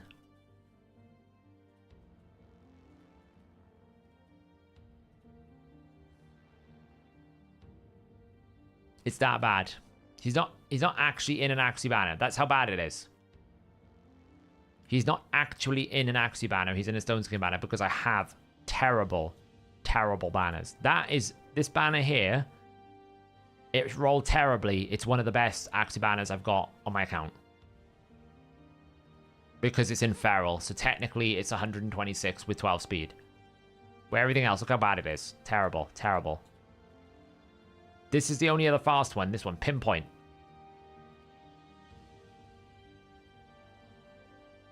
So bad.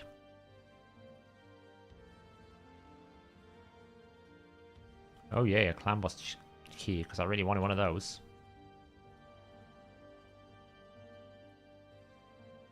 Right, well, we've got the artifact enhancement done. Oh, we might as well grab a few more.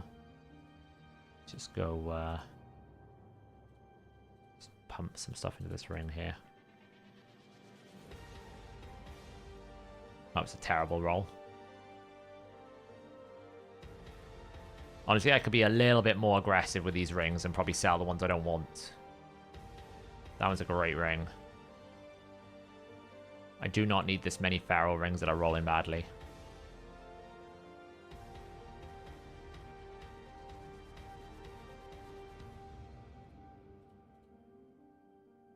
Get me over the edge. Lovely. Pick up some Chaos Dust. All right, artifact enhancement event is done. Like I said, I'm not doing this summon rush because it's very expensive to get the thing I would want the most. And I can get these fragments in the other event. And I think these will be available in the other event anyway, so I'm not doing it. I'm skipping that. Divers, I will try to get the 50. I will probably push and absolutely get the 50. I need to do the Ice Golem event before we sleep. That won't take me long. And I need to do champion training, which I will do in campaign. So, I mean, I won't be able to win this because I can't bother to do that much champion training. I'm not committed to champions. I just don't have enough champions to train to do that much champion training. But, you know. Get this out of the way. Pulled Senna. Oh, man, that's crazy good. Night, Henry. Thanks for hanging out, my friend. What form are you booked for Toshira Fuse and Hydra? Base. Always base. Toshira base form is way stronger. Did we come up? Islin is probably the best one, I think. Yeah, defense-based damage dealer. Islin is probably the best. I agree. Someone wanted me to show masteries for Marius. I'll do it in a moment.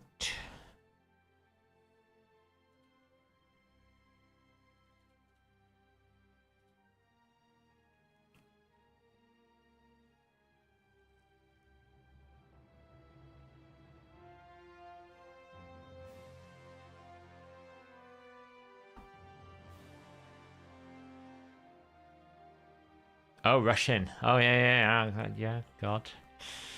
Russian's a good player that I'll probably lose. Russian's a great player. Let's see if he can handle my Noel. Russian's a great player.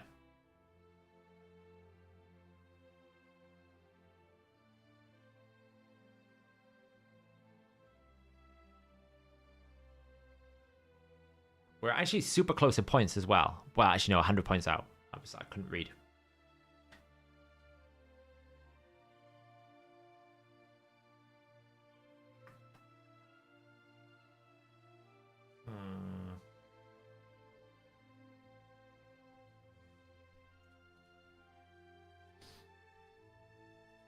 He's trying to outspeed me. I don't think it's going to work because Lamasu's got supersonic. If Lamasu gets a turn, so does Marius, and then it's GG. We'll find out. Oh, I'm faster. Oh, boy. Kill the Commodus. Okay, that was probably a mistake. Maybe I should have killed the Rhodus. Actually, I should have probably done turn meter control. I actually misplayed this so bad. I should have just stunned everyone. Why didn't I just stun them? Be fine because I can cut in.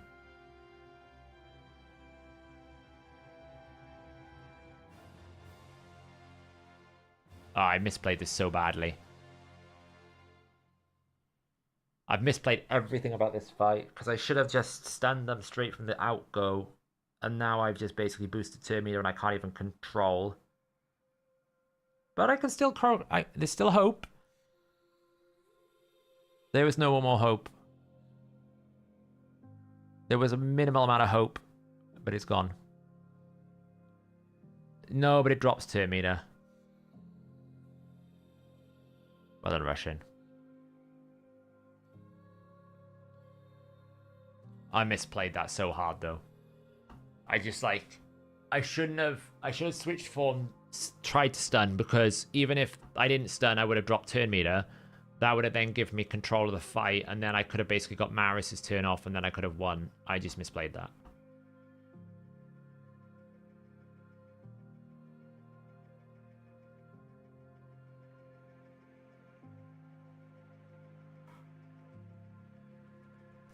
My Mikage is super fast. She's like 430.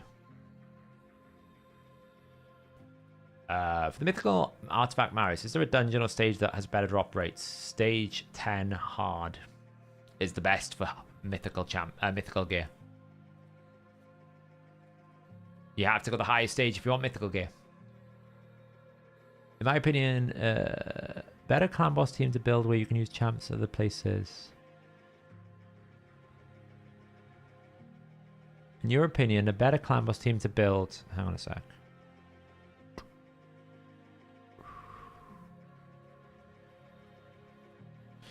In your opinion, better clan boss to build where you can use champions other places with the same boss as clan boss teams.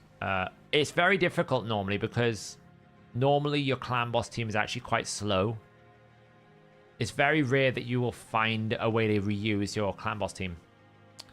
That's why I've dedicated my clan boss team to a certain area, because I know I can't reuse them necessarily. The speeds just don't match up, and the different settings, you don't need as much accuracy, you don't need as much survivability and things like this. So often what you want to do is pick champions that you know you won't use anywhere else and put them in your clan boss team. Like Jintoro, I know he's very good in clan boss, but he's not very good everywhere else, so he's my clan boss champion. I've got Demitha. She's a clan boss champion. Seeker is a clan boss champion. I'm not going to use them anywhere else. I don't put champions in there that I want to use in other places.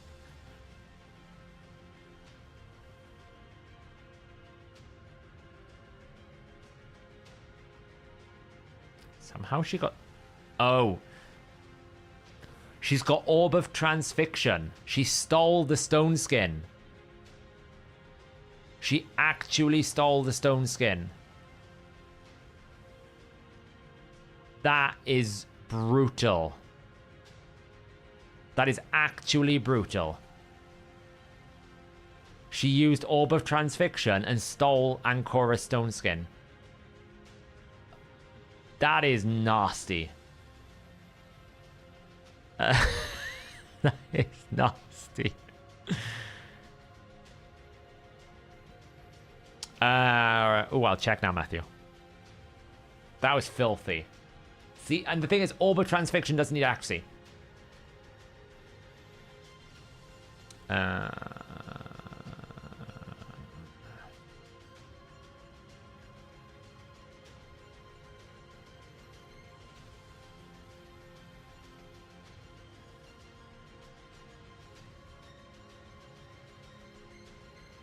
And she can't get sheeped as well. Yeah, that's why I put it on her. It's exactly why I put Orb of Transfusion, because she can never get sheeped by it, but she AoE A1s as well. So when she AoE A1s, she always has a chance to steal whatever buffs. Like, you can't do anything right now. It's pretty horrible. He's lost because the moment I get Carnage's A3 back...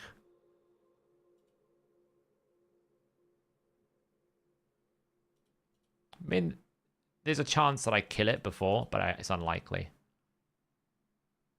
I'll just do that, extend the buff. Oh, that was close.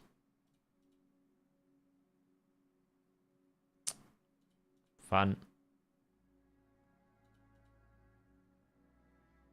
There's always a risk with that happening.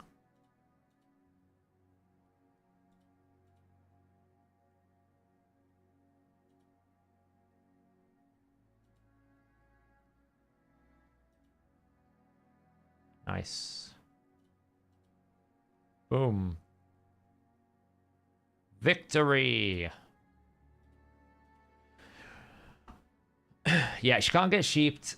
She has Orb of Transfixion. She also drops the enemy's resistance every time she places a debuff. But that was a filthy, absolutely filthy thing.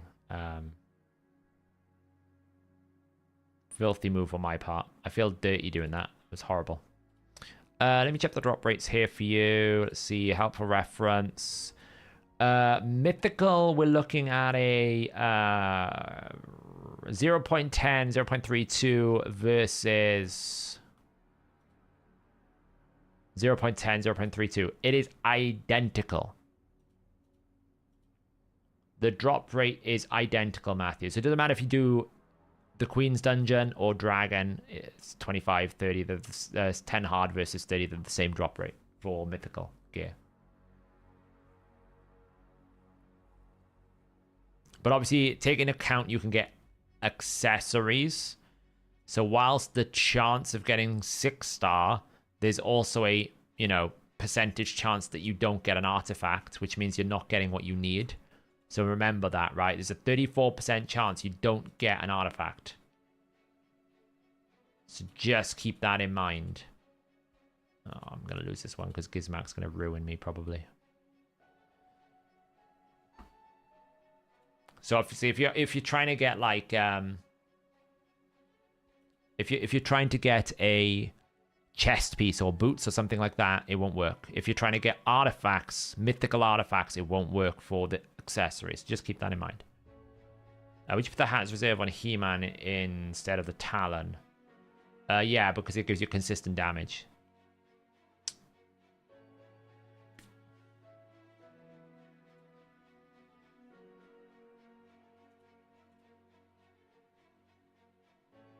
Man, I got frozen by something? Oh, because I used Torment, didn't I? I'm an idiot. I'm gonna lose.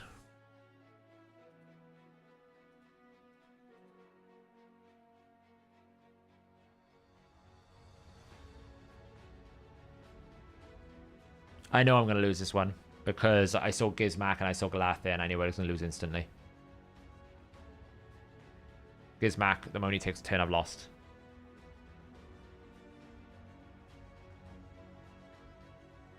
That's over. GG. I don't even need to fight it. I know he's going to win because he's going to smack me and kill me. Yeah, the kaboom would have happened, so there's just no point. I lost. I lost the moment I couldn't get rid of the stone skin. I should have gone with the A2 to try and reduce the duration instead of trying to strip it. It would have been better. It would have been easier for me to try and reduce the duration than try to remove it.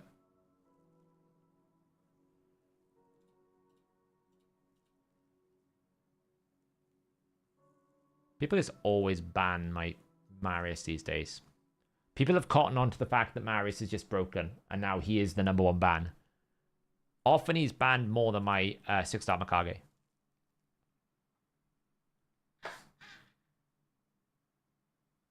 It's subject to the 50%, yeah. But it'll go 50% chance to reduce, if not reduce. Let's go Frolny. Let's change it up a bit.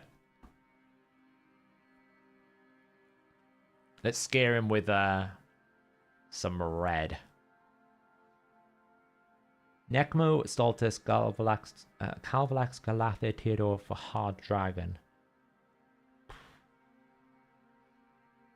Honestly, I feel like you're loading more support. Do you not have Seer, Seastein? Why is there a bomb here? It's a bit of a weird mix. Do you not have Seer, Seastein? 5D is very good for Arena. Better than Hydra, but still very good because he's got Veil, he's got increased resistance. He's very strong.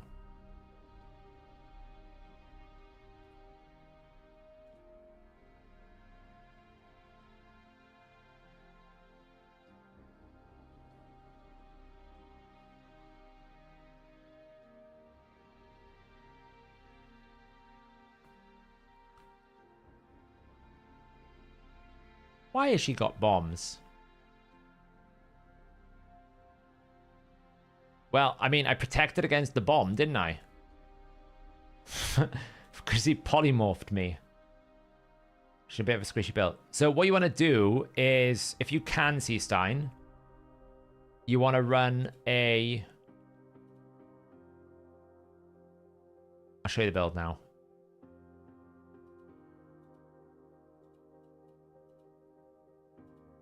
Okay, so the team that you could do is exactly the same as mine. So you run basically Seer, Theodore, Reset, and then Stultus becomes what Ruark is. And Stultus solos the boss. So I'll run it through to show you what I mean. Okay, so we do this. We put in buffs. Kill. Seer moves forward. Buff. Reset. Buff. Boom. Kill.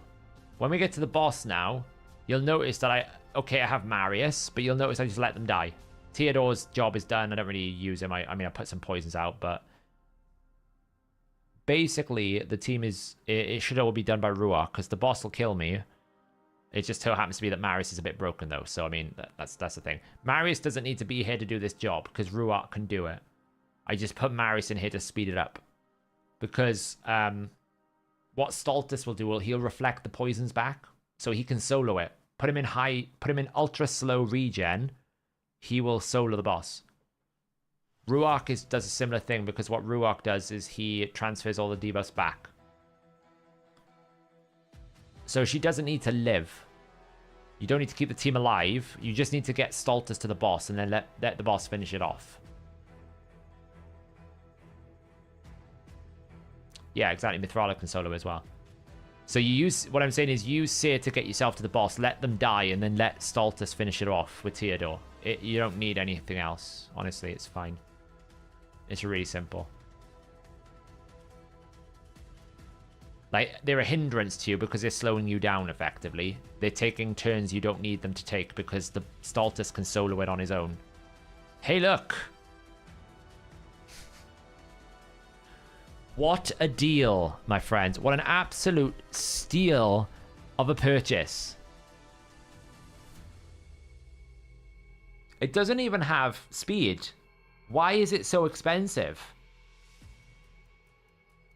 I don't get the math.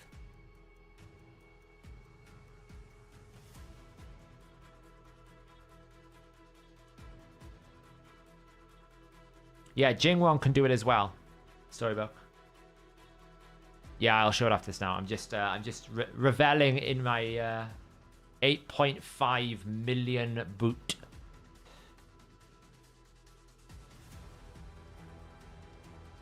Absolute bargain, that. Steal of the century. Oh, look, 7.5. That one at least is a bit worthwhile because it's got crit rate and speed. It's like... But still, I'm never going to pay that because it could triple roll for resistance, and I don't want that.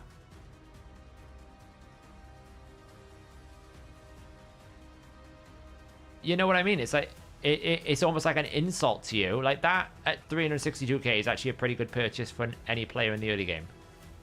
But it's just, I'm sitting there sometimes and I'm like, you know there's a silver problem in this game, and you just ignore it. Anyway. Such is the way of life. One thing I need to do quickly was show masteries for Marius.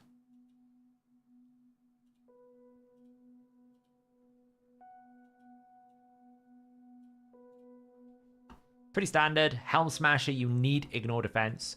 I take Enfeeble, I take Master Hexer and Sniper for the Enfeeble A1. I also take Law of Steel because I have a 9-piece variable set. If you go down and get 9 pieces of variable set, you get so much stat density that Law of Steel is very high value. And then always take Cycle of Violence. You could argue that you could pick Whirlwind of Death if you used him for dungeon crawling, like going through waves.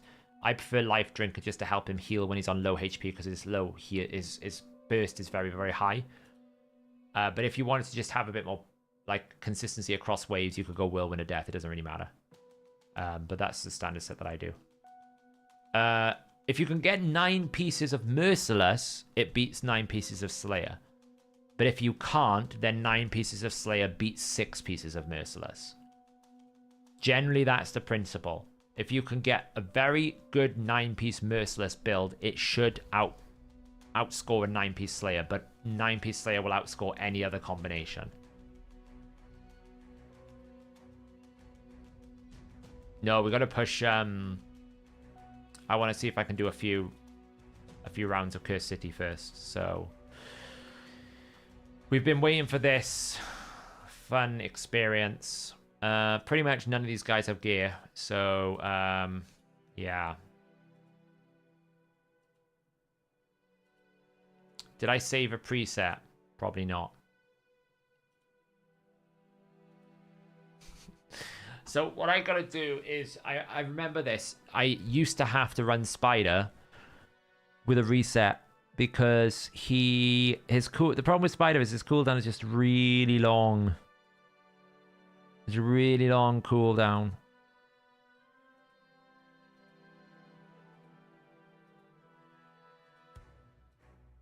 Why is that not maxed out?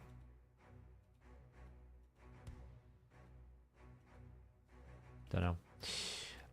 He needs a... Well, you might as well have that.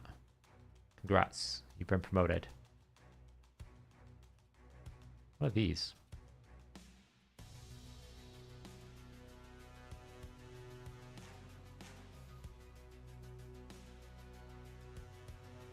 Yeah, I know. Just want to see if I can push this. I mean, this should be straightforward. I wish I'd just saved presets for when I built him. I can't remember what I did. That must have been a build I did once. Many a blue moon ago. But we might as well just equip that for now. I need to start saving presets for when I do this stuff. Oh, you can have that for now. No, no, no. He needs bolster.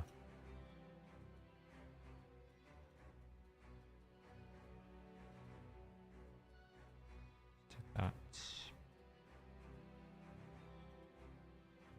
I mean, he's wearing pinpoint. This is not the pinpoint gear that he's normally wearing.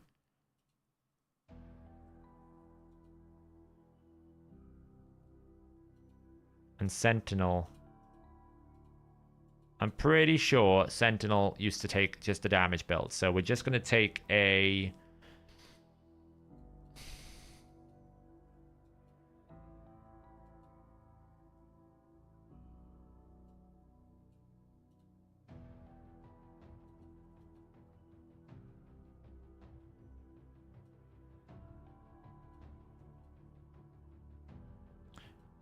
The issue is the build is split across people now. I used to have set builds, but because I've changed up the builds a lot now. How can she be wearing that and that?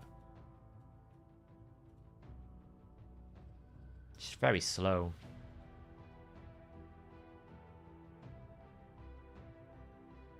Might be enough, but it's just very slow compared to something like that. Mind you, none of these builds are particularly fast.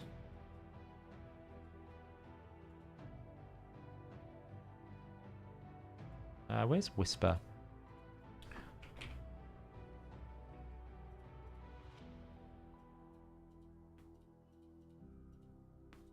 Let's just make sure we save this build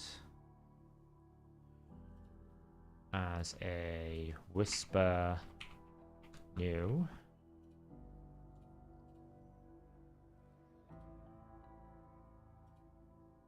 If I remember correctly, I needed to land Spider, then I need to nuke. But the problem was Spider would not reset very well because his cooldowns were incredibly long. So... I remember this. And you had to kill Lydia, then you had to kill Bell, and then you had to kill someone else. And if he didn't reset, I basically either killed it too quickly or killed it too slowly. That was the challenge. So I either didn't take enough... I couldn't kill them in time. So I'm pretty sure he used to run Bolster. So he could just wear this for now. Let's try it. Who would I consider Relic? Any damage dealer, really. The gemstone matters more. It's not the best one, but...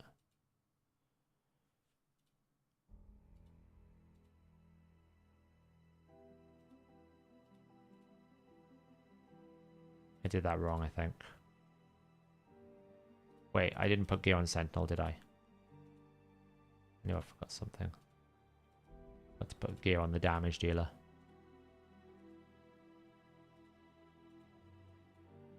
I could just take this gear. It's a bit slow, though. That's the only problem.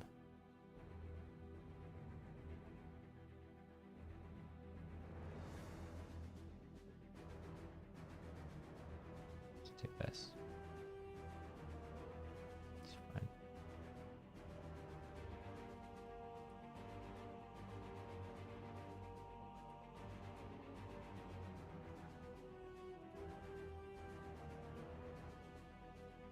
Gotta kill the Lydia. Oh my god. See, this is the problem. I kill it way too quickly. And now I basically have nothing left for the next wave. See you later, I'm Roadblock. Have a nice time. And this is the problem now. I have nothing left to kill this wave because I've done it all on the last wave. We'll see. Might survive. Probably won't.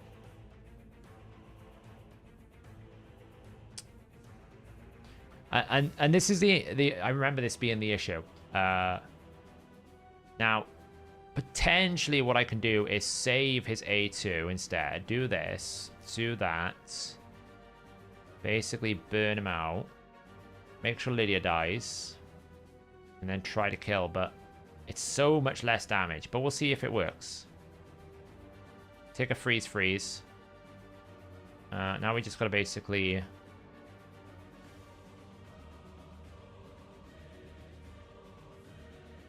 Oh, we nearly died.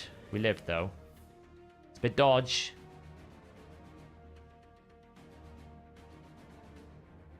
As long as he doesn't get block revived, I can revive him.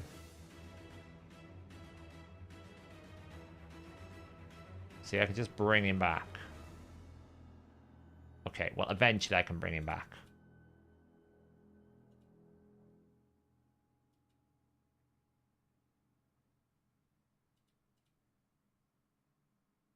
I'm hoping I can bring him back. Can we just get rid of... Oh my god, this is taking a while. Okay.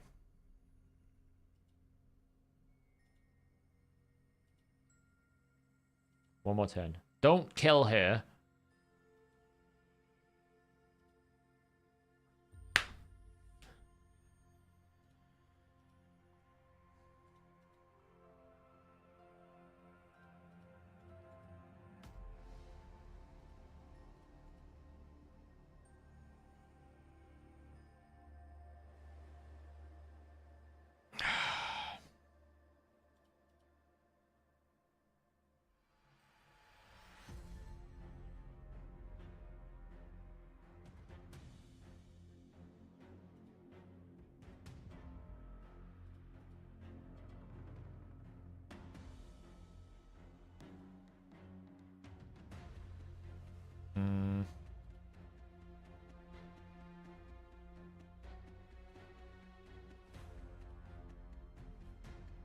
There's hope. Slim hope.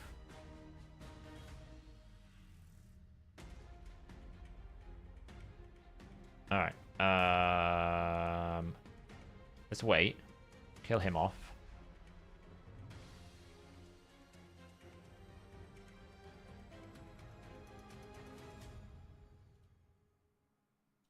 Okay, let's bring him back.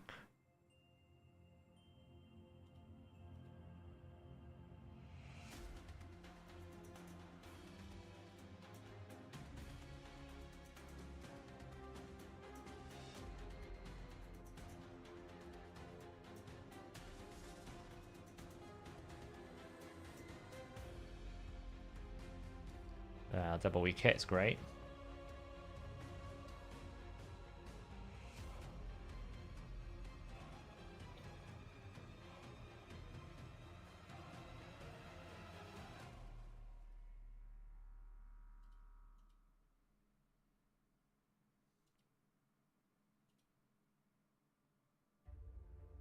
Ow.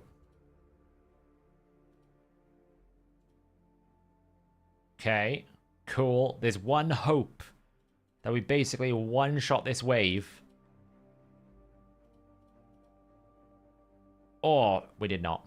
Oh, he reset, though. If we can revive him, he reset.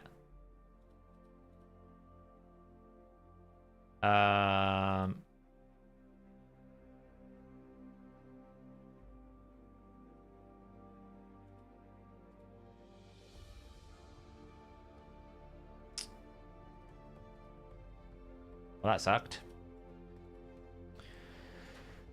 I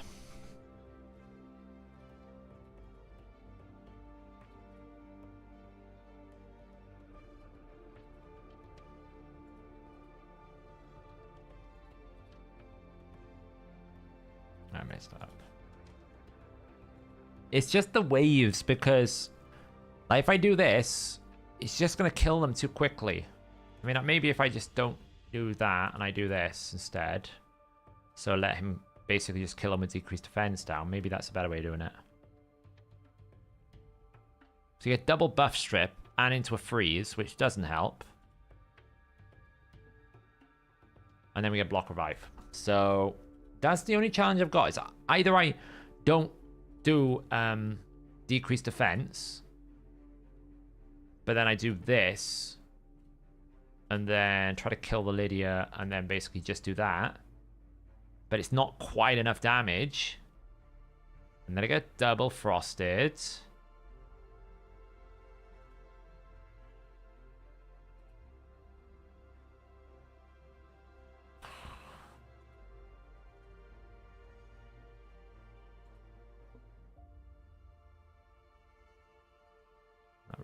It's annoying.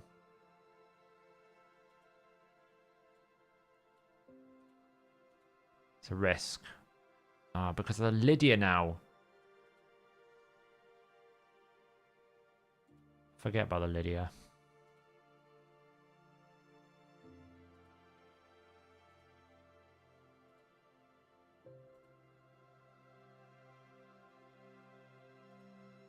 I'm gonna kill her again before I can revive, see?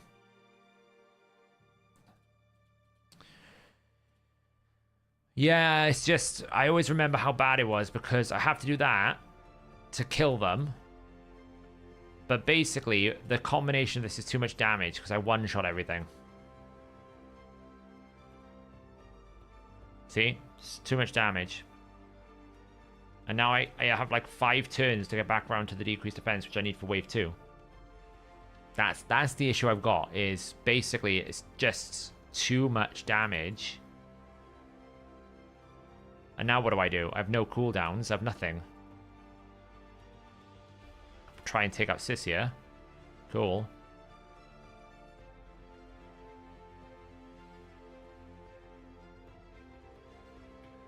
So now I just got to try and survive without dying every time, but...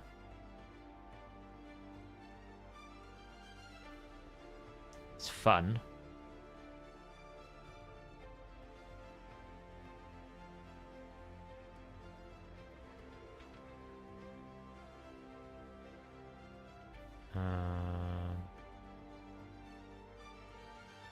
Doing burning.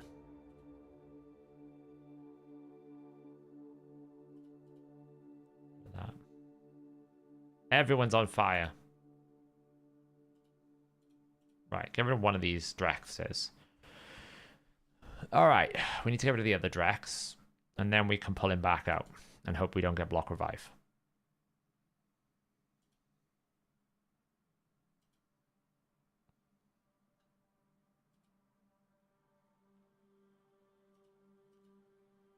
I'm going to pull him out now. That hurt. See, once he's down, it's just impossible to keep him alive. It's the burns that are killing me. Right, get rid of you.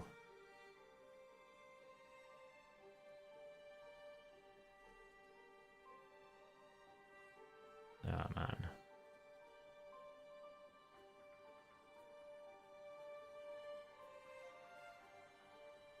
Okay, well, there's a small hope.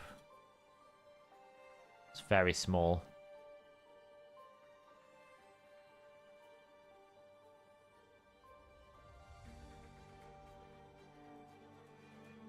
Oh, we weak hit? Are you serious?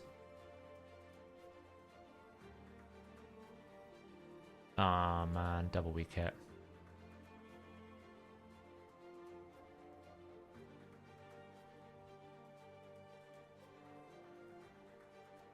Ah, for the...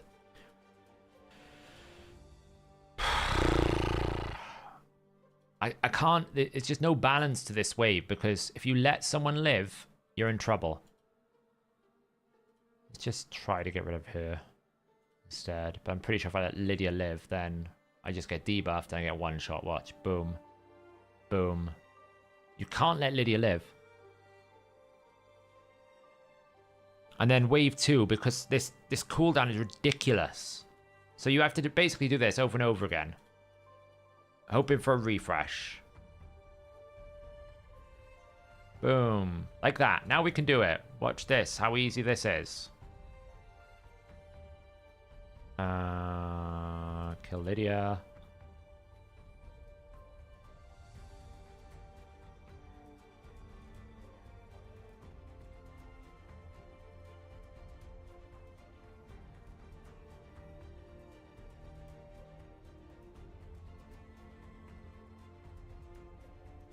Who do I want to kill?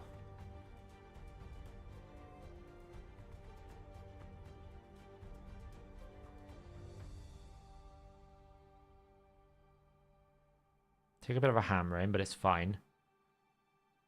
Because get rid of one of those Drexos quickly. The key is getting rid of your burn count, because the more burns you take, the harder this becomes.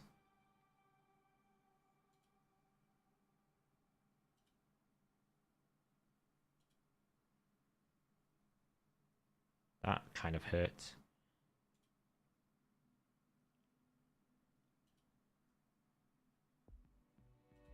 Just gonna wait a second, get rid of the burns.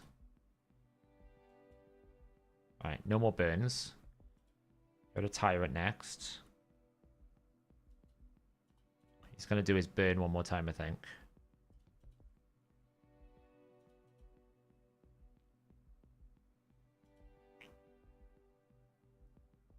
Okay, the burn's coming next, but it's fine, I can do that.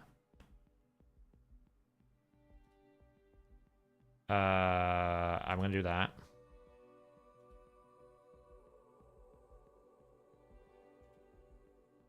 So I can do this. He takes a hit there. Just get rid of that. Weaken.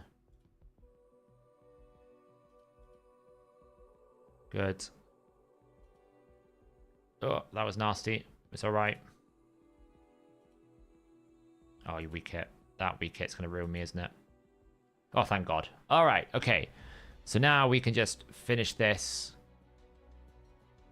off properly. Bellinor's the one that has to die.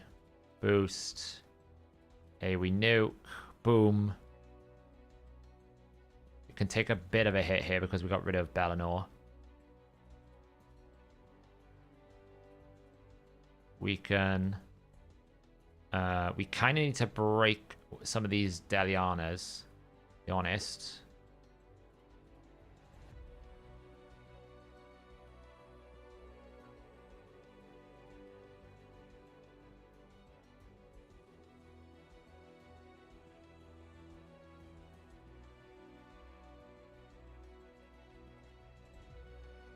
One down.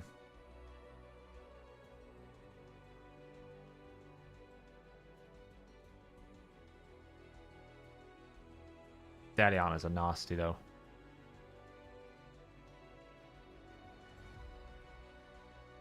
Should be okay, as long as I don't lose him. That shield's gonna really wreck me. Ah.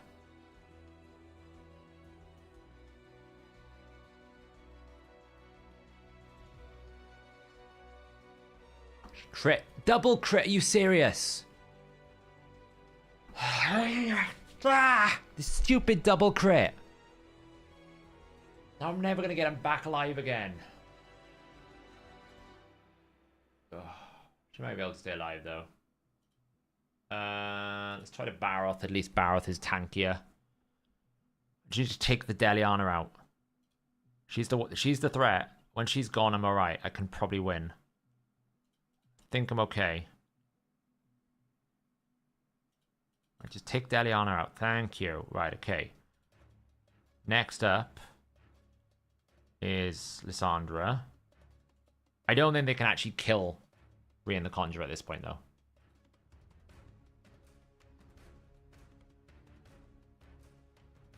I don't think they can kill her. I think we're alright.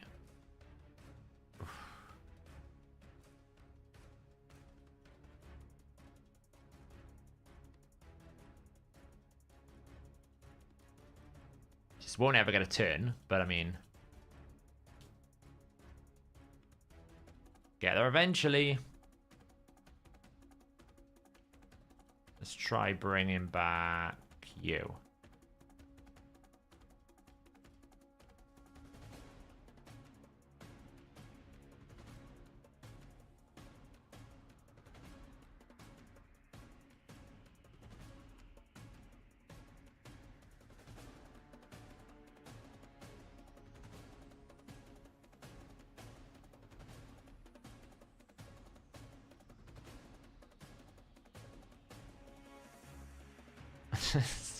I get crit all the time. This is so annoying, honestly. They have, like, ridiculous amount of chance to do it.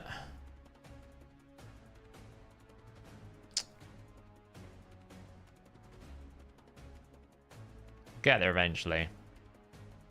We can't lose. Just have to deal with this Lysandra. No, they can't kill my champions. I should probably just try to take out the other dude, because I'm weak hitting all the time as well, which doesn't help. He's lost so much max HP though, I should stop reviving him. Like, I should probably try to take this guy out because I can... It's fine, I just need to basically... Oh, come on!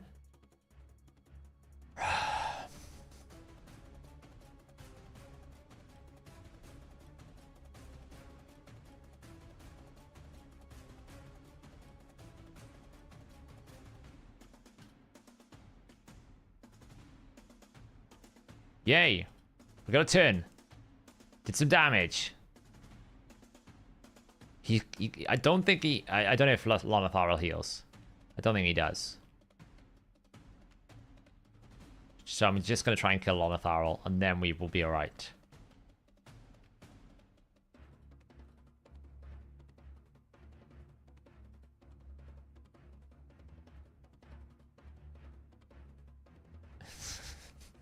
This is the stupidest fight in the game. I could try Mordecai. Yeah, I'll try ringing him up now.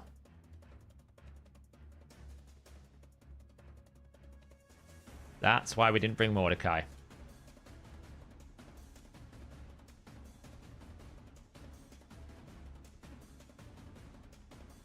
I mean, they literally cannot kill Rian the Conjurer, so... It's just about timing things together and then having a bit of burst to just finish them off.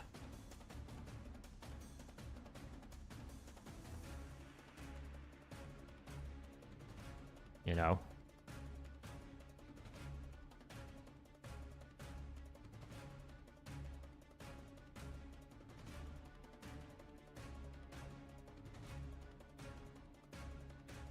So not doing that, for example, where I just have it down.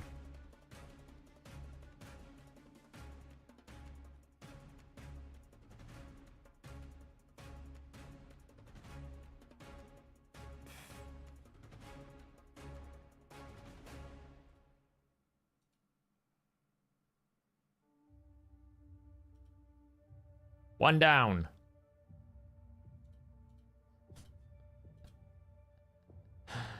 Oh, let's put an auto.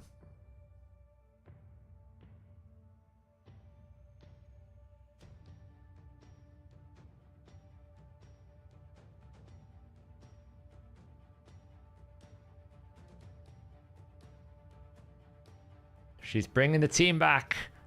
Rian the Conjurer. Savior.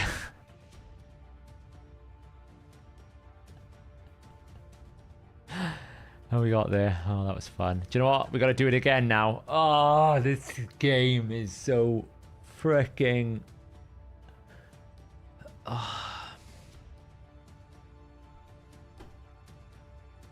Is there a better way to do this than burn?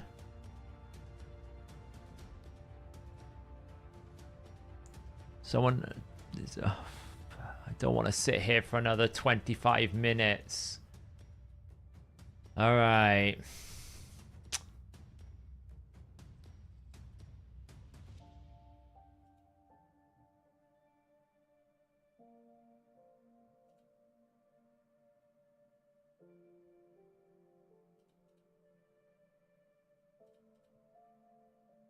Oh man, he doesn't even have enough. Doesn't even have enough accuracy. The hell. We could do Tila, actually. Tila can go in. Tila's better. Does Tila have gear? Let's just give her some accuracy.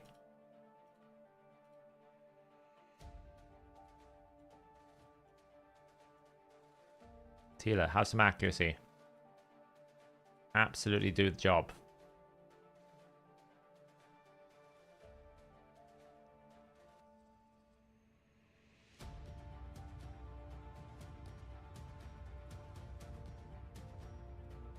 Which is to burn. That one, right?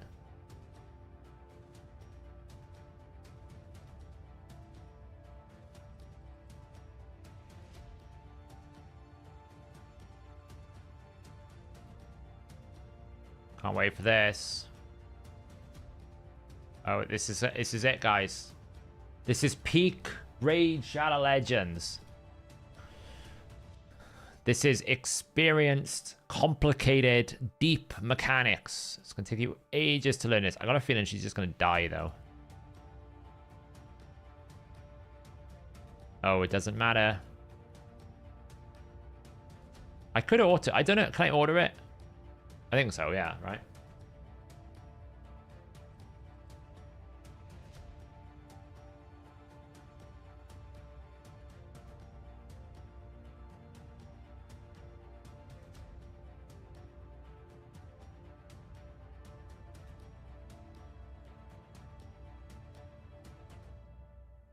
Oh, thank the Lord we don't have to watch it.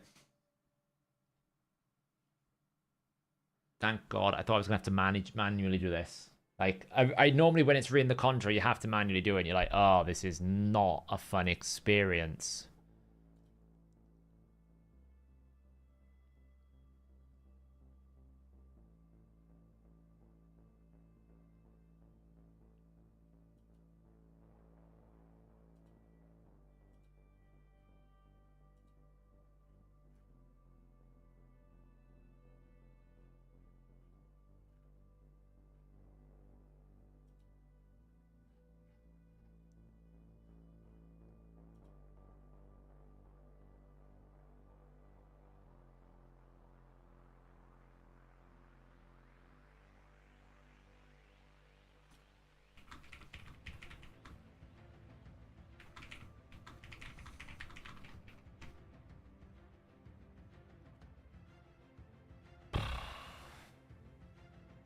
I do. I reflect many things. Why?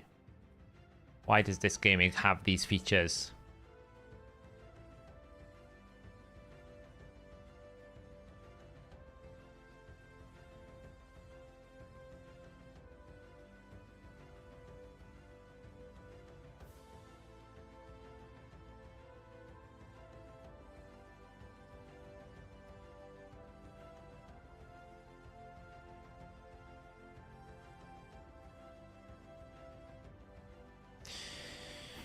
Well, maybe.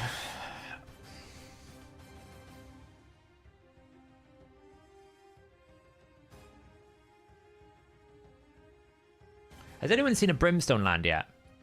Because the problem with Brimstone is it'll actually apply on the first hit. So she's probably applying it when the thing's not working, you know? You've seen it twice.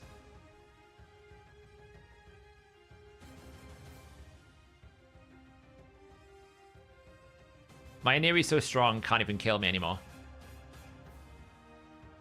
Yeah, she won't though. Because she's really fast, and this boss isn't as fast as normal Sand Devil, so it's okay. She'll always reset herself before she gets back because of the way that it's structured. I mean, Aniri's just a beast though, look at her. It's messing up the rotation though that she's too much of a beast. Because it'd be dead by now, but she'll never die. We're just going to have to sit here and wait a bit longer.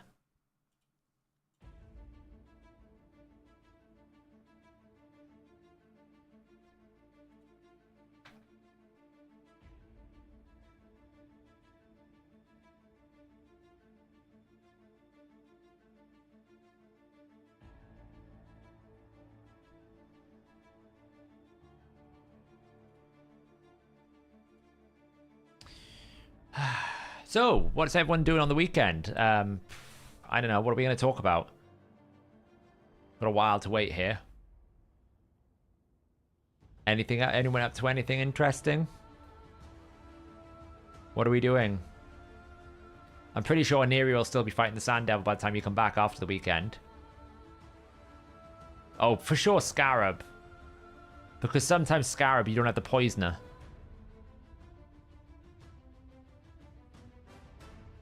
Watching Sand Devil, you know. How does Centurion HP bounce different than Walking Tomb Dragon? I think Centurion bounces your team. Zara. So it'll take the highest HP on your team, whereas I think Walking Tomb Dragons based on the enemy. I think off the top of my head, I could be wrong. I've got to double check.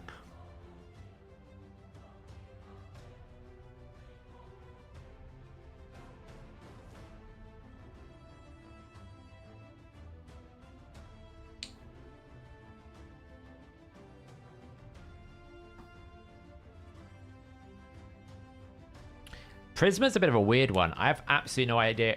Like, I feel like Prisma should be good. I just have no idea how to make Prisma good. If that makes sense, right? I feel like it's a good champion there, but I think it's like really complicated to build to find the value.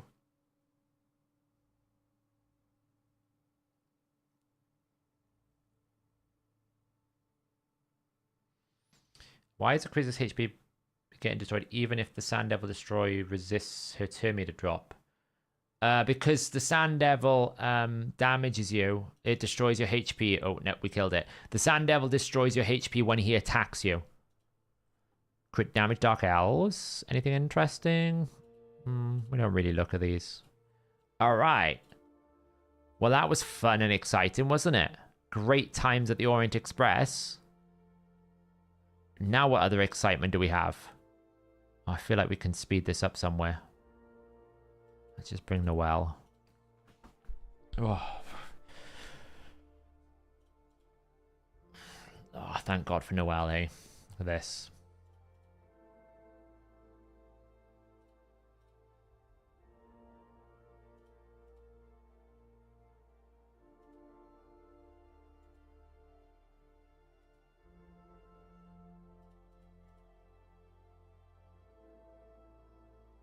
Oh, I think I may have reduced Thingy's gear a bit.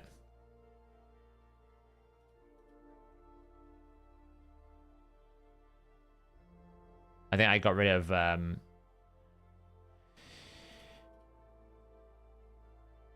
Shamel's gear. So that's why this is taking longer than normal. Noelle will carry us here, though. How have I built Noelle? So she's in Stone Skin, she's fast, and she has high resistance.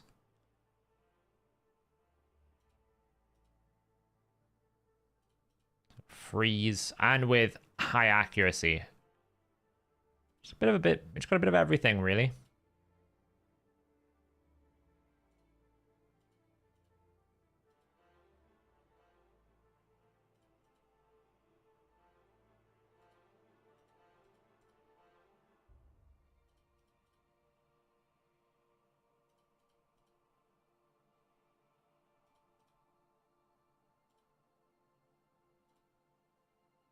Well, that was annoying.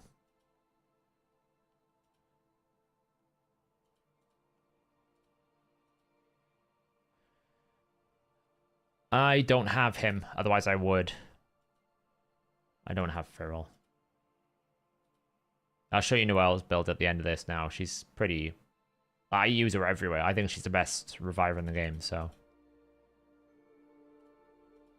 I'm surprised there wasn't more noise made about her. I think she's really, really good. Can we... Thank you. See you later, TG.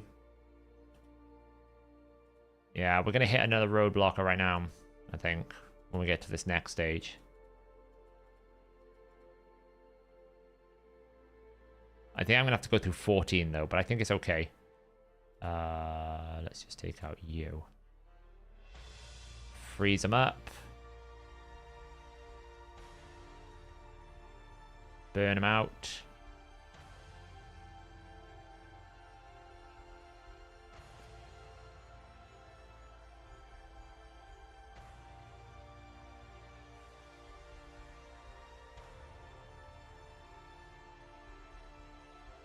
Easy peasy. Noelle's build is Stone Skin 4 pieces. I've got a few pieces of Pinpoint just because they were good pieces. Because I needed some accuracy and some speed. And it was a very, very good amulet, like accuracy defense. So I just basically put an extra one in for a bit more speed. She's got a pretty beastly banner. 25 speed. Low roll, but pretty good. And then she's just holding lots of speed resistance. So overall, her build stats are 307 speed, 683 resistance, 541 accuracy, because I use her in Chimera, and then HP. So basically fast, resistance, accuracy. Masteries-wise, we've gone for this. Try to extend the buffs. Booked out temporal chains. And she has the Orb of Transfixion as well. Because I don't know why. Remember, 5-star gives you 75 accuracy and 75 resistance. It does help a lot. Okay. Wow, this one's going to be fun, isn't it? Super easy. Frolny Smack.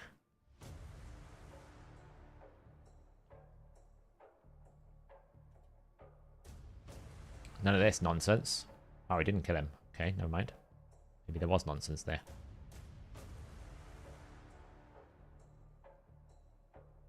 Right, get rid of you. No more you. Get rid of you. No more you.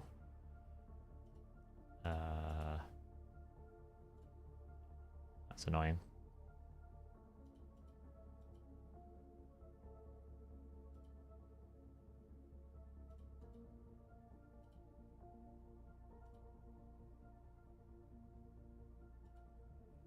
Our Veil is really not helping.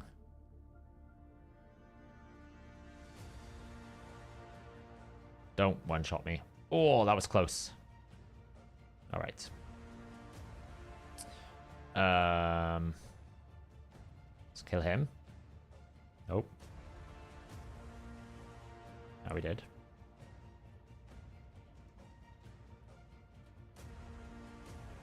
Oh, Daithi is... Mistrider Daithi is an absolute monster. Best champion in the game for epic tier. He's probably the best epic in the game. Like, he's just such a monster. That was kind of a mistake. It's alright, the rest of these can finish it off.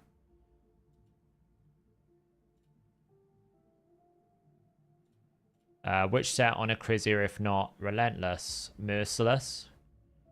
Ignore defense sets. Yeah. It's probably a mistake.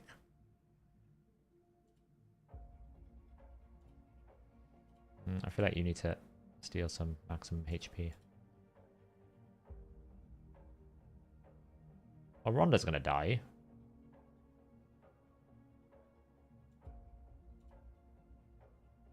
He died.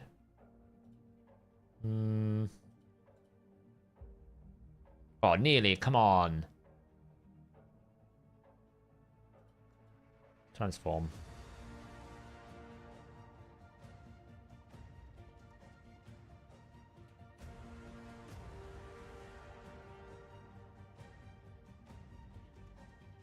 Frolny is empowered.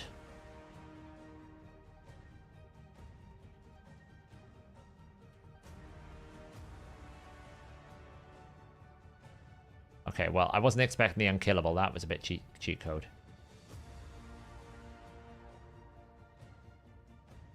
Alright, can Rhodus do it on his own? Take out him.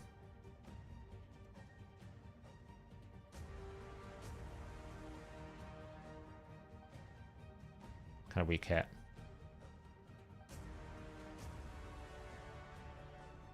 Oh.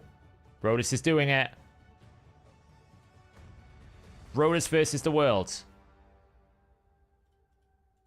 Rhodus is... Rhodus. Just Rhodus. Rhodus things be Rhodus things. Okay. Right. This is the block. That seems horrible. Not gonna lie. This one seems better. But not by much. Now, if I remember how I had to do this, the goal was to basically do... I'm pretty sure, like, Nazana used to be built in super good damage. Or something like that. And then these two would basically chain kill. And you were in, like... I can't remember exactly how I did it. I can't remember how I did it. I can't remember how I got through it. I remember chaining it. Maybe I'll use that. Someone's better.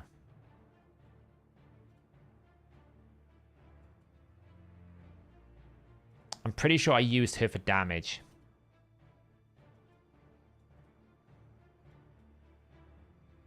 I just made her do stupendous amounts of damage. I think she was actually at the time. Let's give her that. No, it's fine. Let's make some space a second.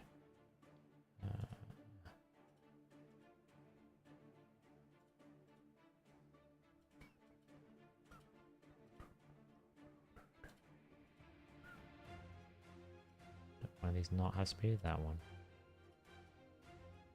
Pretty sure we went this. She had Carnage's banner, and then we could just give her a attack ring. Let's make a Slayer for the funsies.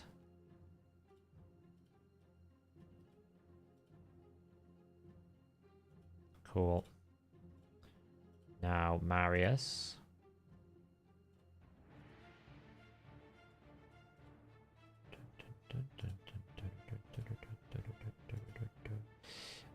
Fitting room.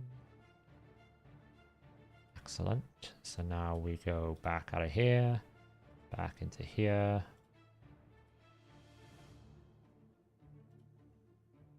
Oh, I don't think I saved his set. That was bad. Marius. What we're going to do is we're basically going to put Marius's gear on her.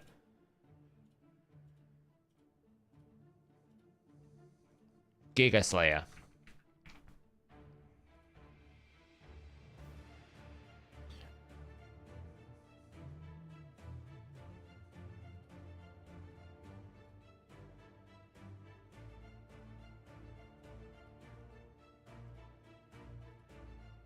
She's going to go Giga Slayer. We're going to put you into this. Just give you like a HP accuracy. Like, there you go.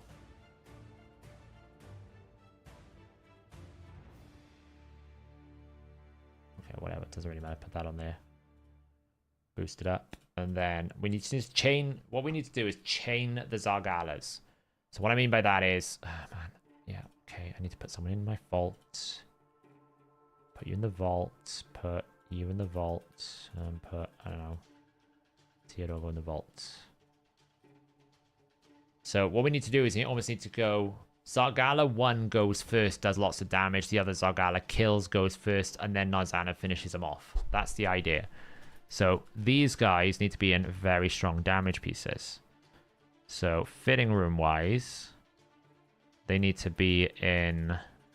One of them needs to be in this this build here. You're 224. What's the speed of this stage? That's the question I need to know. Like stages, tool, hello cat, Sis, Centurno, Soul Cross, hard. What are we on? Stage 14, right? So it's basically... Oh, they're pretty slow. That's fine. They're pretty slow. Cat, no. Not behind there. Not behind there. Anywhere but behind the screens. Jeez. So this one is going 224 speed. So we need one of them to go 223 speed. Okay.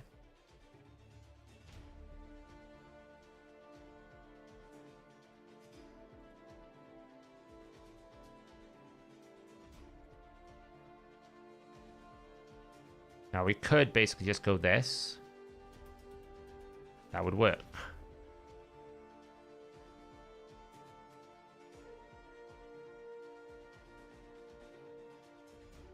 And then this husky boy can just be... I don't know. Let's just use the other husk maybe. Don't think I need the other husk, but... Let's try it. Let's try it. So the idea is freeze.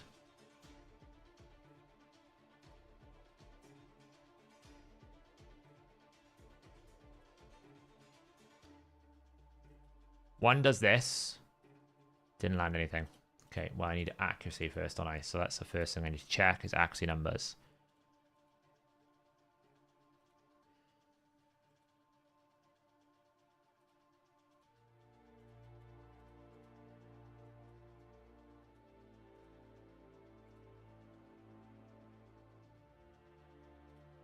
Good. Gets her to 285. That's close. It is close. How many axes I can get here? Speeds.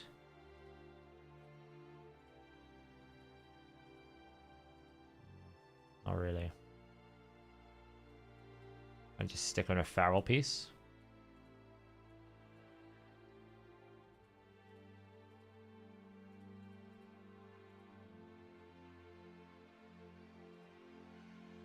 That'll do. Okay, there's one.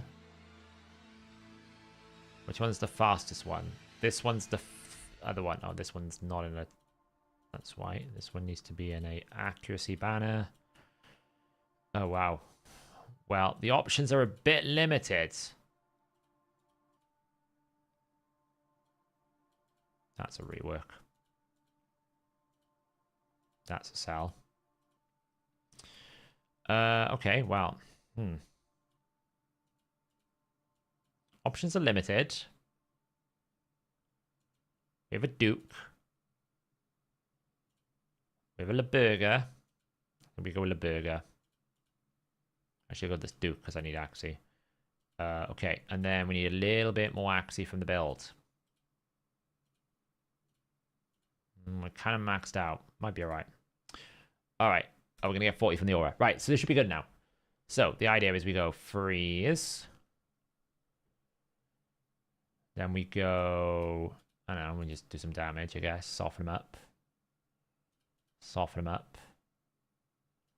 Go boom. Then she comes in and does like smash. Kills them. Boom. That's the idea. And then we just have to deal with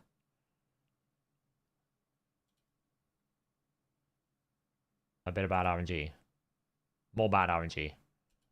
How much RNG? So, the idea is this. You go freeze.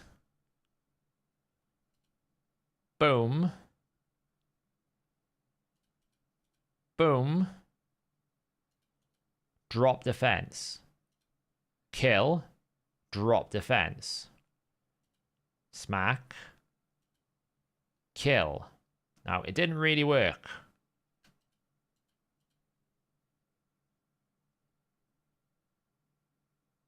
Because I don't really want to do it again. But everything is weakened. So it's proven to be fun. Basically, because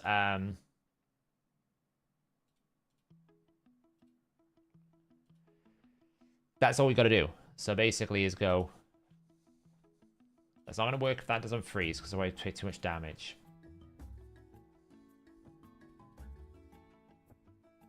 Could probably afford one.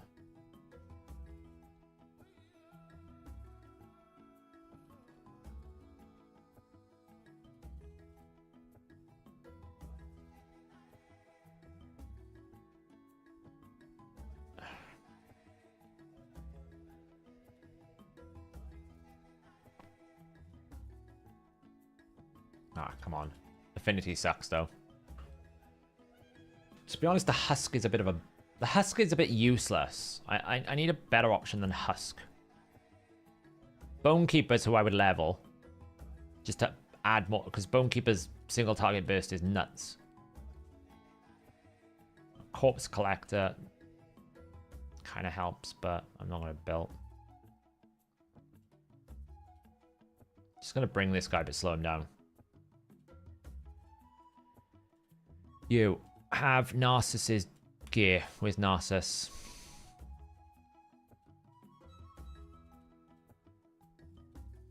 Why is Narcissus build not saved?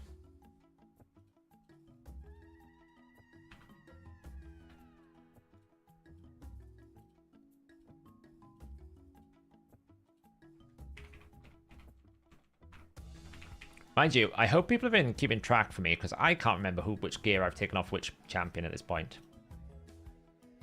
I've forgotten.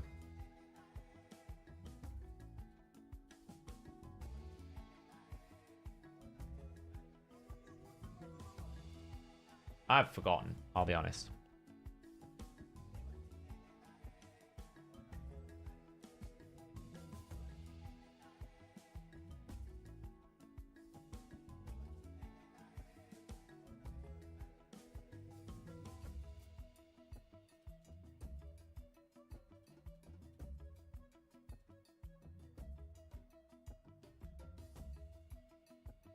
Right, this is what I needed. Nobody getting in my way. Extra hits that I don't need to take. Smash.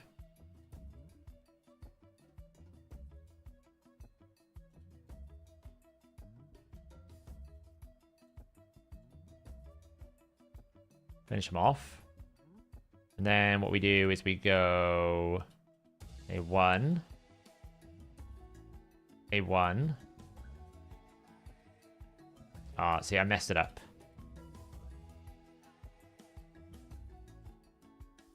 So what's meant to happen is she's meant to get Cycle of Violence. So, I've got them the wrong way around, have I? One of them is meant to get Cycle of Violence. Yeah, I've got them the wrong way. So you're meant to get that, because you're meant to get Whirlwind of Death. And I bet she hasn't got Whirlwind of Death. So they need to be within speed. So whoever kills one needs to be within the speed of the other one. So if this is going to be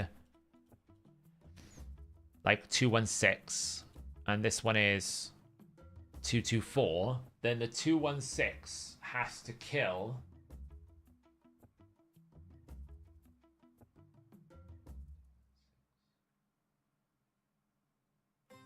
two people or be within whatever this is, right? Is it 6 people? So if she's 216, 228, she needs 3 speed. I need 3 speed. Can I find 3 speed anywhere?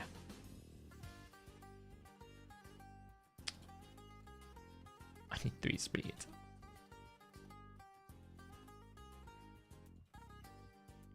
That's 1.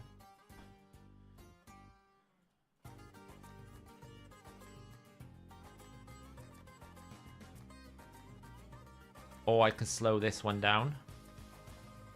It's kind of hard though.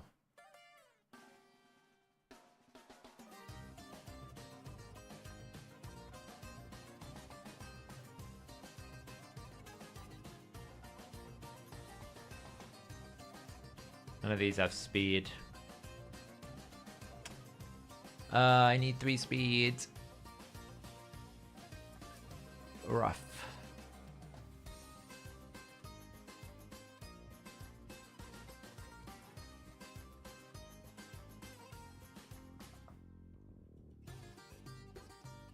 Probably get it from trying to glyph. It's never gonna land. I mean, that's a pretty good glyph. There we go. Job done. It's a pretty good chess piece. Use the 6-star. Okay, now we gotta play it again. So that was the idea. That's what it's meant to do. We just got a bit unlucky because then the chaining didn't happen. Because you do A3, A2, and then the next round you do A3, A2 the other way. But I need the freeze to land. Otherwise we take too much damage. Which is fun on Achak.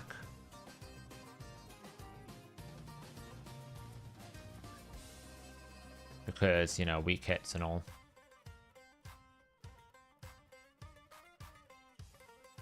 Oh, come on. It's alternating weak hits. And it's also 95%, not 100%. Might be able to get away with it.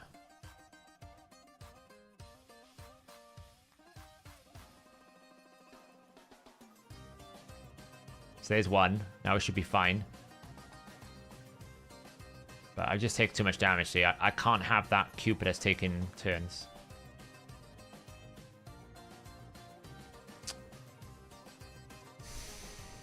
They do. There we go.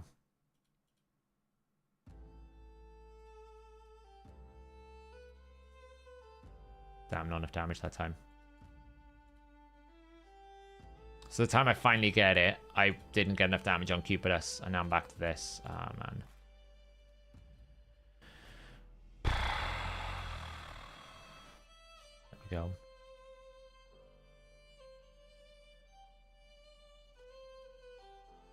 go.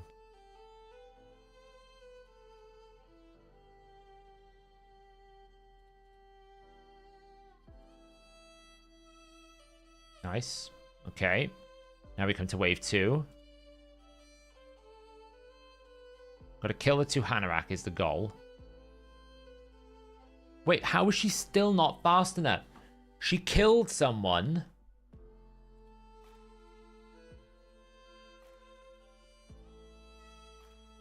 I don't understand. Right. You are 216 speed. You are 200. I sped the wrong one up. Or sped the wrong one up. It's this one that needs to go faster.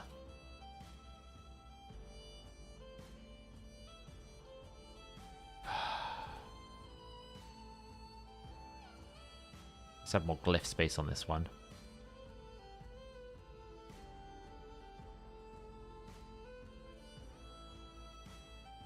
All right. 2-2-1.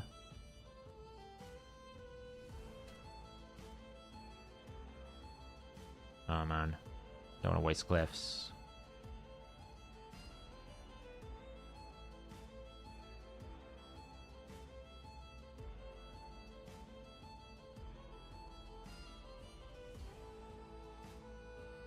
Feel good about this one. Nope. Oh, come on. I need 1 speed.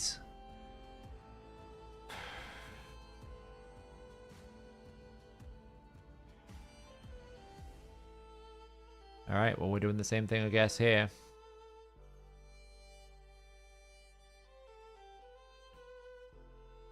Okay, let's see if that's gonna work. Can't believe I used the I spec the wrong champion. On the bright side, my gear's faster now.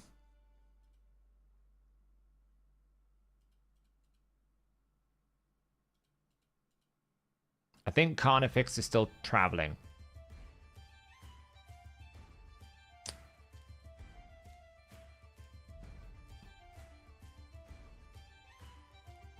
Oh my god.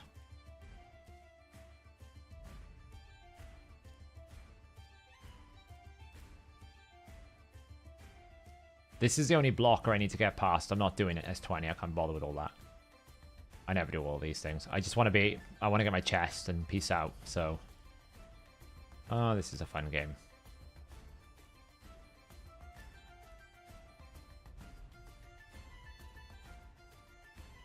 Oh, mate. I've been there, killer. It's bad. Nice. Please be enough now. I hope I've got enough speed and I win the tiebreaker.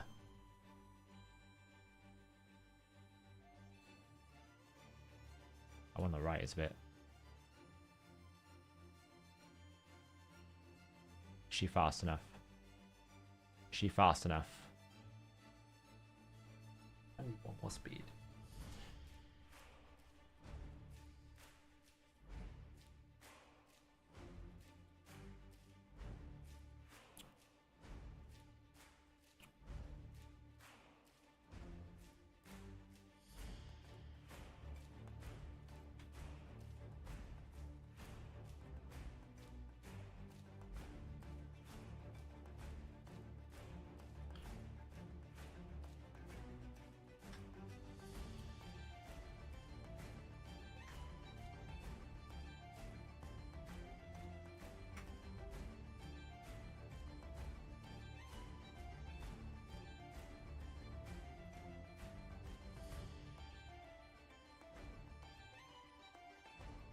Alright, we're good now.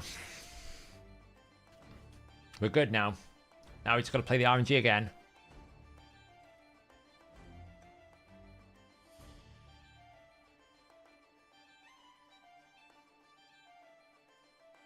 Boof.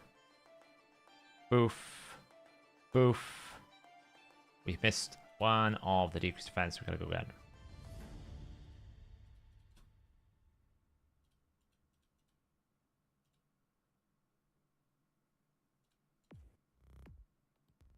Man, I hate The only thing that absolutely irritates me about Cintranos is affinity forcing.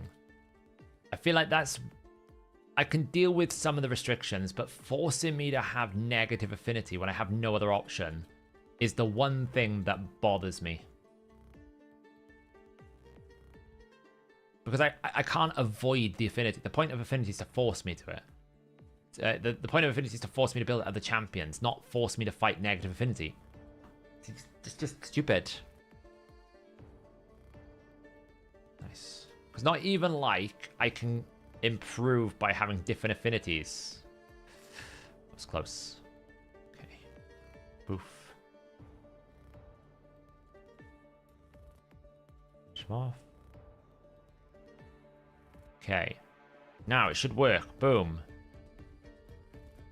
The first one should go first. She should. Oh, not enough damage. No. We might be alright though. Haven't said that.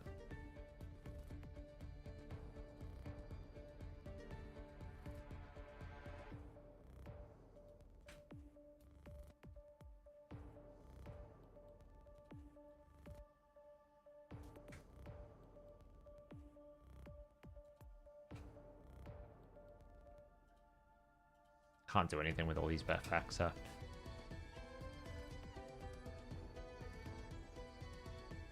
It's over. Didn't have enough damage.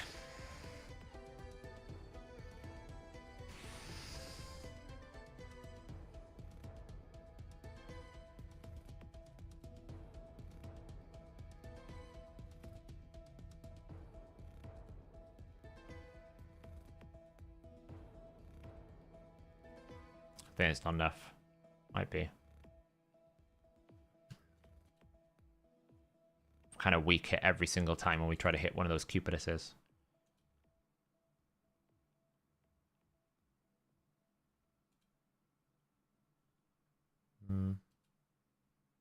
Might get away with it. We'll find out. Probably takes just too much damage. Let's see. It's just.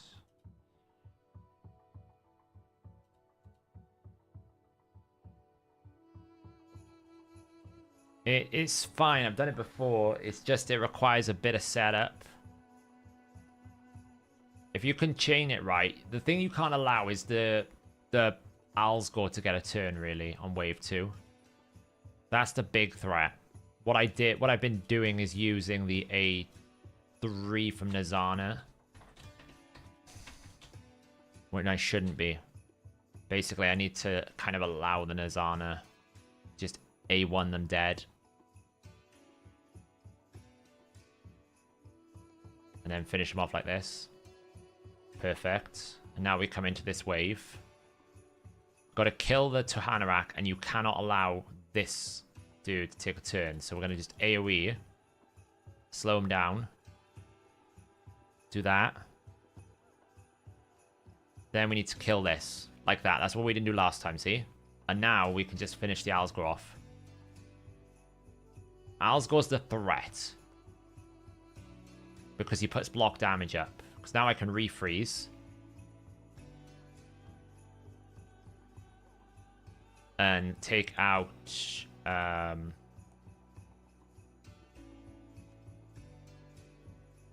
just do that for now. Just get an AoE out. Now I can try and take out you. Nearly. One down.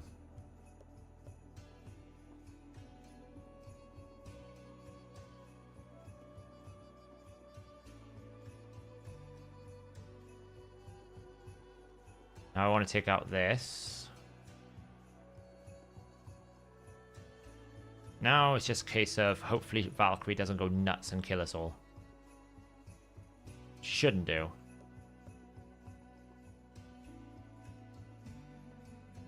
She will be strong until I actually get her under control. Like, provoke. This is where the Husky is handy. Because I can just... Once the counterattack's gone now, we should be good. So that's the key with this wave. You have to kill the Tuhanarak and you have to kill the Alsgore. If you kill both, you get yourself under control. Now, again, freeze. This one you just got to watch for Herndog. Herndog likes to get a lot of turns like this. But as long as you do that, you're fine. Brogny is the difficult one on this wave. Take out Brogny, you win this one comfortably, see? You have to watch out for that dude at the back. He does have a bit of a smack on him. Which is why I like to buff up a bit. He does have a bit of a smack on him, this dude. To proc him twice as well, which doesn't help.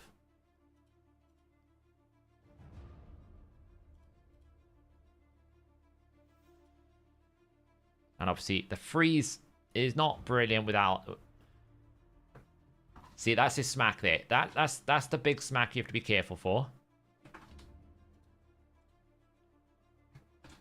But double Zargala, if you set her up right, really can do what like it does at the work.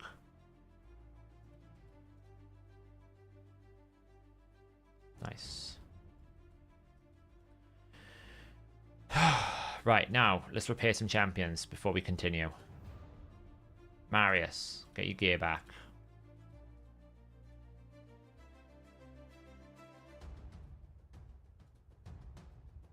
Rhonda, have your gear back. What are you doing, cat? No, what do you have? Merciless. No, you didn't have Merciless. You had Lethal V2. Whisper had Merciless. I know I'll put them back around. I'm just basically repairing the champions I broke.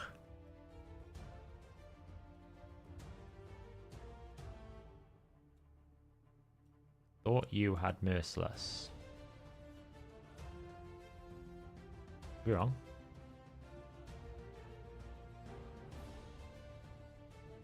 I mean, she's built wrong. She shouldn't have that much crit rate, but hey. I think Carnage needed his banner back from Nozana.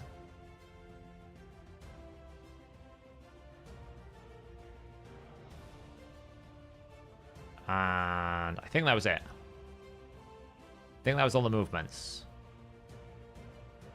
Pretty sure I haven't touched anyone else. Oh, and she just needs her gear back as well.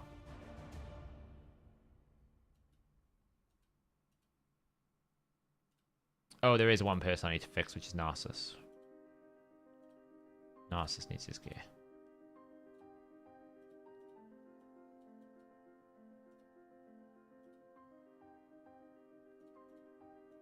Right, let's just check. Second ball, so we didn't use Merciless, Lethal, Curing, HP Nuke, used for something else. Don't know what that was for. It's your nuke, diff, nuke. Yeah, it looks good. Alright. We've probably got a few bits here or there, but it's okay. This one is pretty straightforward. Because we've got Teox. I'm pretty remember this is pretty straightforward. Which relic would you say is ideal for Mikage? I mean, which one is the best one? It's the Hallowed Blade, because you want speed. Doesn't really matter, it's gemstones you want more than anything else.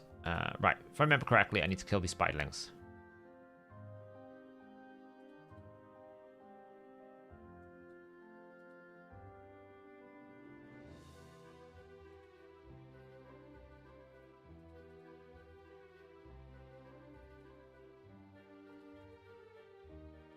Just knock the shield down on there, so we don't take as much of a hit. Remember, the biggest challenge was basically trying to kill the queen. Once the queen was dead, everything was pretty okay.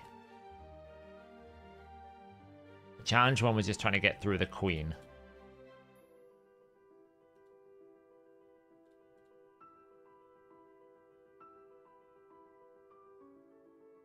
Because of this.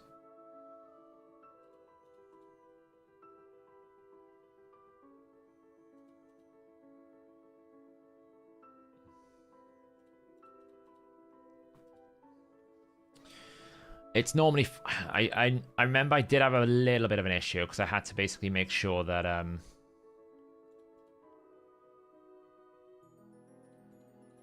Let's just boost that. Take rid of that. Boof. Let's just break some of the shields.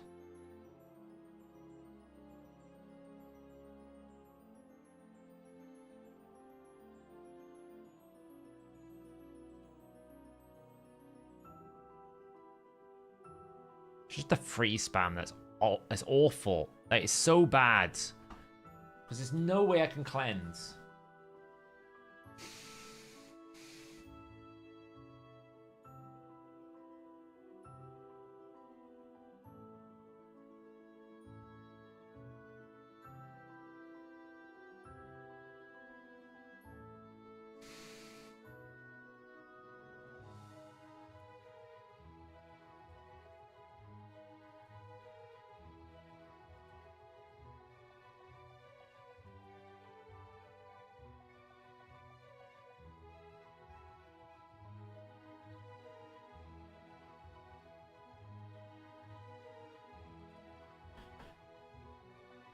I was hoping this would be easy. Wait, do I have to do this stage? Oh, I do. Oh, I thought this stage would be easy.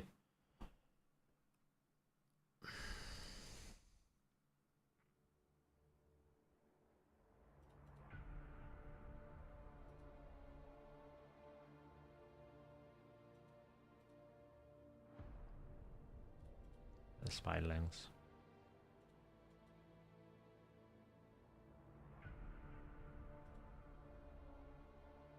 To decrease speed, this is where it goes bad. Decrease speed into like spam freeze. Boom.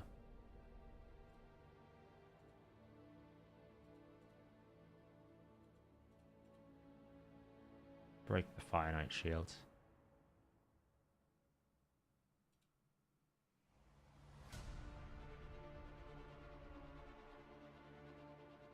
It just dumps debuffs on you and it's just horrible.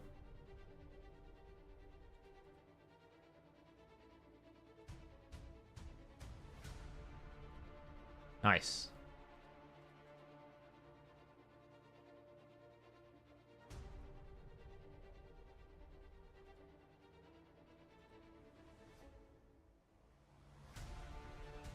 Once the queen is down, the boss is far less of a problem.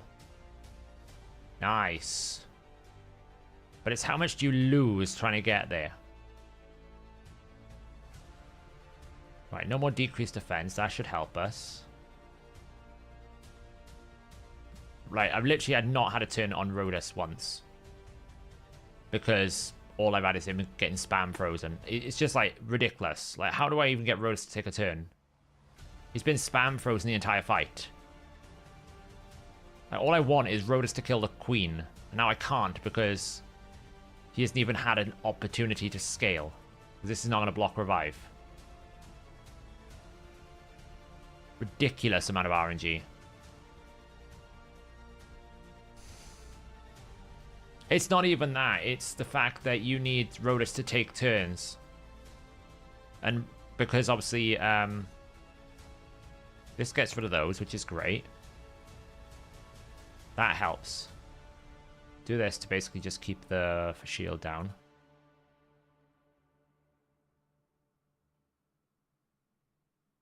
As long as he gets a turn, this spam freezing on Rhodas is the problem.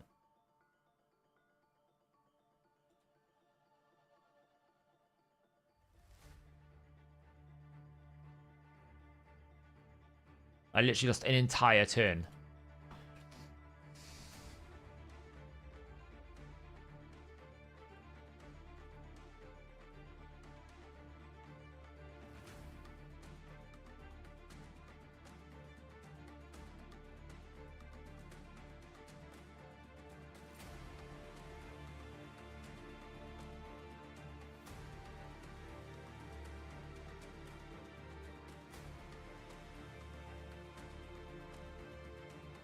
Please don't spam freeze me. Right, finally. Make sure you get some hits there. Damn, didn't get decreased defense, that sucked. Oh. That really freaking hurts.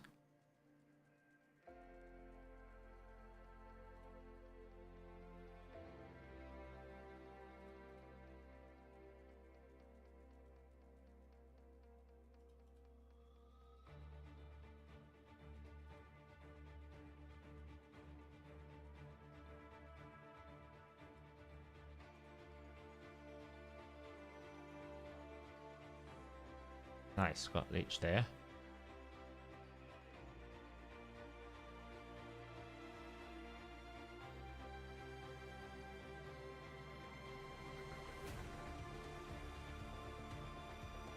And I didn't get decreased defense.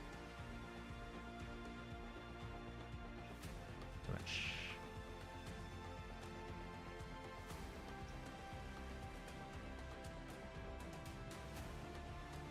Block buffs, no increased speeds.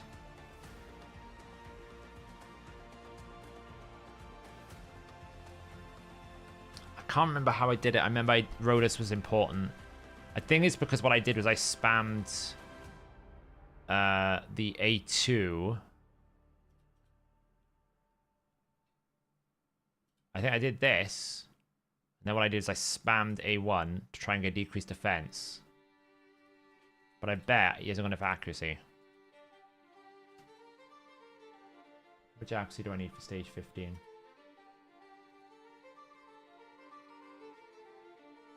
$300. Switch him over to an accuracy banner.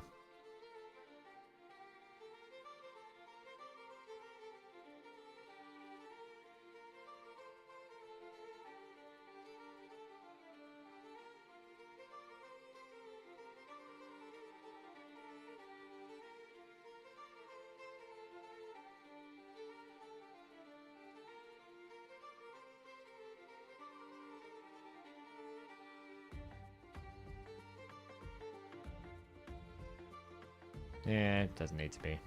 I don't use them anymore. Just have that one for now.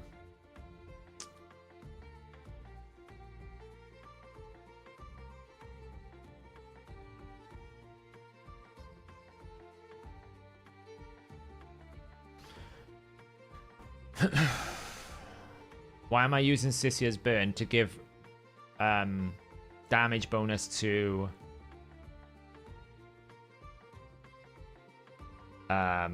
thing, and also so that I can land debuffs? Right, this means he does double damage. I can land a debuff. Nice way to get frozen. Really handy.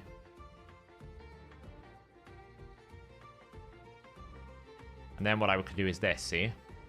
Problem is, she got frozen. As long as she don't get frozen, we're alright. So she opens with increased speed. Get us going. Just take some stuff off the boss. She puts burn out. And we get a mass nuke. A1. Decreased defense.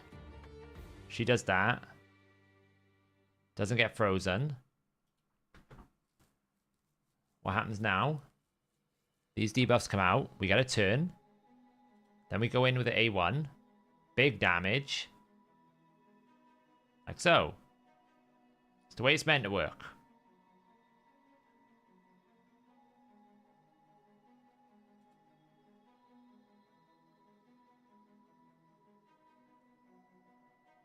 Probably should have A3 there, though.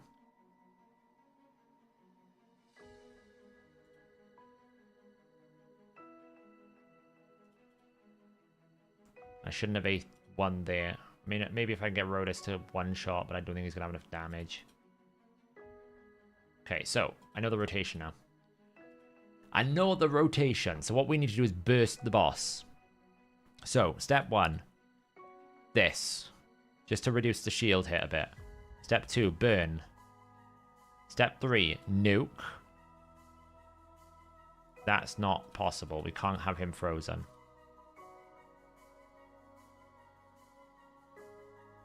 I mean, I could even do it here, but she's going to freeze herself, see?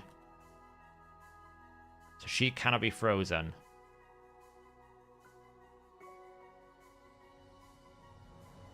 And the amount of time she's freezing is ridiculous. I think I might have to just not attack that. Yeah, the chance is too high without a burn on. So we attack the boss. Okay. So we attack the boss to set up the speed buff. Once the speed buff is up, we burn. Can't resist the boss.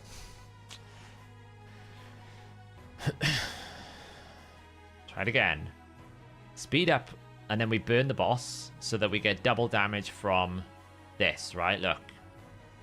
Okay. Double damage, extra hit.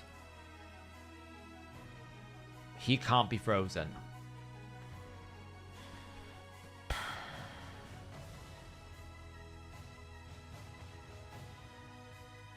Yeah, but it's because it's per hit, look.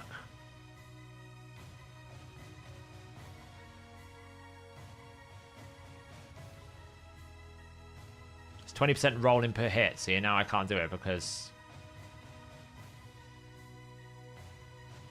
he's frozen.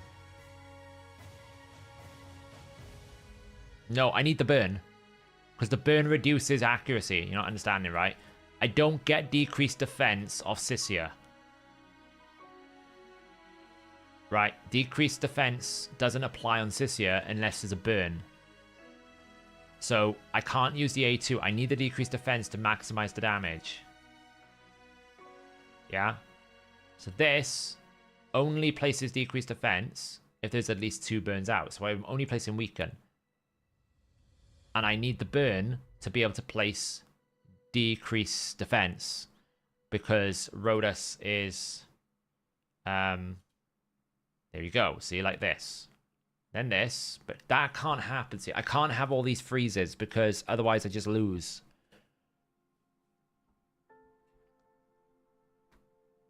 So the rotation is pretty clear. This. Soften it up. This. Double nuke. Decrease defense. Failed. Start again.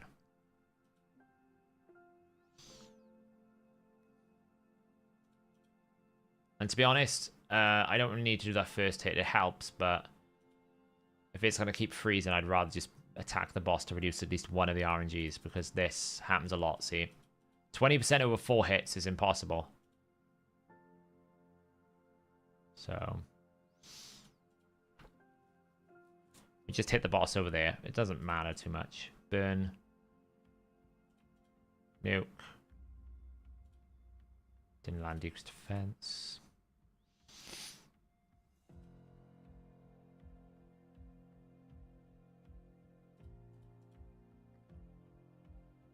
So what we're using is we're using Teox to try and essentially burst the boss. Like so. This is ideal because we actually got an extra turn there. Shouldn't have done that, but it doesn't really matter.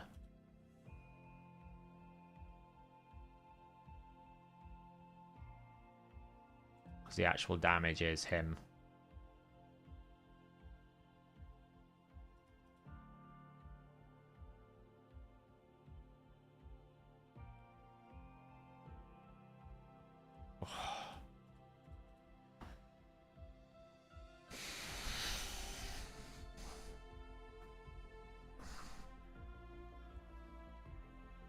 Needs a no gray.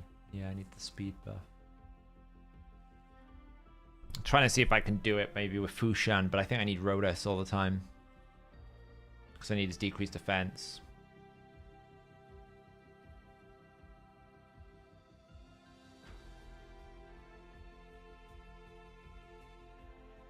Because I can try without Rhodas and try with Fushan instead. He's built decently. It's good enough.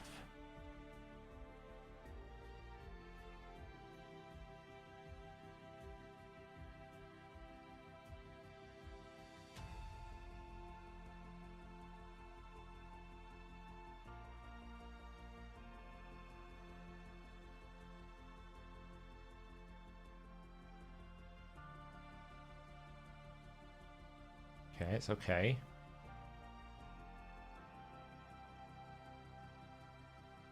Nice.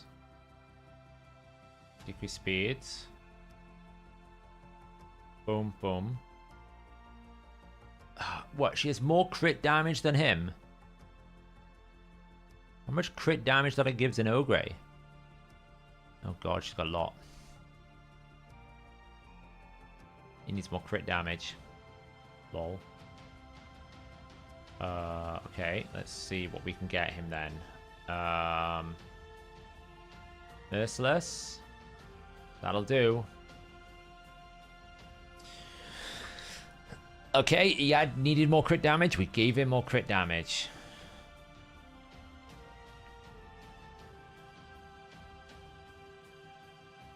Oh, he's too fast now.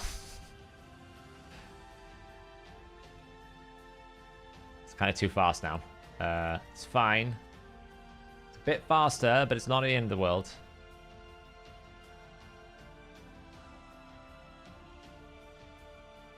I thought this one would be easy. Oh, there we go. It's because we missed one debuff. Yeah, I'm just trying to get my Doom. I'm trying to get my Cintranos big core stuff out of the way. Because once I clear this stage, I can get the last chest, and then it's just like, whatever. I don't really care about the rest. Ah, man. Fushan's crit capped.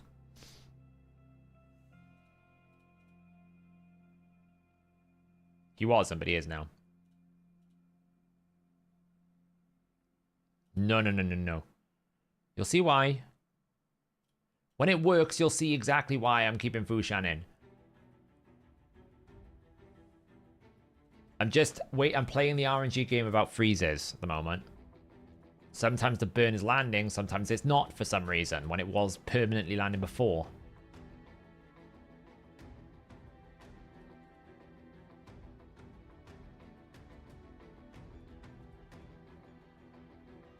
Go, boom, boom. Perfect. Nice. Okay, well, we got Leech. Better than nothing. Take the debuffs. Now we A1. Fushan, do your thing. Boof.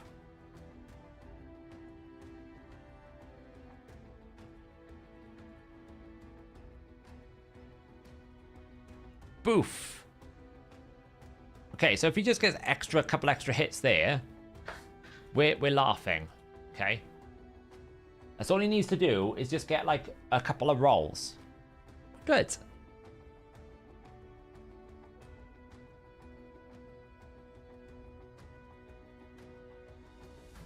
Why is she resistant now? Come on. I mean, like, I can send her there, but she's always going to freeze, so...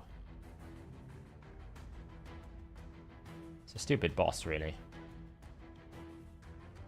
Like, Sora's actual gameplay design is bring someone to stop you taking debuffs, and they actually create a restriction that there is no one that can do that.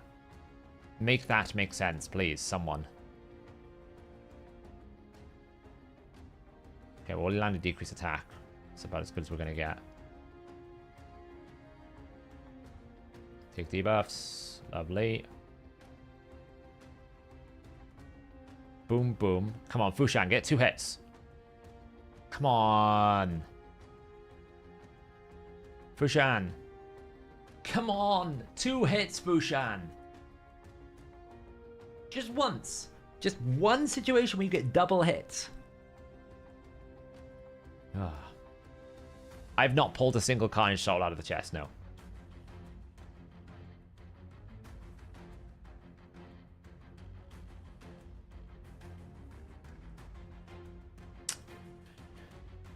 Mother trucker. No, Frostbite does not help here. Because you need to go fast. Having good luck helps. Ooh. Where, you know, situations like that where I don't get frozen, but... Honestly, the biggest issue is the lack of cleanse, because you can't get rid of the decreased speed. That's honestly the only issue here, is you can't get rid of the decreased speed. And you can't get rid of the decreased defense. That is what is hard. So it ends up being a situation where you have to try to out-heal, and you can't. Because once I get going, I can kill the boss, the Finite, but you've got to kill the Queen. Because otherwise you're just going to get dumped with debuffs constantly. You can't play the game. And So the issue with this boss more than anything else is the lack of cleanse, and the whole point is you're meant to be able to bring cleanse to counteract the fact that you take debuffs. Like, that's what I don't get, is the mechanics is not get a better roster because there is no solution. There is no cleanse. That's the whole point of the game, is like, here's a challenge, go get a better roster to beat it. And this game mode is literally like, I don't know, there is no option for most of these things other than play this. Go over it again and again and again and again until you get it. Just fall in line. It's not a challenge. That's stupidity. Like that, you know? It's like, okay, cool, whatever. If Zenogre actually had 4 hits there, it would be a much easier experience. Come on. No. Just, Fushan, please. Not a repeat attack once yet. If Fushan repeat attacks once, we can kill the queen straight off the bat. And that's the goal.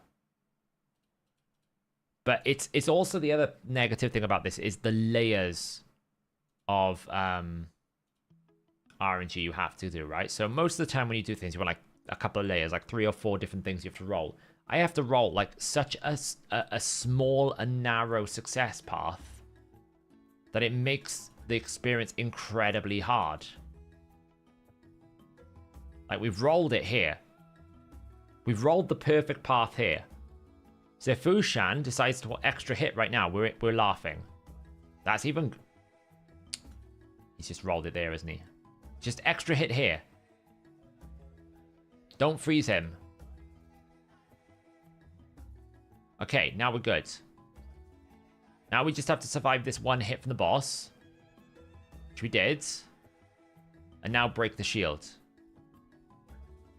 So now it's just a case of, can we break the shield in time? Which, we've got a lot of hitters. Get decreased attack on.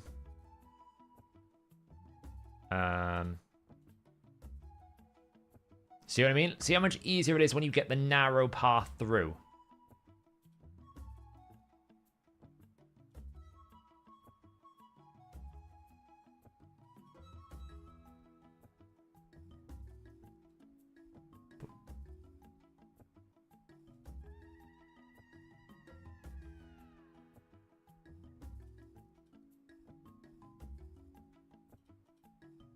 Boom. Nailed it.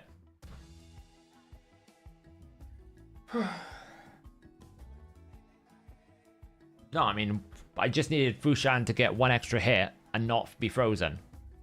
Boom. Pretty easy then. We were just having a very narrow... having a bit of bad RNG is all.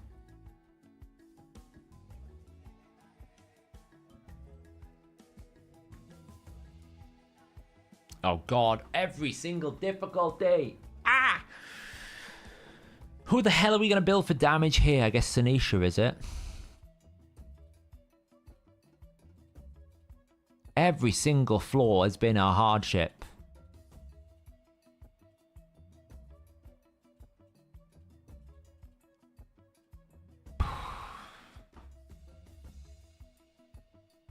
Oh man, this should be fun.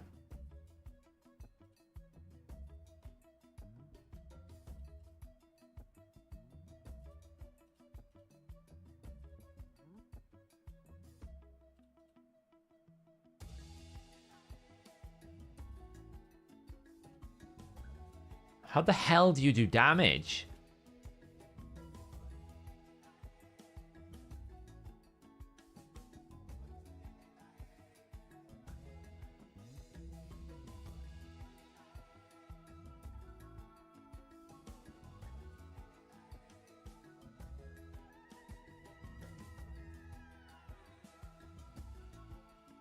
My lord.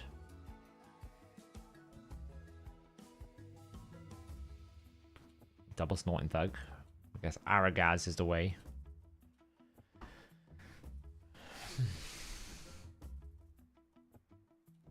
Oh well. I guess we're just sitting here for 5 minutes.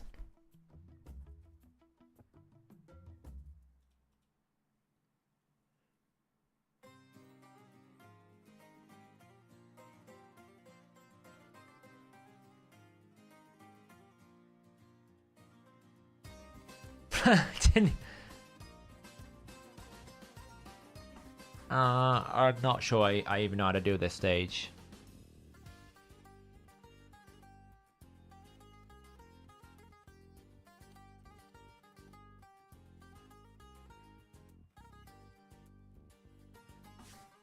There's no decreased defense. That's what I'm saying. It's like 6 champions in the entire game that can fit this roster. Yeah, I beat the double boss.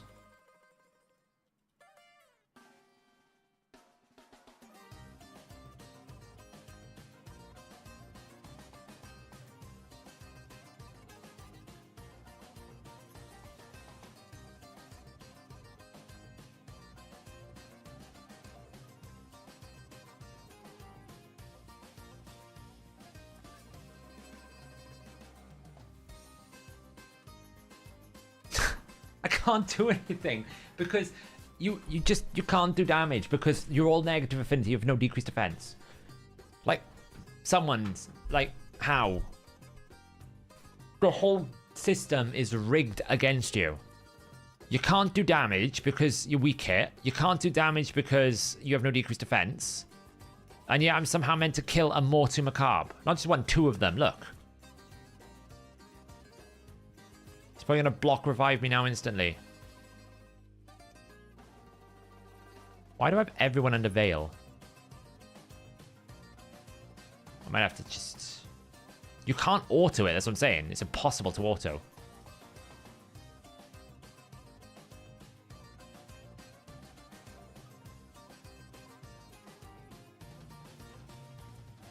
I have to take out one of them and hope for the best.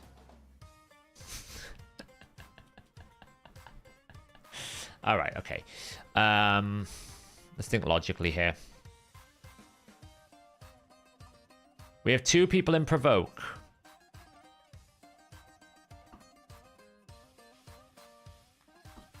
We have 2 people in Provoke.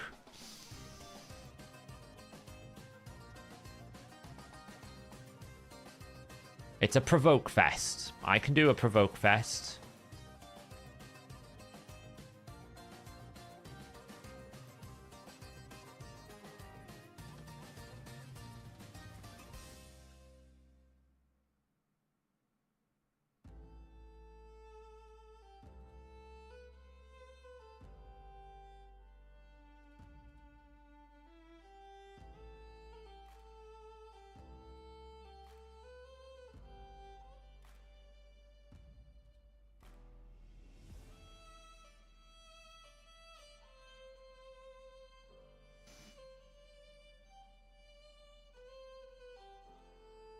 We're winning the Provoke War.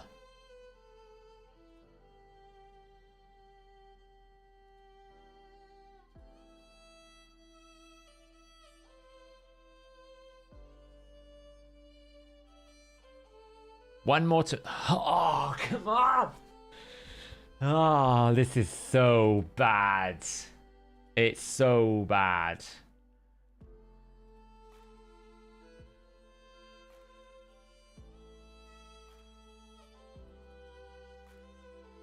I've no way of doing this apart from literally just sitting here over and over and over again, hoping that I get provokes. I got 2 people in provoke sets, and you just know 1 proc and it's done. Watch him now block revive.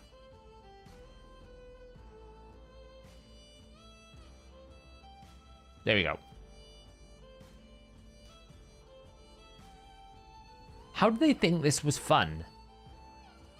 Like, you've got to offer players a solution. It's not even like they're selling you a solution here. I suppose they did. They sold you Aragaz. Great, a faction unity dude. That I'll probably get once in a blue moon. Thing is, I gotta hope I don't weak hit when I do that. That was a good hit, though. Basically, I need to kill 1 Mortu as quickly as I can, so I can at least try to spam provoke 1 Mortu.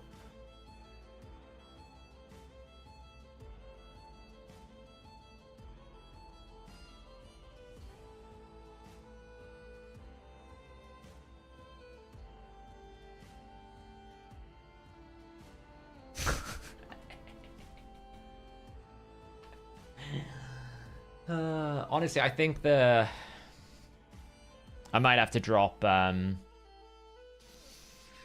Rector Drath for ally protection, to be honest. To try and survive the things. That's probably the answer. Which I'll do in a minute if it's the case.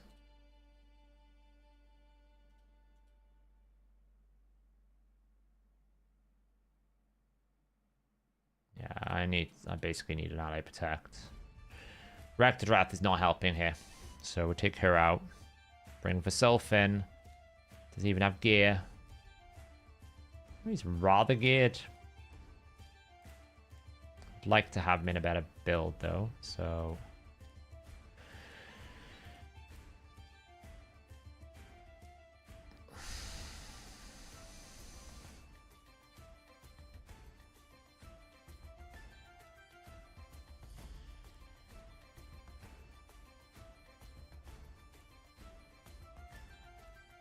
See, we can survive it then. We can survive his peril with an ally protect. We still have to roll the RNG, but it'll be better. Right, I still need to get provokes. I still need to land things like this. Which we've landed nothing this run, so... to restart.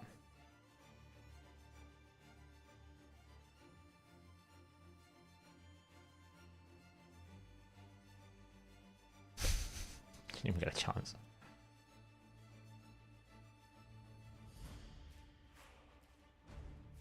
Wow, I've not had a single provoke. Not had a single freaking provoke in 5 runs.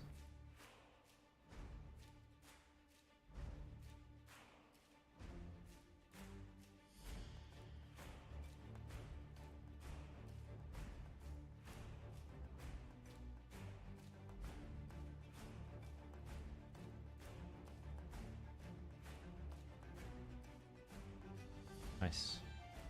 She's got the damage. I just need to be able to get the damage going.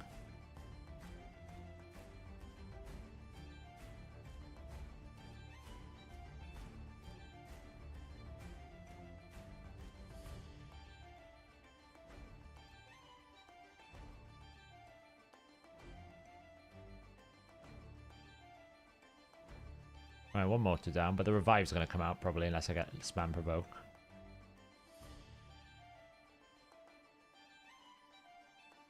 Nice. Swap health with you.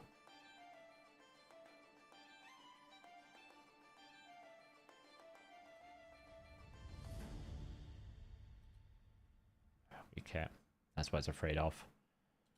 So the only downside is you've got to kill a freaking reviver as well. Great. Got to kill Duchess at the same time. Probably have to actually focus Duchess before we can even kill them.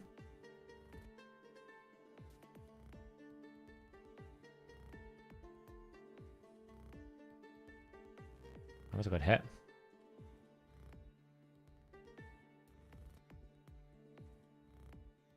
Nice.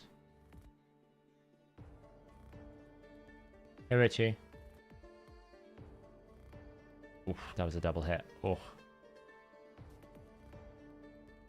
Double provoke. Nice. Right, now we just got to kill her.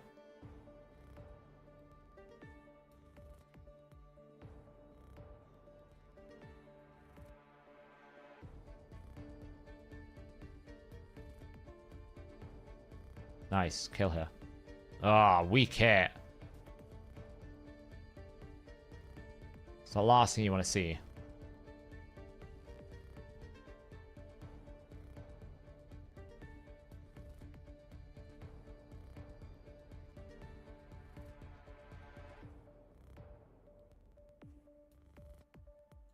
Provoke. Nice, that was clutch.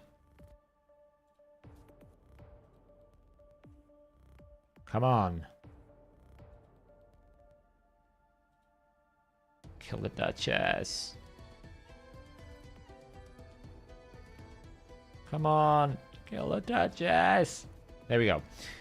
Okay, what we got here? Cardiel is the problem.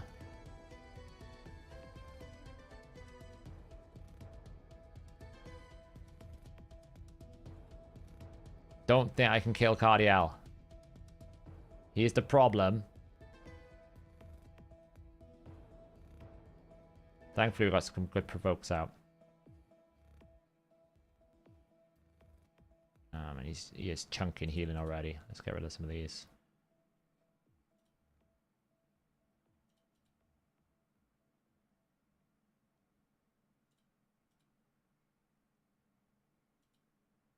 Gotta get rid of the Cardiel. Why is he just going to keep healing and we cannot have this? Oh, it's so annoying. Come on. Stop healing the team.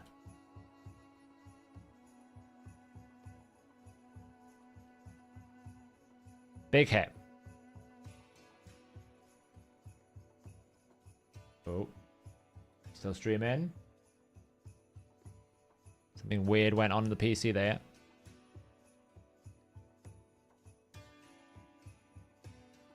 We're looking good. We're looking good. Something weird happened near the PC, but it's okay. Okay. Ow, that hurt.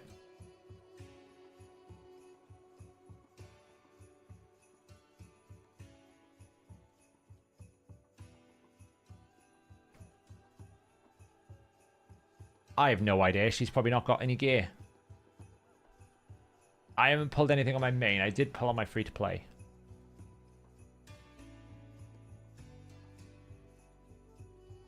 We're getting there. We're near there.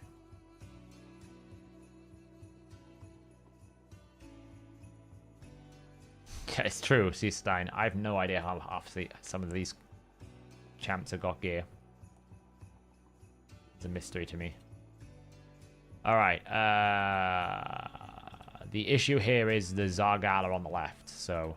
Or not the Zargala, the whatever her name is. The Reviver on the left is the main goal to kill here. Honestly, we just AoE now.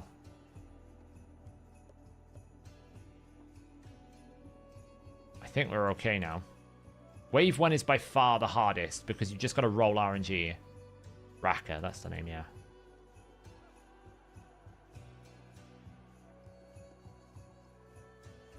Oh, there we go. Done.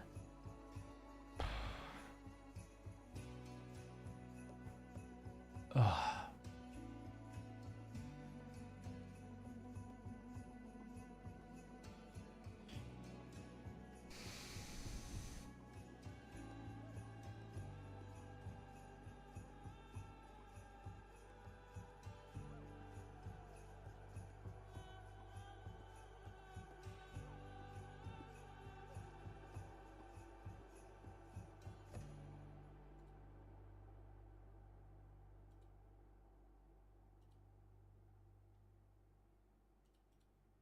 Kill him off.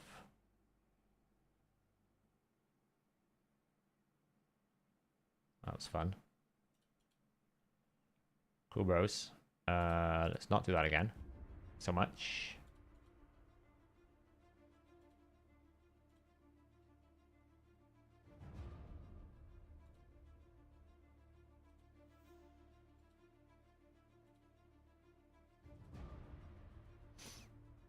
Angry Gimli, I know, right?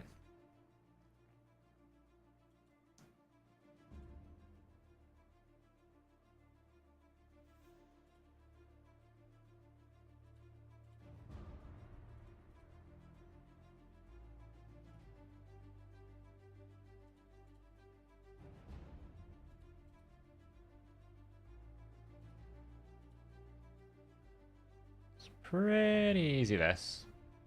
The Awaken stages, ironically, you would think would be the hardest. They're really not. Well, that did really absolutely just wreck me.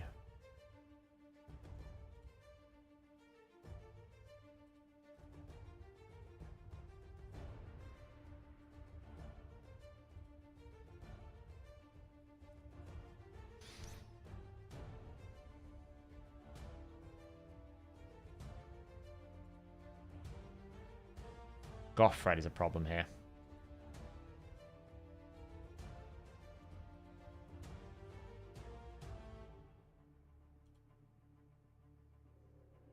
Wow, that didn't kill him.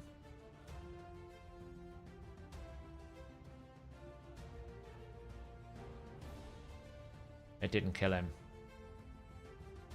I'm gonna fail, I think, because I didn't kill him.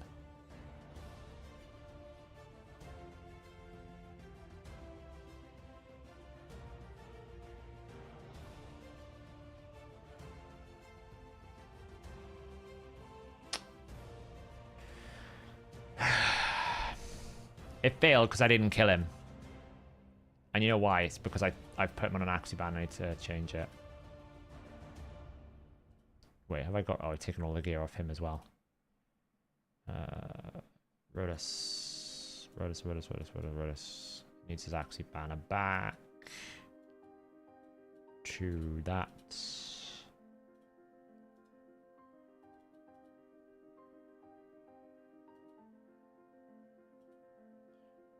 Let's take you out and let's just bring in someone else then. Because clearly you are struggling. There you go. Let's just do that.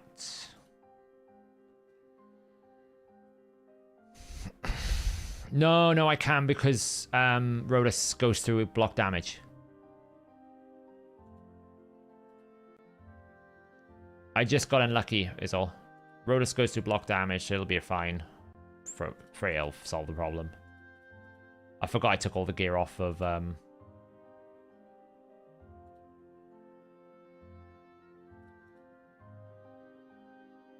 My god, Jesus. How many extra turns does the man want to have? Oh my. Love a weak hit.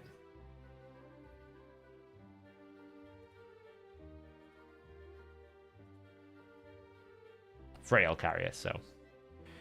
what masteries? I'll have a look now. I don't off the top of my head.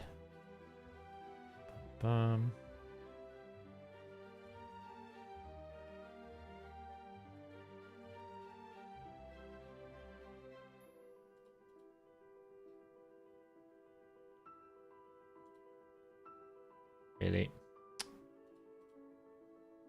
Well, Frolny's out. Dythy's out for the rest of the fight, but never mind. Angry Gimli's still in. She's barely in.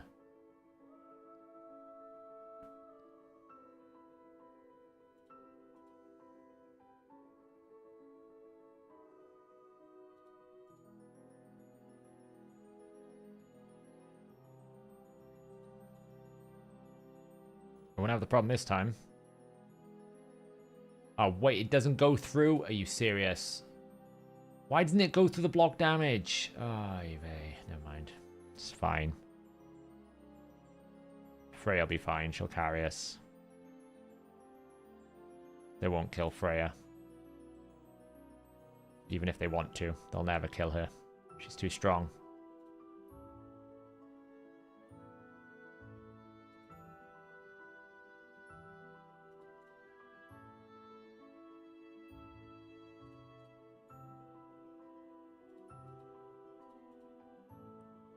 Boom.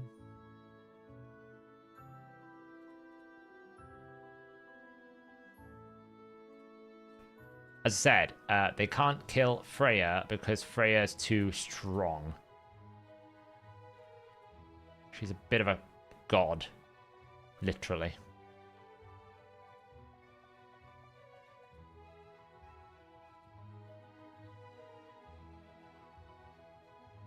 All hail Freya. Alright then. Are we ready for disappointment? Overload. We could get a 5-star soul. We could get a 3-star soul. We could get so many souls.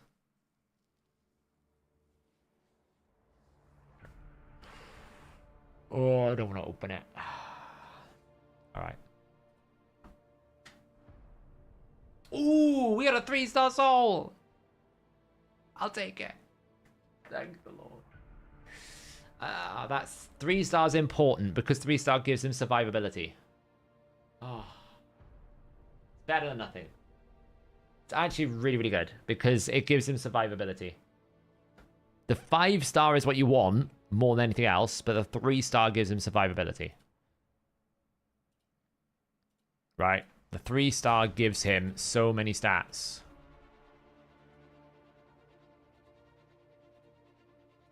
Because right now, yeah, these are his stats on his alternate form, on his base form. I use him quite a lot. 43, 2.5. 34, 2.2. Yeah, just putting a soul on him, which should be, where is it? That one. 54, 3.2. 45, 2.9. That's a massive difference. These stats here are a massive difference.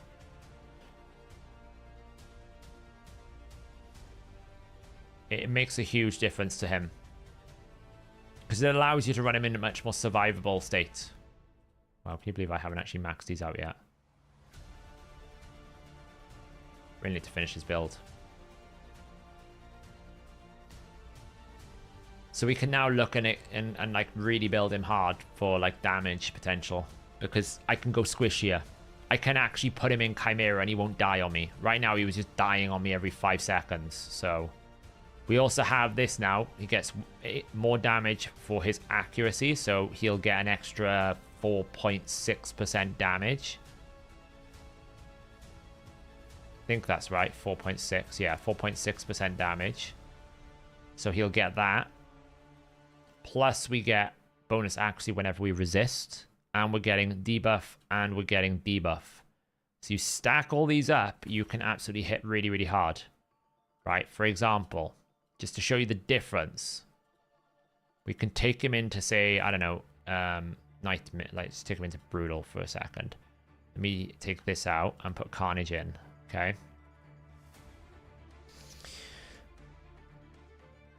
Why Eagle Archer? Eagle Eye, because he'll get more effective damage. Oh, someone was asking me before what was my... who was asking me about masteries?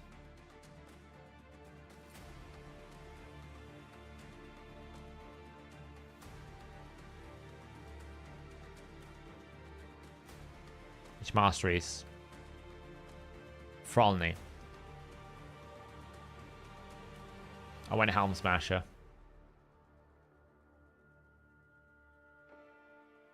The defense tree wasn't as smart, but you always have to take Wisdom of Battle. So I need to repair people though, don't I? Who did I take gear off? Ancora. Ancora needs gear back.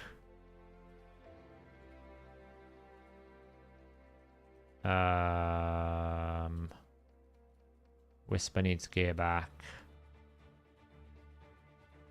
Wrong Whisper. Right Whisper.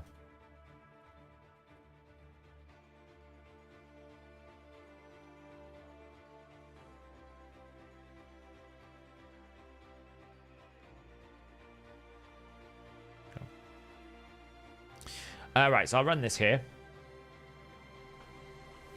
I am out of keys and I'm planning not to do it. So, for example, if I don't stack his effects, so what I mean by that is I don't spread debuffs.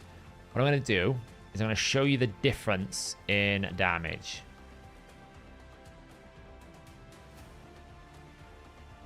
Okay, so all I'm going to do right now is I'm just going to get him going. Switch his form first. Switch form. Okay, so can't place any debuffs. So we don't have a Rethi's Comet, we don't have Nature's Wrath stacking, and we don't have any sort of resistance or anything like that. So this is a good way for you to see the damage difference of those multipliers with Carnage, and why I'm saying that if you get Carnage set up correctly, he's probably one of the only champions I think that can compete with Toshiro. Just need to get him staggered and set up fully. So right now we're doing true damage, basically. We're doing true damage right now.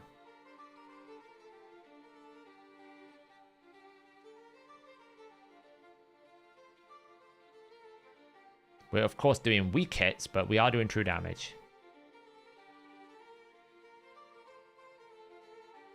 Let's just do that to break it out. There we go. Right, great. Let's get decreased defense. Brilliant. That's not ideal. Decided to hit that for some reason.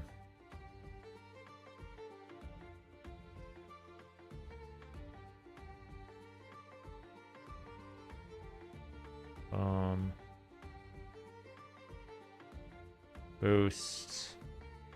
Reho. Get your debuffs on the left head. Alright, so. Not the best head for this. But watch the damage right now is a good example. 1.4 million. Okay. 1.4 million. We'll find a neutral head for us to get a good damage test on.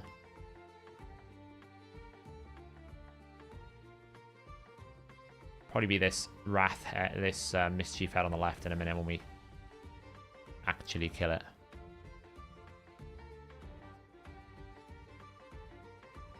There you go.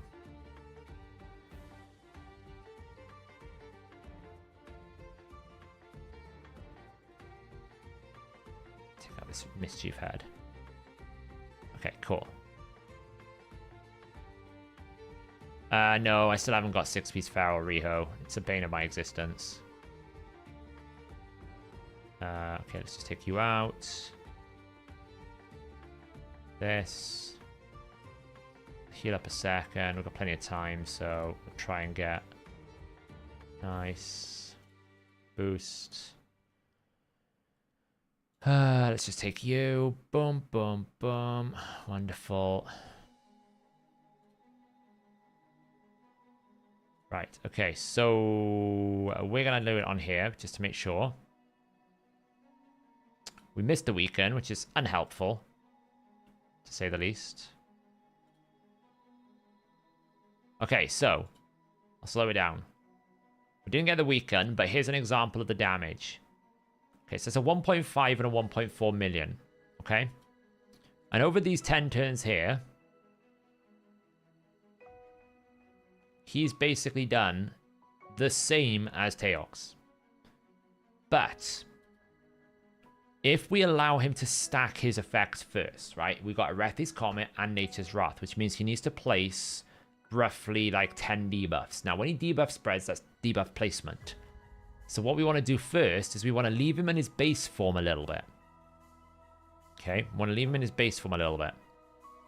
So what we're going to actually do is we're going to leave him in his base form and we're going to get him to spread debuffs now.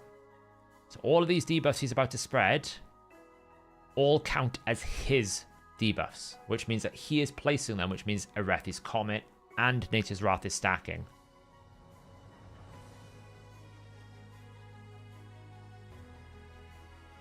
Didn't actually get what I wanted there.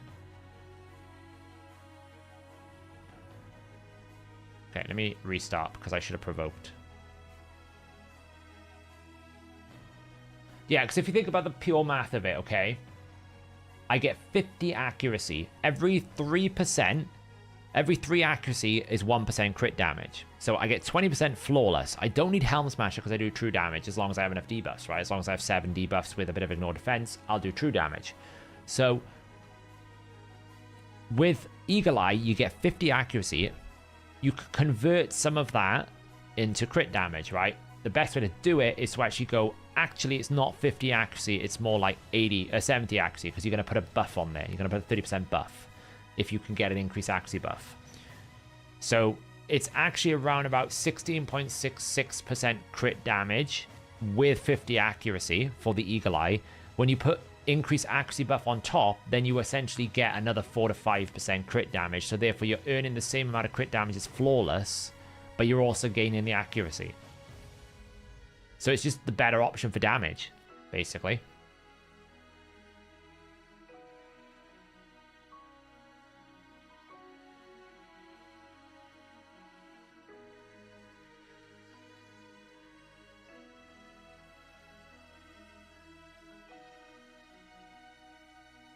There we go. Now I can do this. So like when I do this now.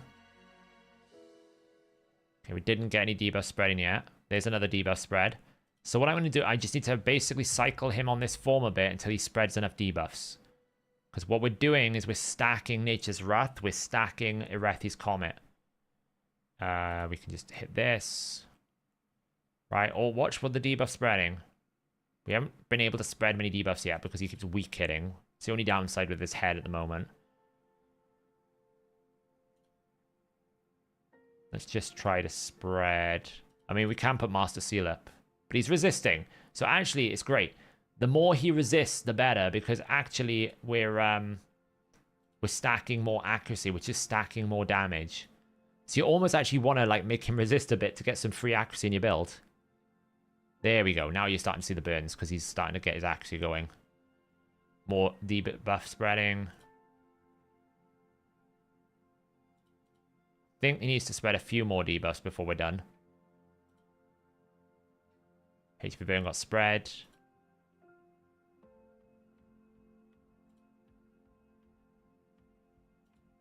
Just use his A3 here.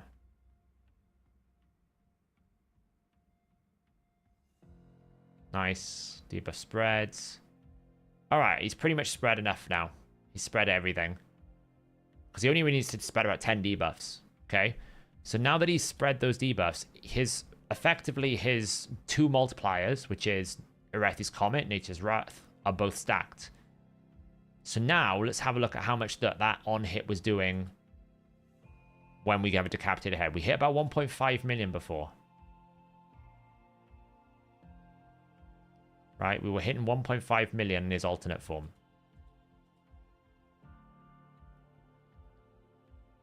We can just, like, finish this off. Okay. Spread plenty of debuffs.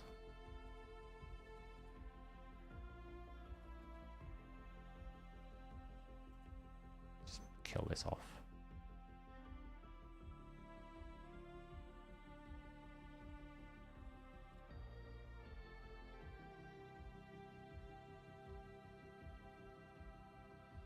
Okay. Same head here. Full debuffs. Transform. Okay, so without Teox, 9 mil. Now the only downside is because we did that damage there, we're gonna have to cycle back around.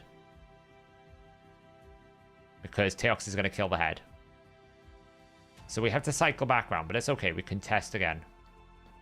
But we should be able to see now as we start using these abilities. You generally don't want to use the AoE. AoE sucks. You only ever really want to A1. I should have provoked there. That was dumb.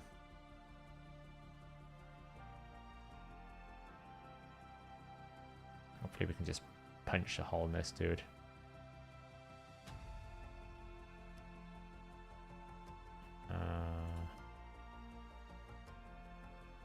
Provoke. Okay, we need to get some debuffs going. Of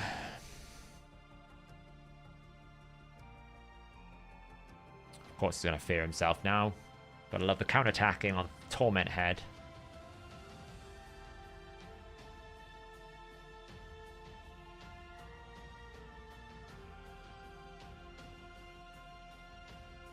Kill this off.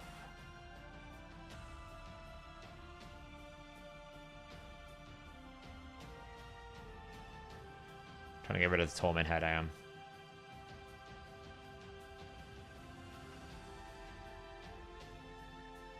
Alright, we can test this now. So.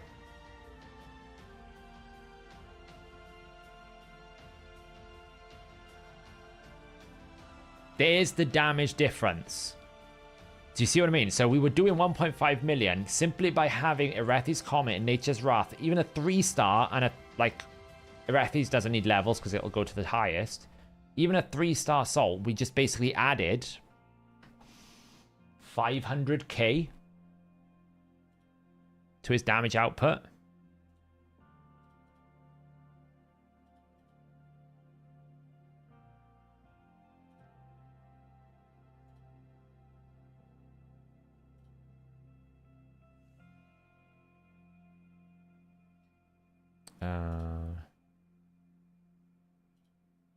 Ooh.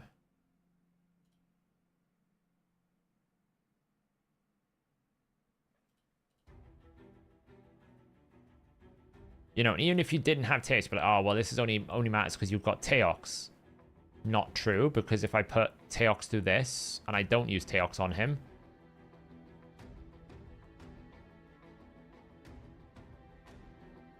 if I just attack this head, weak hit, 1.2 million. And that was weak affinity, so it's 20% weaker.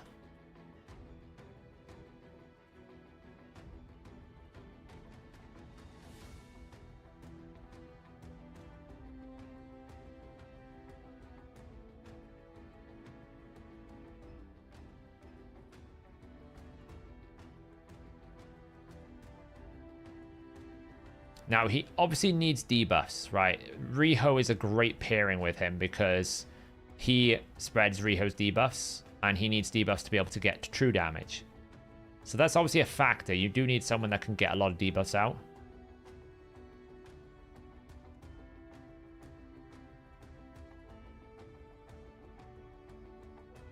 But look, boom, boom, 1.1, 1.3. So he's basically hitting these numbers without Teok. So this is only on a 3-star on what I would argue is not an optimal build, because I rebuilt him and I didn't really rebuild him around his new stats or anything. So you can stack Ereth's Comet with Nature's Wrath if you get the right relics in there. I think Carnage damage is really, really competitive.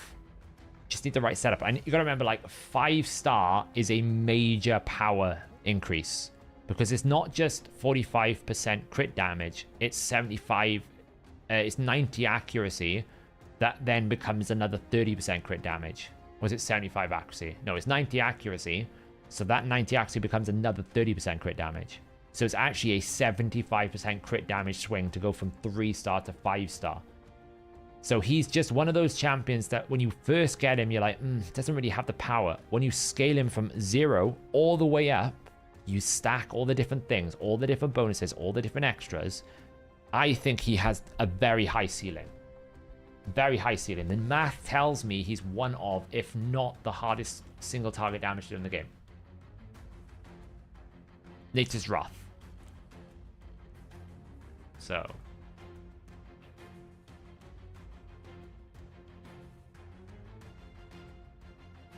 You shouldn't use A3 though. Carnage is not about his A3. Carnage is all about his A1. You do not use his A3. His damage is in the A1. Like, we can probably throw it into... He'll live now. I can actually put him into Chimera.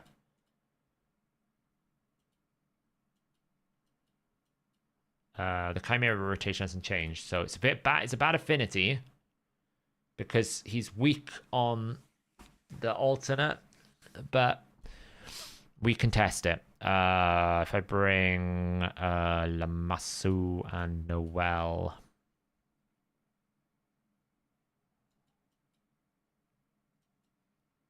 Anyone see a Lamassu? There. Not even that. When you start, the thing you got to remember as well is, like, Carnage can get feral bonuses. Max HP can't. Carnage can get protection bonuses. Max HP can't. Carnage can get feral other bonuses. Max HP cannot. Carnage can get relic bonuses. Max HP cannot.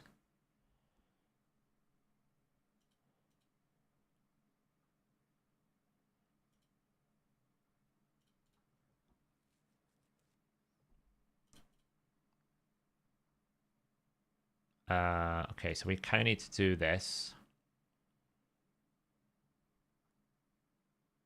I like how it says debuff spread. I have no idea who it's debuff spreading to, but it's debuff spreading someone.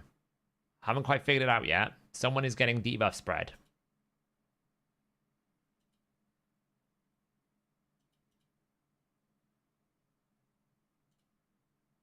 Let's use that.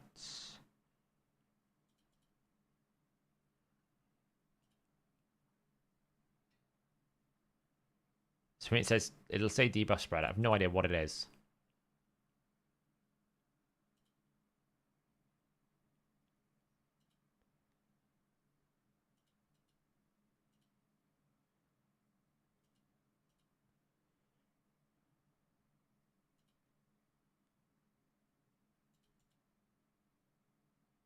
Second debuff.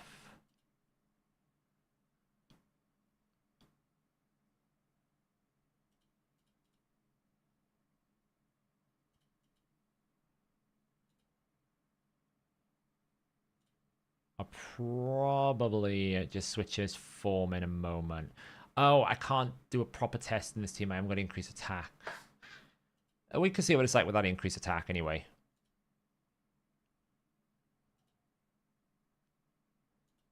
Can see what it's like without increased attack. 1, 2, 3, 4, 5, 6, 7, 8, 9. think, I don't know if I have him in Ignore Defense. We'll find out. I might not have him in any Ignore Defense at all, so he's not getting true damage. 1, 2, 3. 1, 2, 3, 4, 5, 6, 7, 8.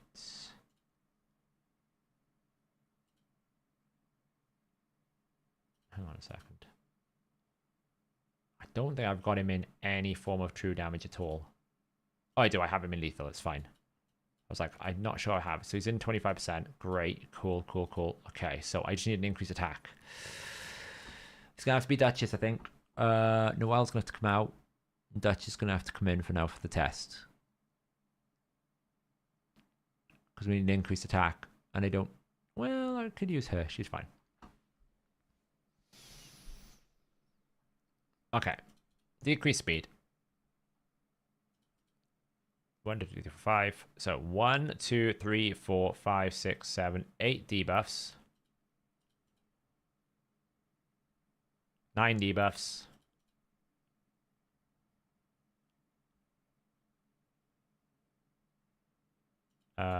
Boom. Let's do that seconds. Okay. We have 10 debuffs out now, so it should be doing true damage when we switch form.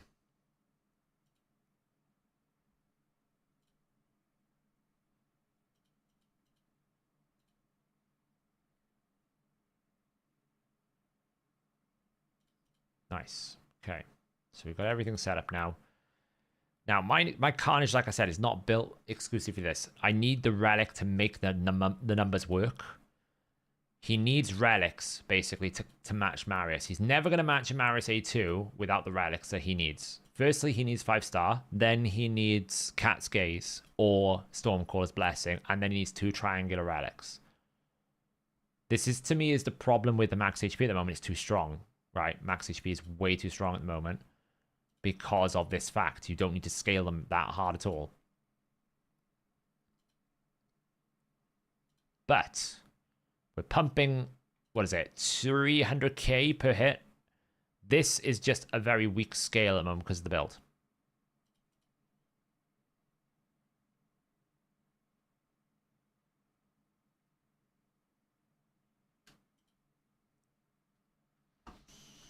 He should be hitting, I think, let me get my boss calculator up here. Excel.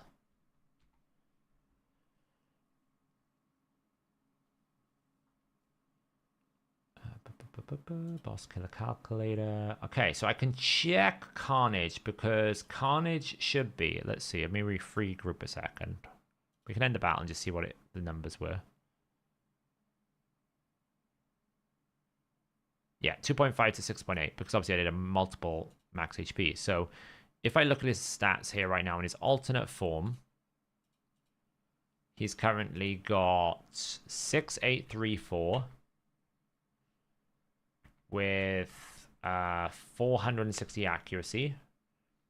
And then he's got 2.75. And we don't have an Axie buff. We do have an attack buff. We're destroying the enemy's defense by 15% because we have 5-star cruelty. We're applying decreased defense. So he should be doing 100% ignore. I'm just working the numbers here. We were doing Ultra Nightmare. And we've got Heart of Glory, single out. That's not going to apply. But we've got Bring It Down. So we'll get 6%, but 0% there. Methodical was stacking. And right now we'll have Weaken, Nature's Wrath. I mean, it will take a while for this to stack because it's what? He needs to do 4 of them. But let's just say I did 1 there was 2%. We have no protection sets. We have no feral debuffs. And Wrath, Relic. We did what? 1, 2, 3%. Let's just assume we did 1 debuff. Okay. So what we can do, right, is we can run a simulation. Okay, we're running a simulation here because we've got the multipliers, the books, the skill multiplier, everything all calculates the damage here. So this is what I'm saying, okay? It's about how hard you scale it. It's a 1.8 multiplier, right, with a 2 books. I'm going to put this at 0 a second. Okay, put this at 0, and I'm going to call, I think, let me just check, this is per hit. Yeah, so this is per hit. Okay, so basically, right now, even ignoring 100% defense, this is the build. Okay, this is the build. And it makes sense, because this is what we were hitting. Right? This is what we were hitting. These were the numbers we were getting. I mean, this says Helm Smasher. I don't really know why it's using different variables. I mean, we're doing true damage here, so it doesn't really matter. So, not entirely sure what that's getting the number from, but it's probably because I was using this as an adjustment for something else. So, ignore that for a second. Don't worry about the Helm Smasher. This is the number is A1. But here's what I'm trying to say about scaling, okay? There is a setup with Carnage where this is my build at the moment. Let's just assume, let me just check I got the right stats though, because maybe I got the wrong form. No, I got the right stats. So let's just assume I take his exact same build, but I put a 5-star blessing and I max out the multipliers that I've got, and I put all the team together. So what I'm talking about here is, well, I'm going to get 90 more accuracy. And I'm going to get 45% more crit damage. Okay? Just straight away. I'm also going to get more Wrath Relic stacking and Nature's Wrath stacking. So if I get to a 5-star, 5-star Nature's Wrath allows me to get to 15% damage. Got to scale it, but 15% damage. And this could go to 30% damage. Okay? Once you level up Irathi's Comet, it's about 5 debuffs you need, because you get 6%, so you need 5 debuffs. Same as Nature's Wrath there. So we could stack that up. If we had Riho with Feral, that would be 30% bonuses. If I put a couple of protection sets on him, that would be 20%, okay? Then you build his Relic combo. And the Relic combo is very important. You basically build 100% bonus damage on him. Now, it's not quite 100% because it's a counterattack, so it's like a little bit of a penalty. I don't think I'm pretty sure he has a counterattack penalty. So there's a little bit of a factor there. But this is how you scale it, okay? Yeah, I've already worked that out, don't worry. I've worked it out. It's fine. It's basically going if E8 times if B14, basically it's working out. Trust me, don't worry about it. It is doing exactly how it needs to do the equation. Now we've scaled it, it's actually doing this kind of damage per hit. It's doing 1 million damage per hit on an A1. Because what we've been able to do is build the team and all of the multipliers. And this isn't even a strong build. Okay? And the reason why this 100% multiplier exists is for one specific combo. And that is, you get either Cat's Gaze or Stormcaller. Cat's Gaze is the easiest one to get. And you put this on him. And you put 2 of them. Okay? So you put 2 of those. And you also put 2 of the Boss Slayers. So we actually get an extra 20% on top of this. So you're getting... Ideally, you get either 2 and 1 or 2 and 2, depending on whether you get Stormcaller or not. That's where you put it on. Now, of course, you'd be saying, well, hang on. You've lost Irathi's Comet because you've swapped it out. Sure. Okay, well, let's just take that out. We're probably going to get... Let's just assume we get Cat's Gaze at 10%. Okay, we get a 10% bonus here. but we get the 100% bonus across the board. Well, we're still doing 828,000 to 1 million A1 damage. Now, if I was to apply my best build, we could literally run the optimizer here, and we could say, hey, now that I've got Carnage at, at 3-star, give me his best A1 based on Chimera rotation here, stats, boom, boom, boom, sets. I'm actually going to change it from Chimera to General, because I don't need to do any ignore defense, right? So I can do true damage. So you give me the best damage build you possibly can do based on the current thing. Now, I could swap some gear around, right? I can basically look here. I think that's the best one. I think that's pretty good as well. Although you could find potentially that I've got maybe a critical damage with accuracy, right? Because accuracy is what I want on the substart here. And then I want to sort it by accuracy. That could be the better one. And then here we could basically just say, hey, I just want attack with attack percentage. And I want to sort by attack percentage. So look, we'll take that one there. Look, we'll even get a little bit of bonus accuracy. So we'll take this combo and I'll say, give me the best damage of this ability and basically include everyone. 0 defense, because I don't really care about defense. We'll put 250 with minimum 475 accuracy for the boss, just so we can land stuff. And you tell me, what is the best build you can come up with? Let's see what I can find.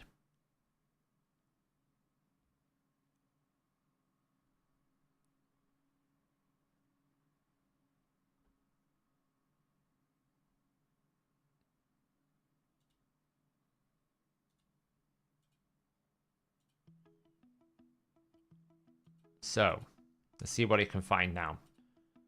So the actual best build, look at the difference. This is the best build I could get. I could get 10,000 attack. And I don't need ignore defense sets, right? Because I don't. Now, ideally you take Cat's Gaze, so you get the 20% built in. So you can afford to be under 8 debuffs rather than 10 debuffs, right? So let's just take this build here. 10,923 attack. I'm going to put it into here. 10,923 attack. It's going to be with 516 accuracy. Okay, now what do we need to do first thing? Add another 90 accuracy to this build. Okay, this also has 307% crit damage. So at 3.07 plus 45% that we're going to add. Okay, plus 45%. Now, the other thing I need to check is what this is equaling.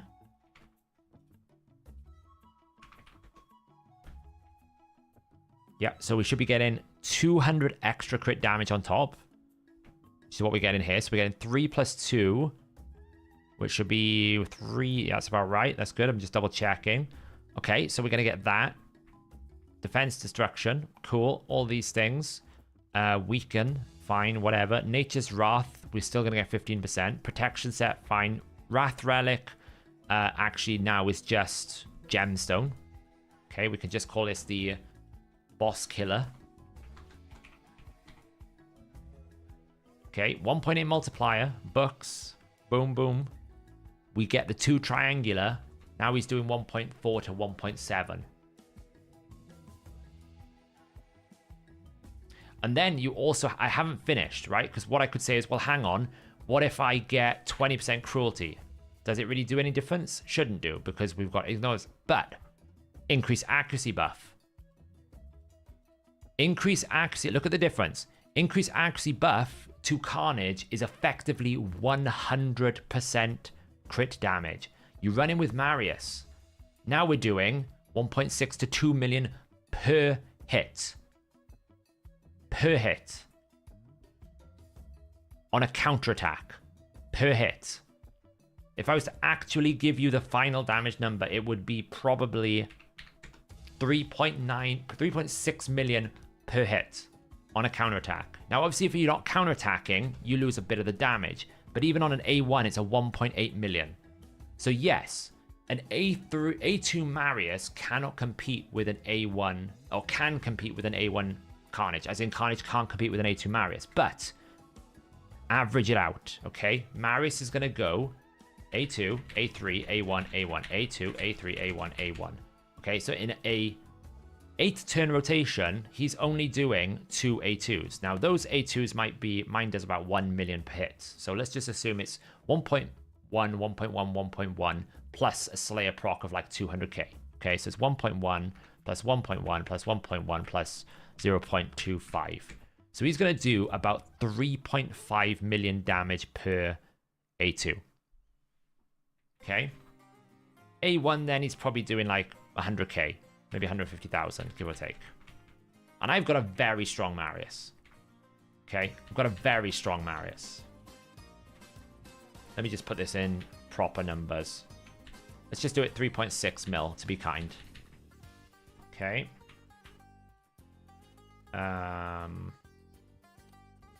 It should technically be like this is the same turn. Okay, so Carnage is in this same time is going to do 1. It's going to do, let me just copy the number. It's going to do 1. It's going to do 2, 3, 4, 5, and 6. Because he doesn't do it on this turn because it's the same turn as the boss.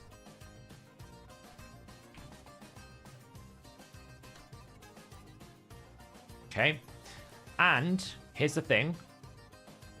Every single time the boss attacks you, Carnage is also going to counterattack with 100% bonus. Now, it is a little bit different because it also needs to have a penalty. So we need to put like a 75% penalty. Okay. So it's not exact because counterattacks we know do 75% less damage. So let's just be fair. Okay. So it's a 1.3 million per hit. So now his counterattack is going to be 2.7. So let's just assume we're going on a 1-to-1 ratio in this system, right? So this is 1 turn. Okay, so we're going to get an extra 1 here.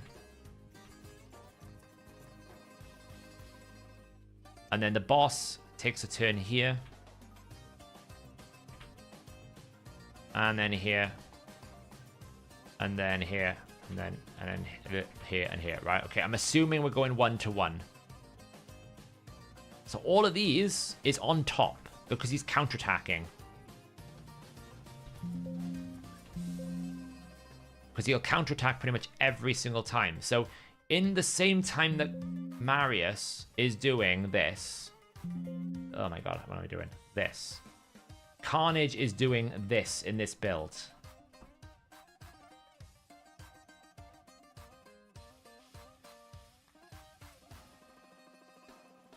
But right now, my Carnage is doing 100,000 hits.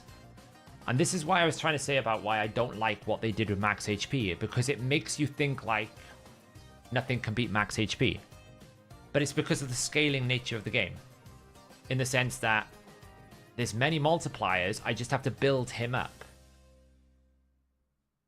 Yeah, but, okay. Are you actually running Carnage with Feral, Protection, Stacked Out Things, and the Relics?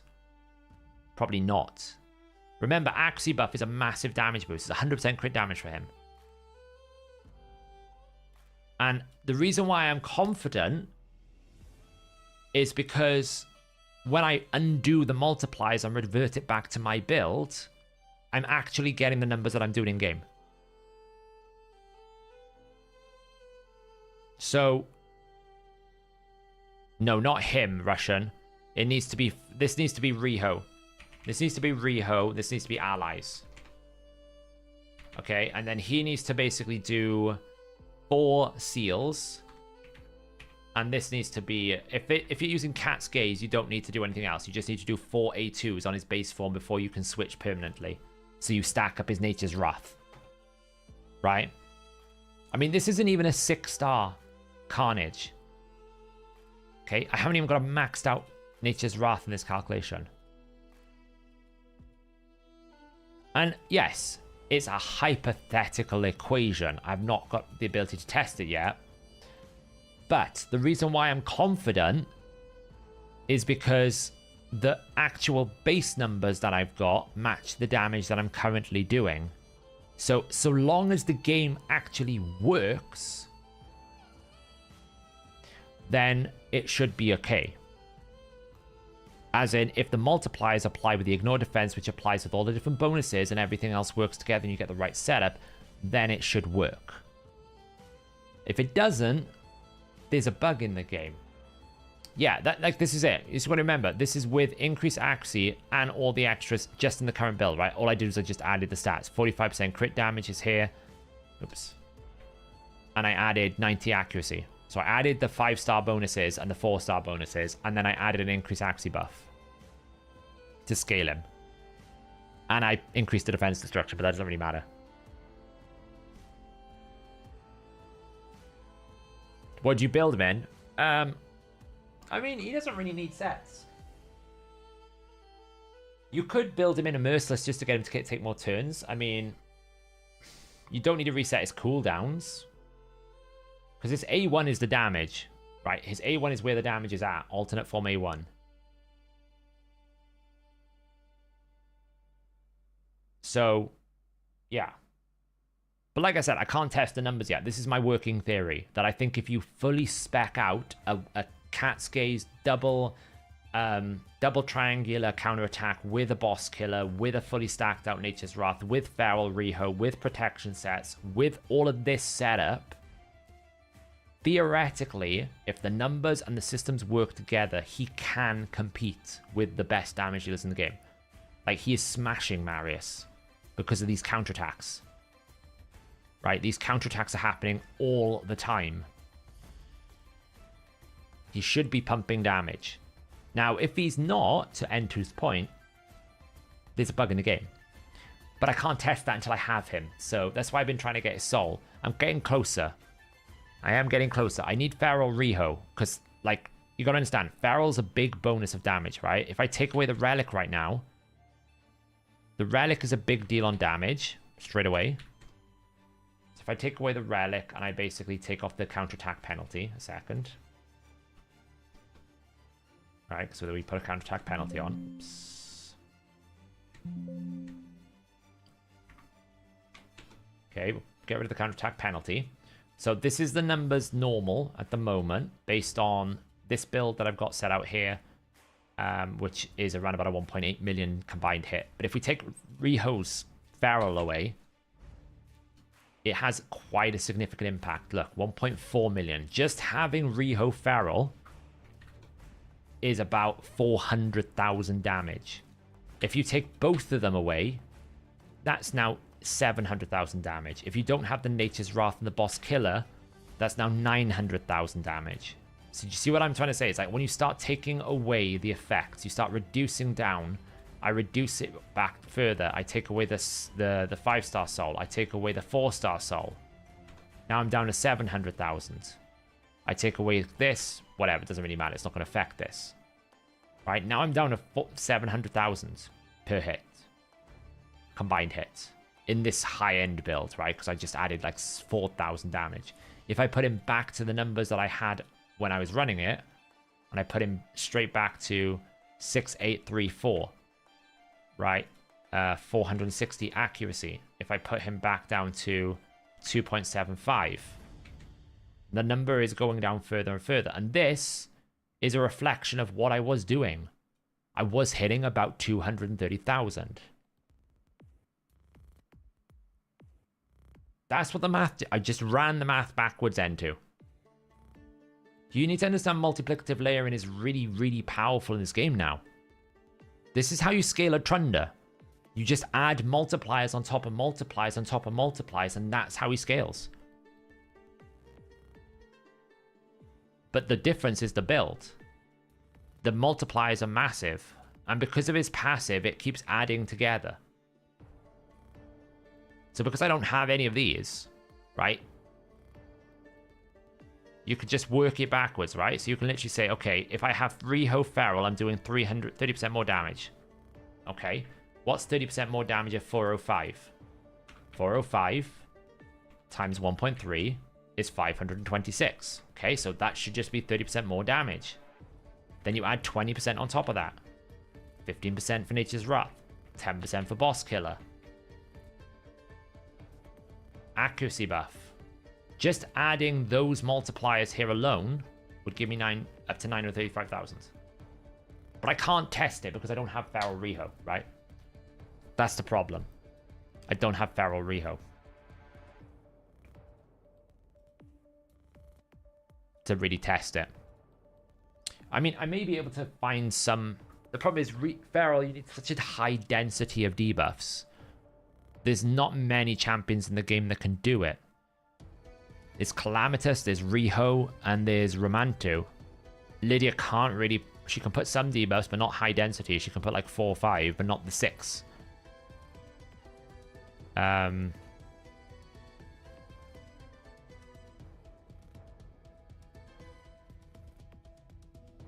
Where is Romantu here?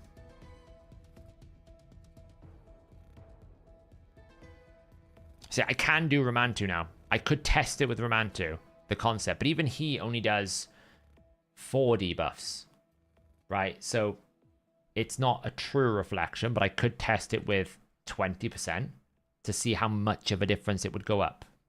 So, but this is why I've been really stressed about trying to get Riho's amulet, because she's ready to go, and then I can actually do a like-for-like test to do the proper test versus the math is, okay, well, I added 30%. Did I actually see a 30% damage increase? If not, Feral's not working properly, because Feral should give me 30% more damage, right? It literally says, word for word, allies deal 5% more damage per debuff. It's a multiplicative bonus. So that's the thing. I'm not saying you're not wrong either, N2. I'm just saying that you can see from my math, if I run it from the starting position, which is an accurate number, basically what I'm doing in game at the moment is what the spreadsheet is telling me, and I add the multipliers and I scale it and I grow it, it's telling me we can get to these crazy numbers, that we can get him to 27.6 million. Now, it does assume, of course, you always have enough debuffs out, which is potentially a factor, right? You always need to have enough debuffs that you're constantly doing true damage. So if you run Cat's Gaze, and there is a question mark about whether Cat's Gaze is working in Chimera at the moment. I know a lot of people are saying they're not too sure. Again, I need to get one to test it to really see how it goes. You know, we'd have to see. I mean, I could just literally throw Romantu in over Riho. Let me try it.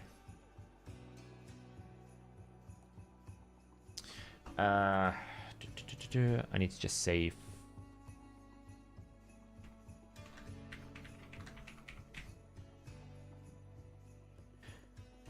Okay, well, he's gonna need...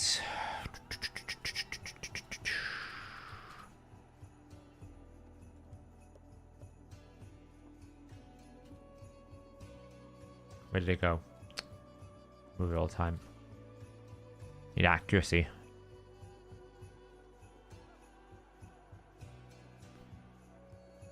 We haven't got the best accessories, but we'll have to make it work. Just go with that.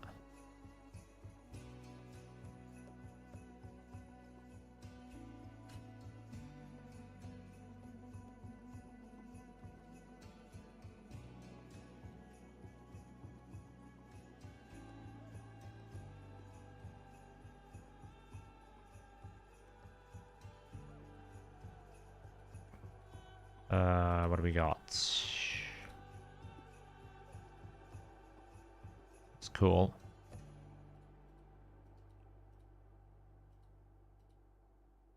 Yeah, that's cool.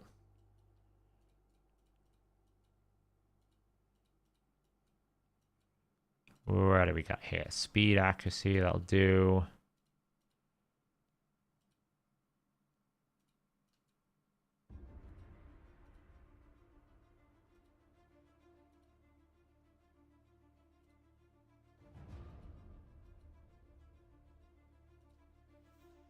Need a bit more accuracy.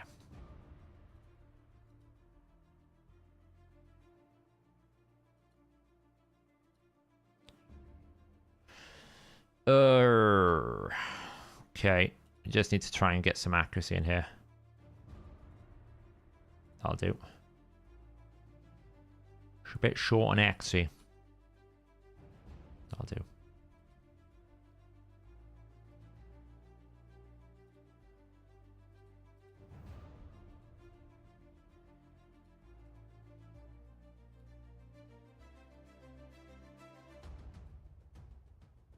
We've moved a lot of gear around, so I've run out of space again.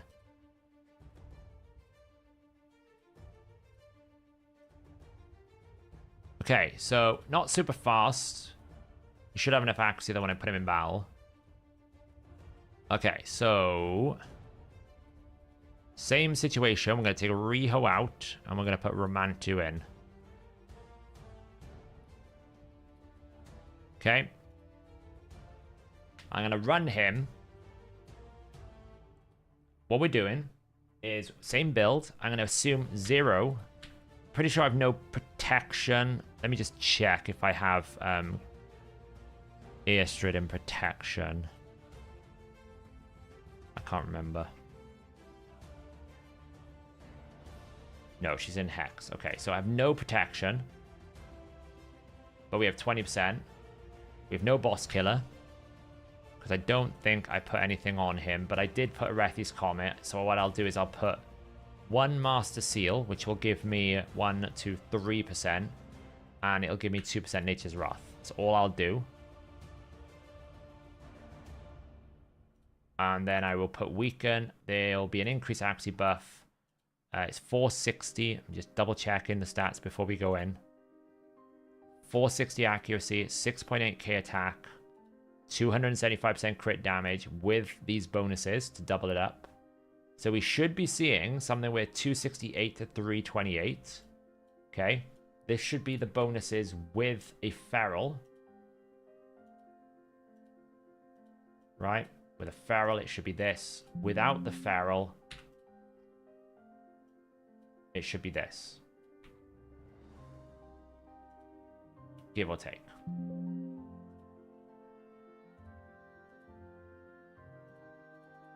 Okay. No F. F. Right, and it's pretty simple. It's pretty obvious. That is about a 20% increase in damage there. Why? Because I put 20% feral. Okay. That should be the numbers. The numbers we're working with. Let's try it out.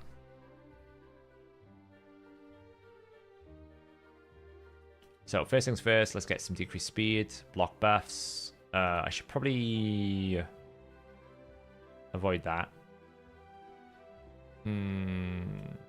Does he do block buffs? He does. We can't use Lamasu. And we can't use Airstrid. Because obviously I need to make sure that the debuffs being placed are the ones that are being placed by him. Let's just run you. No, it's got increased crit damage.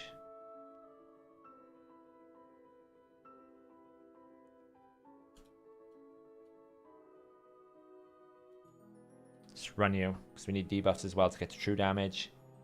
And then I need... So let's increase attack, poisons, decrease speed, and then I just need basically a, I don't know, someone to go in the lead.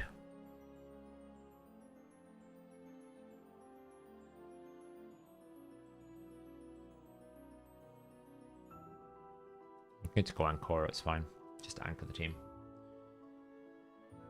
Okay, so we can do this. That's not a problem. It's not going to hurt us. Buff, increase accuracy, A1. It's fun. Master Seal. So that's the one debuff I was going to do.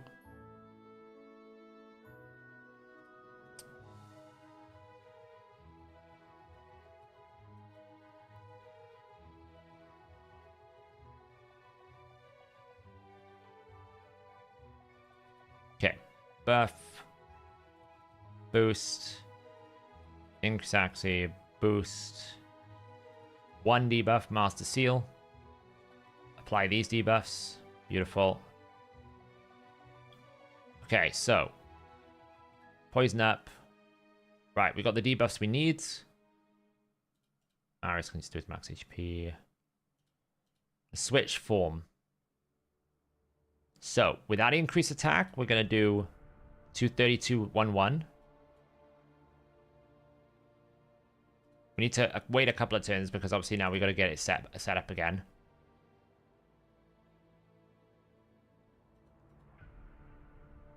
Okay.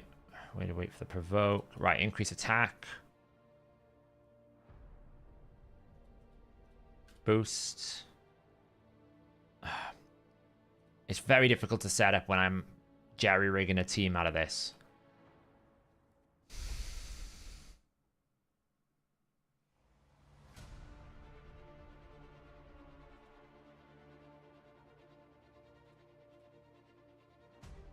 It's just awkward to set up because I got to try and get the rotation right. Right, well, Master Seal is the only seal I put on. I need to wait one more turn. Move that. Beautiful. Okay, wait. One more turn. Boom. Just A with that, but it's fine. Okay, switch form right now.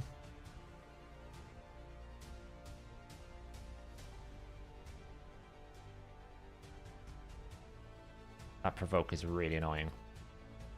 It's going to rip the buffs off again.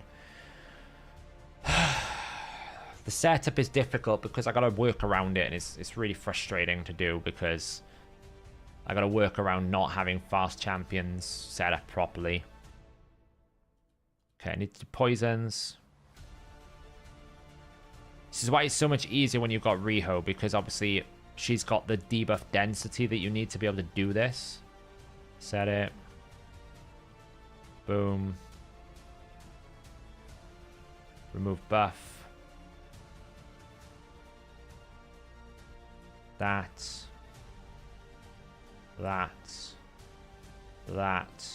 Switch form. A1. Provoke happens. We now go increase defense. Cleanse. A1. A1. He's just dying. This is not working because I'm trying to force something. Let's just get rid of her. Let's try Noelle. She's got increased speed. That will help.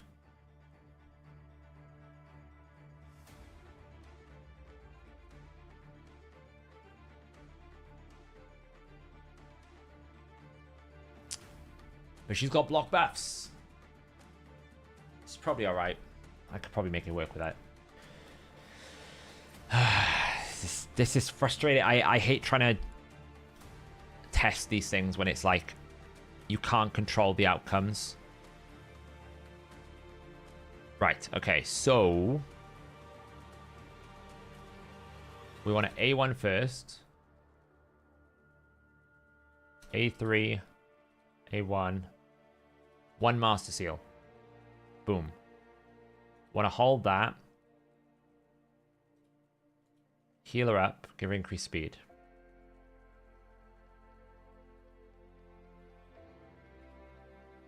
Need to hold one more time. Switch now. Block buffs goes out, it's fine, there's nothing I can really do about that. Gonna have to wait one more turn. Now we basically put increase attack, increase defense out. Get a provoke, nothing I can do.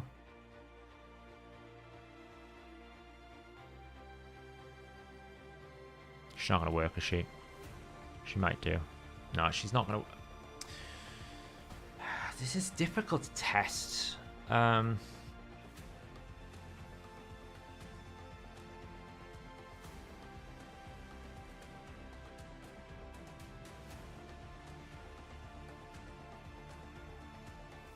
The problem is Riho has debuffs she doesn't share with anyone else. She doesn't share half of these. Whereas Romantu shares debuffs with more common champions like block buffs and decreased speed. So I'm trying to basically not have block buffs in the team or not have decreased speed so that Romantu can place it, but I can't place it and get him to transition quick enough so that I can actually test the damage out, because by the time I get there, so what I need is her.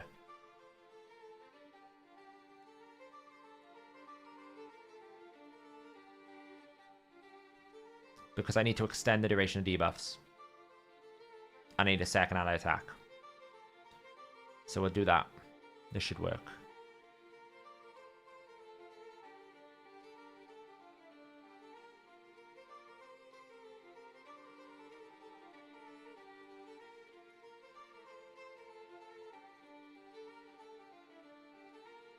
One change, lovely. Okay, wait. Now we do this. Doesn't help, he takes tons of damage. That.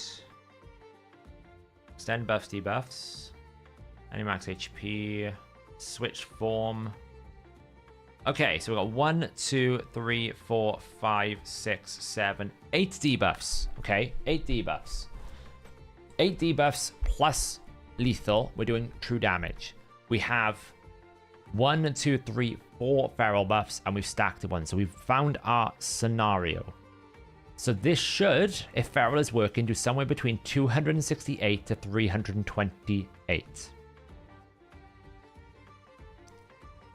268 to 328.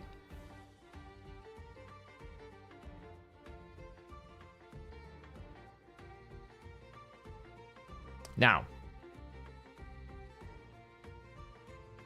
let's reproduce this, but instead, find Romantu.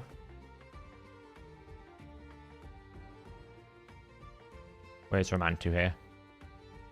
And remove, I don't know, just basically put something to keep him alive. Because he keeps dying on me.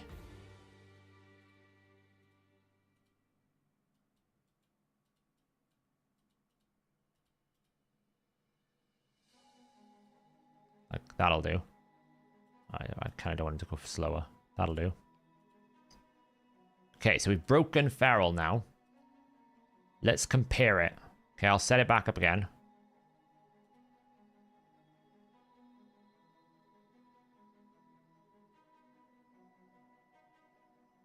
So that.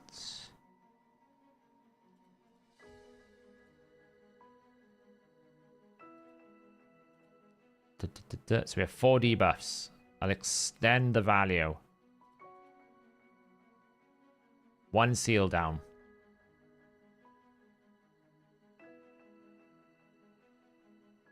Let's do that. Keep alive.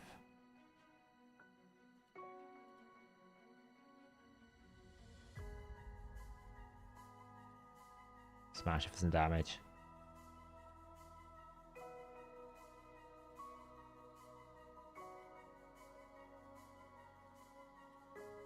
Okay, so 1, 2, 3, 4, 5, 6, 7, 8, 9, 10. We got 10 this time. Doesn't really matter because we would have hit true damage. So, if feral is working correctly, I've taken feral off. Now it should be somewhere between 224 to 273. 224 to 273. Okay.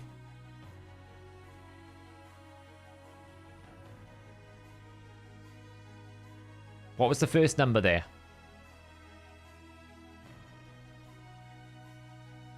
What was... Did anyone catch the first number? No, Mithralis not. 285.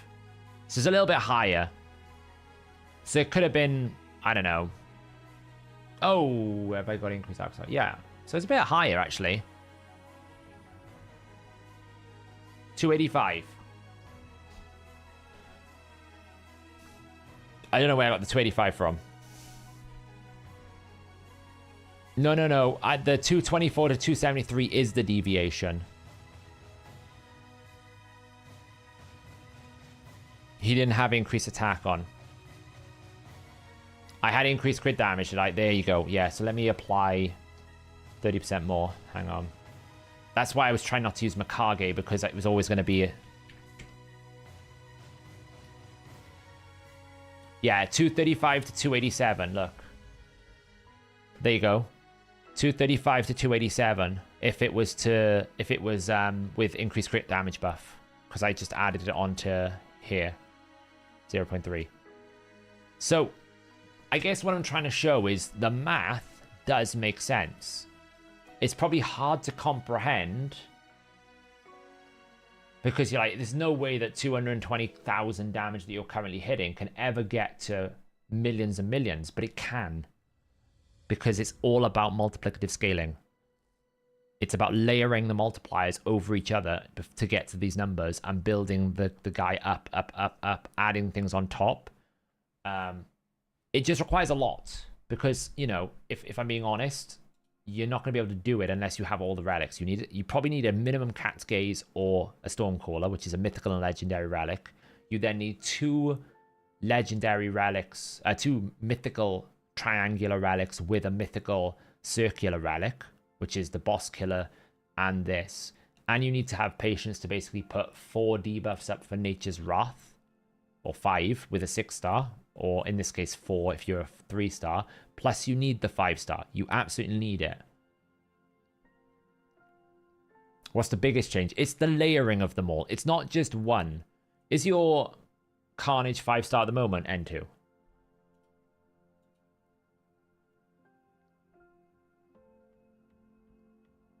Because it's the layering of it all.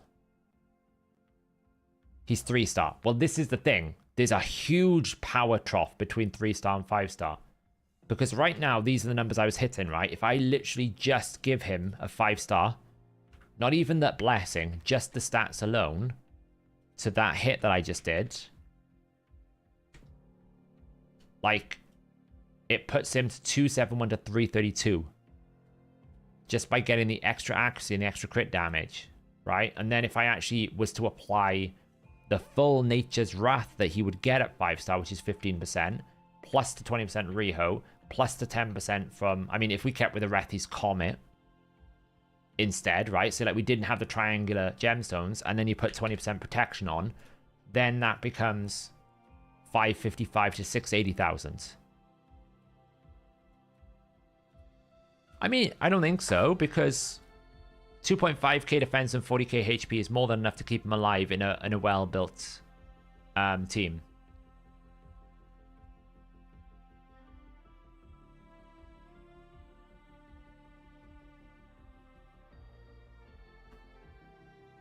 So it's just, I think it's a case of when you start layering the multipliers, it really starts adding up, because if he's got so much hidden damage, you know, we haven't even talked about adding any extra bonuses here, like Rehope, Feral passives, or anything else. Like, you could potentially consider Zeal, right? We didn't try thinking about, well, hang on, what if we put 12, 24, 36% Zeal on him? Hey, look, it's now up even higher, right? If I fully stack it out, I go Nature's Wrath 30%, I go Boss Killer because I want to have... Cat's Gaze, right? I get 20% built in. I get 6 pieces of Zeal, 36%. I put Riho in. I have 4 protected buffs on him.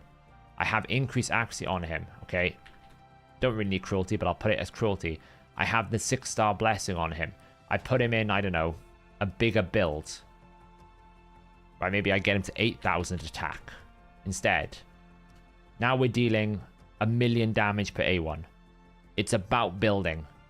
And it's the scaling. Well, you want to try this build? I could, but it's like 5 in the morning, so...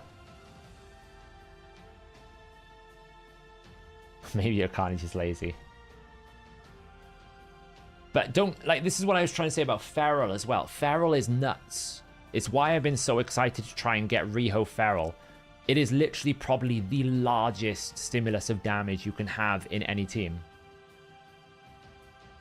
It's so strong. And it's how people layer Trunda, okay?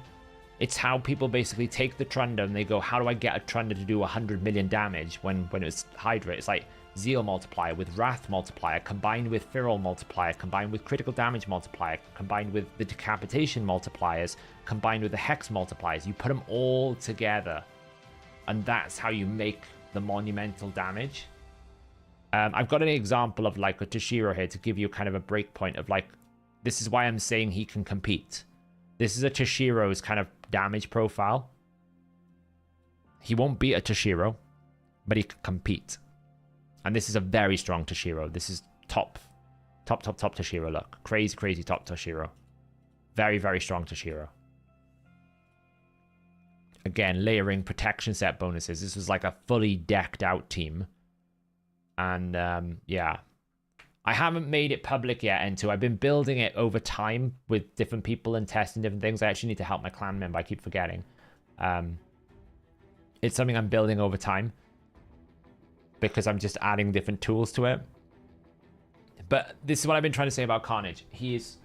Everyone doesn't respect the secret damage he's got because he has this like penalty that you can't use him until you've basically got his soul. His soul is a gatekeeper for him. Once he gets the soul, you find a whole new tier of damage for him.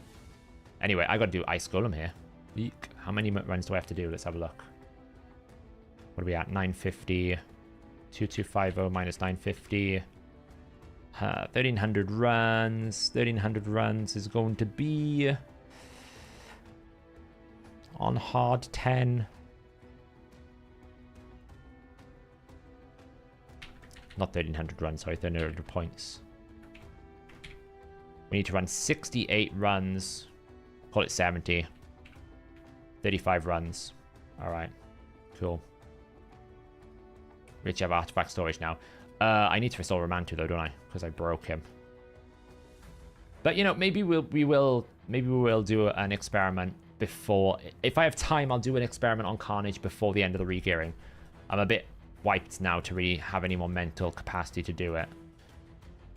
But it's very difficult to achieve a successful run without actually having a good build. I can't just like throw it together with Romantu because it just doesn't work. Oh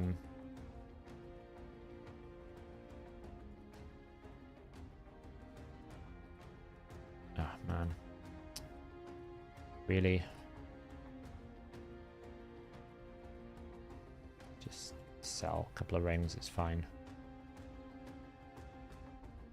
Try on, equip. I just basically need to get... I really need that Riho amulet. If I can get the Riho amulet, I can actually properly test these things in a much more fundamental way. But without her, she's one of the only champions that can really get the density that you need to be able to test these things on a regular basis. Because you need to get enough debuffs out for him as well, which is the other challenge. So... we'll just send him off on their little merry way. And we'll leave it there. Yeah, no. What's Carnage's best sulfur chimera? Is it in it Heaven Cost? No, Nature's Wrath. Because you can apply Seal, right? And also for the snake form, what's it called? The Viper form, you could use block active skills. N2. So you can do it that way, but you just need to get like 4 seals. So you need to use like 4 A2s before you swap form. And then you're good to go. So Nature's Wrath is probably still better because you can get permanent damage without buffs.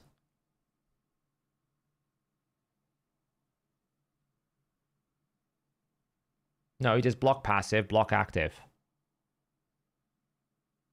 He does 3 hits. Place block active, place block passive. Place block passive, place block active. He shouldn't do. What are you on about? I'll check. Because he can place block active without placing block passive, surely.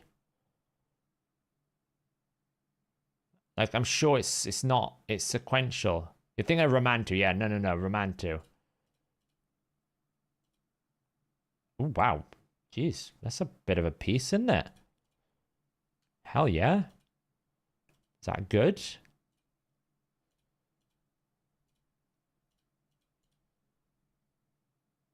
Well, I mean, rolled it, right? No, it's actually quicker for me to do attack on stage hard 10, to be honest. Yeah. So Carnage basically can switch form and start using this for the Venom to put block active skills if you need it. So that gives you a trial. If you think of it, it's kind of like a damage Lydia option here because we get a block actives. We don't get the poisons and everything else, but you get the block active skills. And then when you're in the other forms, you just go back to damage mode. He's not great on this rotation, though. I will say that because affinity, right? It's magic and force. He's spirit. He's going to be negative affinity for like not so much the ram form, but the other forms. And he will kill himself on ram form because he'll counterattack and kill himself without leech. So that's always something to consider. But, you know, he should do a good job. So let's get this done. Anyway, guys, I'm going to leave it there. It's been a long stream, but there's a fun little math exercise there. I mean, the math says he will do it. I need to put it into practice, but the math does kind of say it's going to work. So we'll have to see what happens, but don't give up on Carnage just yet. I'm pretty confident we can make it work. So we'll see how it goes. But anyway, guys, I'm going to leave it there. Thanks so much, everyone, and I will catch you guys Monday? I don't know. Tuesday? Sometime next week. We'll see. Bye, everyone.